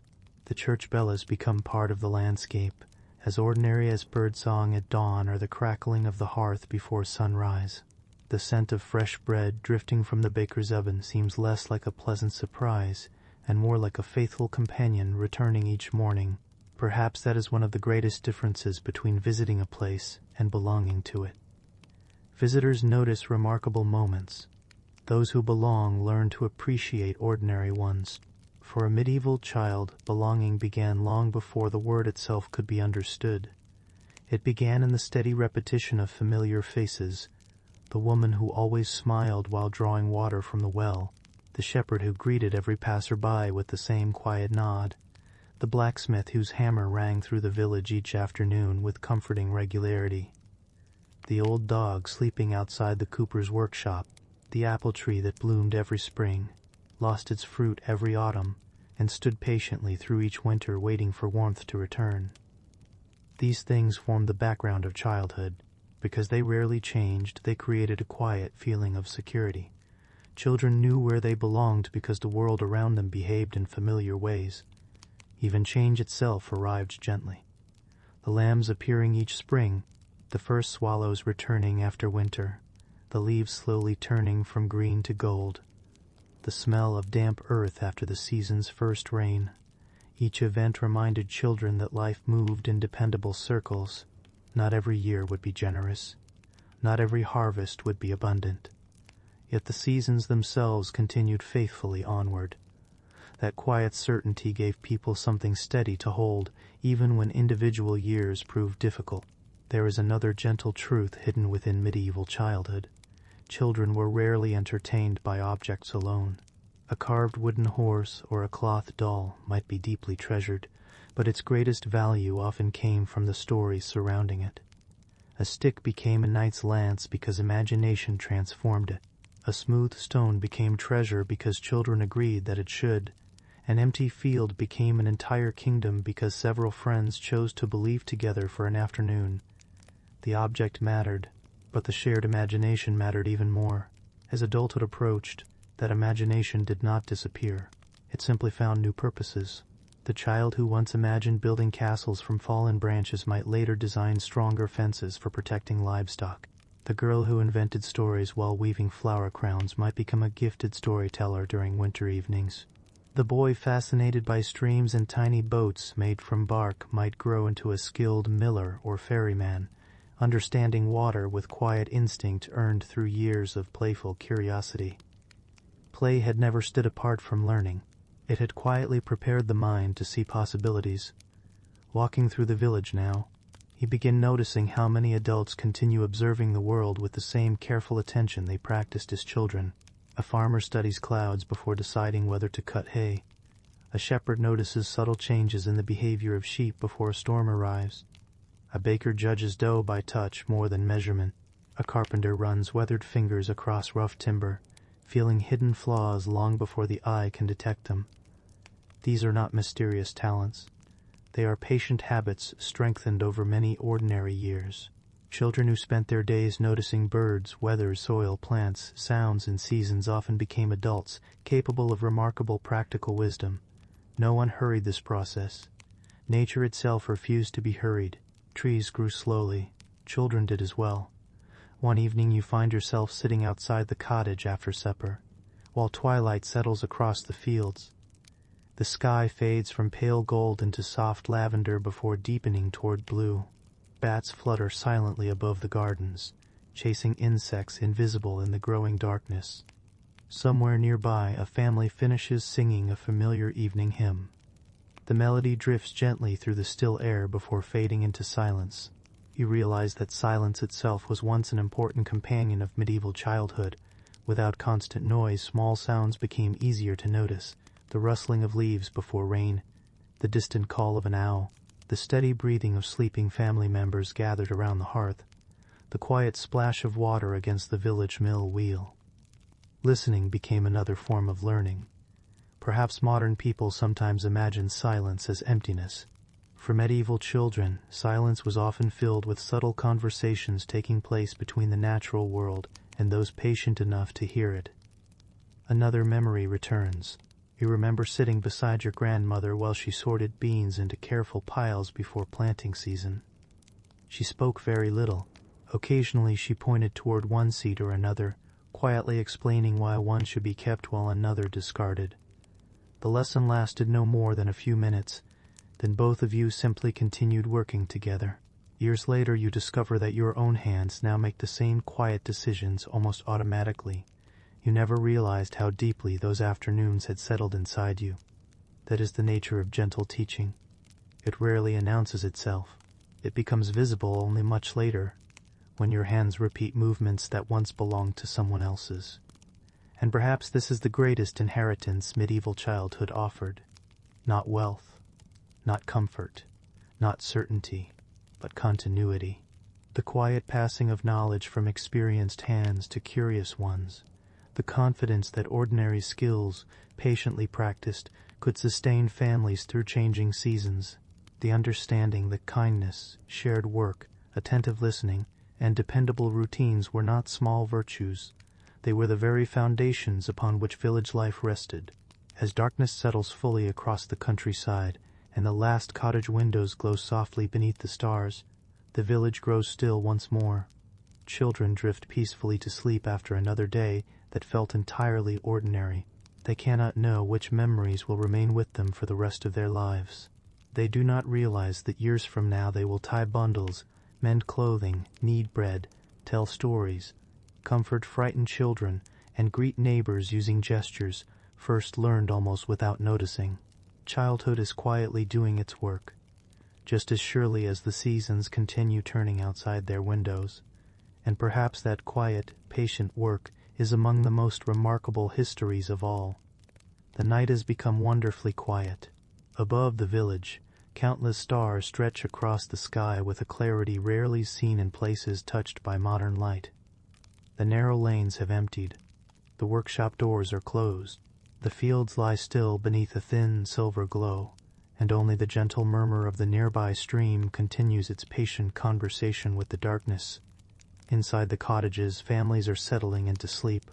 The youngest children have already drifted into dreams, wrapped beneath thick wool blankets, while the final embers in the hearth give off a soft red light.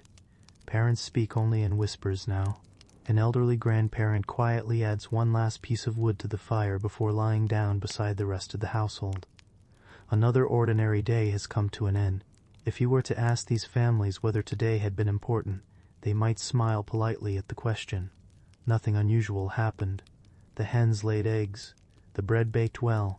The rain arrived just long enough to freshen the gardens before moving on. A wheel on a farmer's cart needed tightening. A child scraped a knee climbing a tree but was laughing again before supper. A neighbor borrowed a shovel and returned it before sunset. The youngest daughter proudly carried water without spilling more than a few drops. No messenger arrived from a distant king. No army marched through the valley. No miracle transformed the village overnight. History, as it is often written, might pass over such a day without a single sentence. Yet history, as it is truly lived, is built from days exactly like this one. For medieval children, greatness was never measured by fame. It was measured by becoming someone others could quietly depend upon. A person who remembered to latch the gate before nightfall. Someone who carried an extra bundle of wood to an elderly neighbor. Someone who finished repairing a broken tool before the next day's work began. Someone who spoke honestly when mistakes were made. Someone who arrived when they promised. These small acts rarely attracted attention, precisely because everyone hoped they would become ordinary. Looking back across the centuries, it becomes tempting to ask whether medieval childhood was happy. The answer cannot be simple. Some children knew affection and security. Others faced hunger, loss, or hardship far too early. Some grew up in prosperous market towns where opportunity was greater. Others spent their lives in isolated farming communities shaped almost entirely by the weather. There was no single medieval childhood. There were thousands of them, yet among all those different lives, certain threads appear again and again. Children learned by watching. They became capable through practice. They were trusted gradually. Their world expanded one responsibility at a time.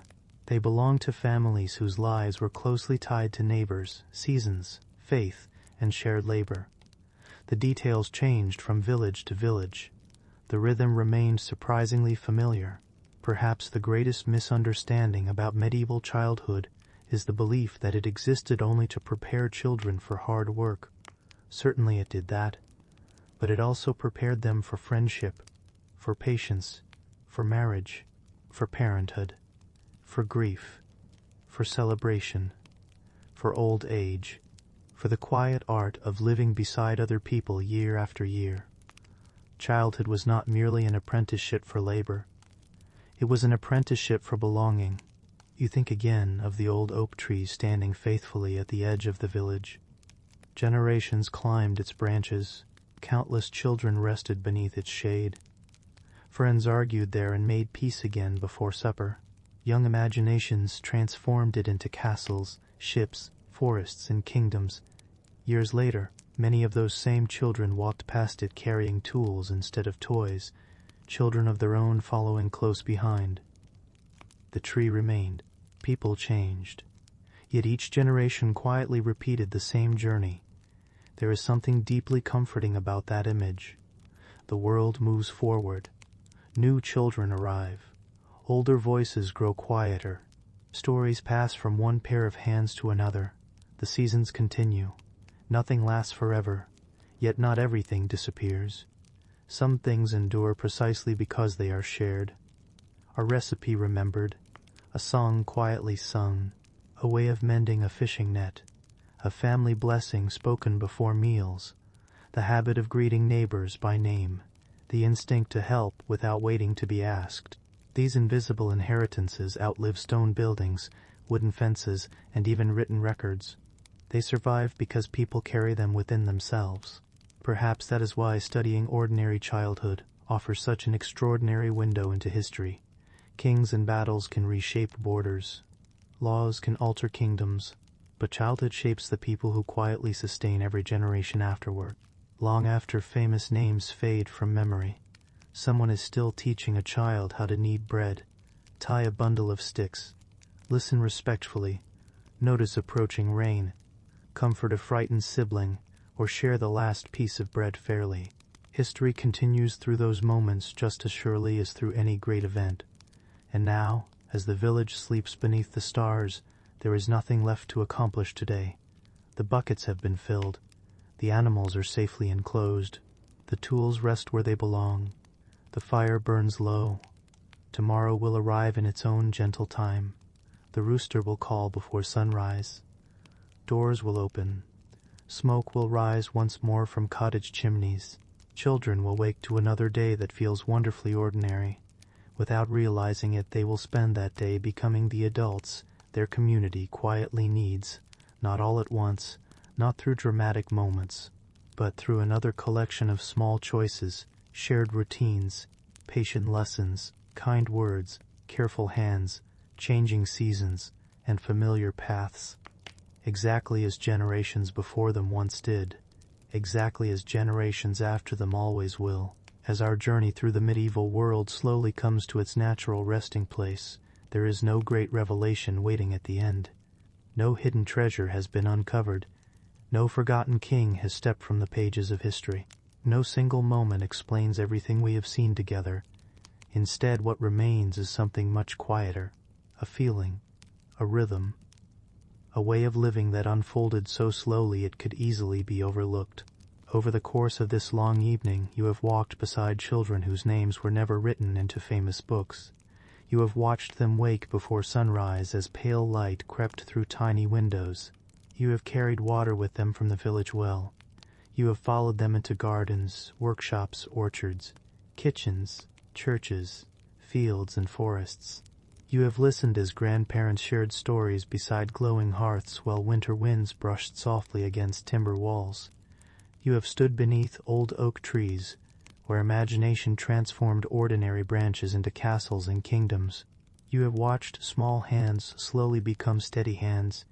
You have seen childhood unfold not through extraordinary events, but through thousands of ordinary days. Perhaps that is why these lives remain so moving after so many centuries. The details belong to another age. The feelings often do not. Most children, in every generation, hope for many of the same quiet things. To feel safe when night comes. To hear familiar voices nearby. To earn the trust of someone older. To laugh with friends before supper. To believe that tomorrow will bring another chance to learn something new. Those hopes crossed centuries far more easily than stone bridges ever could. The medieval world could be demanding. Winters arrived without asking permission. Harvests sometimes disappointed. Illness remained mysterious. Work often began at an age that would surprise many people today. Life depended upon weather, patience, and cooperation in ways that modern life often softens. And yet, within those demands, people still found room for gentleness. A shared meal, a quiet song, a neighbor carrying firewood without being asked, a grandmother pausing in her work to answer another curious question, children laughing as they chased one another through long summer grass before evening bells called them home. History has a habit of preserving moments of conflict because they seem dramatic. Battles, coronations, disputes, treaties. These things matter. But they are not what most people experienced on most days. Most medieval lives unfolded in kitchens, in gardens, beside wells, within workshops, along familiar paths walked so often that every stone became known by memory. It was there, in those ordinary places, that childhood quietly shaped the future. Perhaps that gentle truth is worth carrying with us, not because we should wish to return to medieval life. Modern comforts are real gifts. Clean water flowing from a tap, warm homes protected from bitter winters, medicines that heal illnesses once feared, books within easy reach, light at the touch of a switch, the opportunity for children to spend many years learning before adult responsibilities fully arrive. These are blessings earned through centuries of patient human effort. Looking backward does not require longing to live there. It simply invites understanding. The medieval child would likely marvel at many parts of our world, the speed of travel, the abundance of food from distant places, libraries filled with more books than entire kingdoms once possessed, voices carried across oceans in moments, light pushing back darkness with the simple movement of a hand. Yet perhaps that same child might quietly remind us of something we sometimes forget, that ordinary moments deserve careful attention, that meals taste better when shared, that useful work can carry quiet satisfaction, that knowing the names of neighbors creates a different kind of wealth, that stories passed from one generation to another become invisible threads holding families together, that childhood is not measured only by toys or possessions, but by time spent beside people who patiently teach through example. There is comfort in remembering that every generation believes its ordinary days will soon be forgotten, and yet they rarely are, not entirely. A recipe survives, a family saying continues, a way of planting beans, a lullaby sung softly before sleep, a habit of greeting strangers kindly, a lesson about honesty quietly repeated until it becomes part of someone's character. History often survives in these gentle ways, long after buildings have crumbled and names have faded from memory. If you imagine the village one final time, it is evening once again. The sky has deepened into rich shades of blue. The stars shine steadily overhead. The lanes are empty. Only the occasional glow from cottage windows hints at the peaceful lives unfolding inside. Somewhere a parent quietly tucks another blanket around a sleeping child. Someone adds one final log to the fire. A dog stretches before settling near the warm hearth. Outside, the wind brushes softly through the branches of the old oak that has watched generations come and go. Tomorrow, another ordinary day will begin. Children will wake. Bread will be baked. Water will be carried.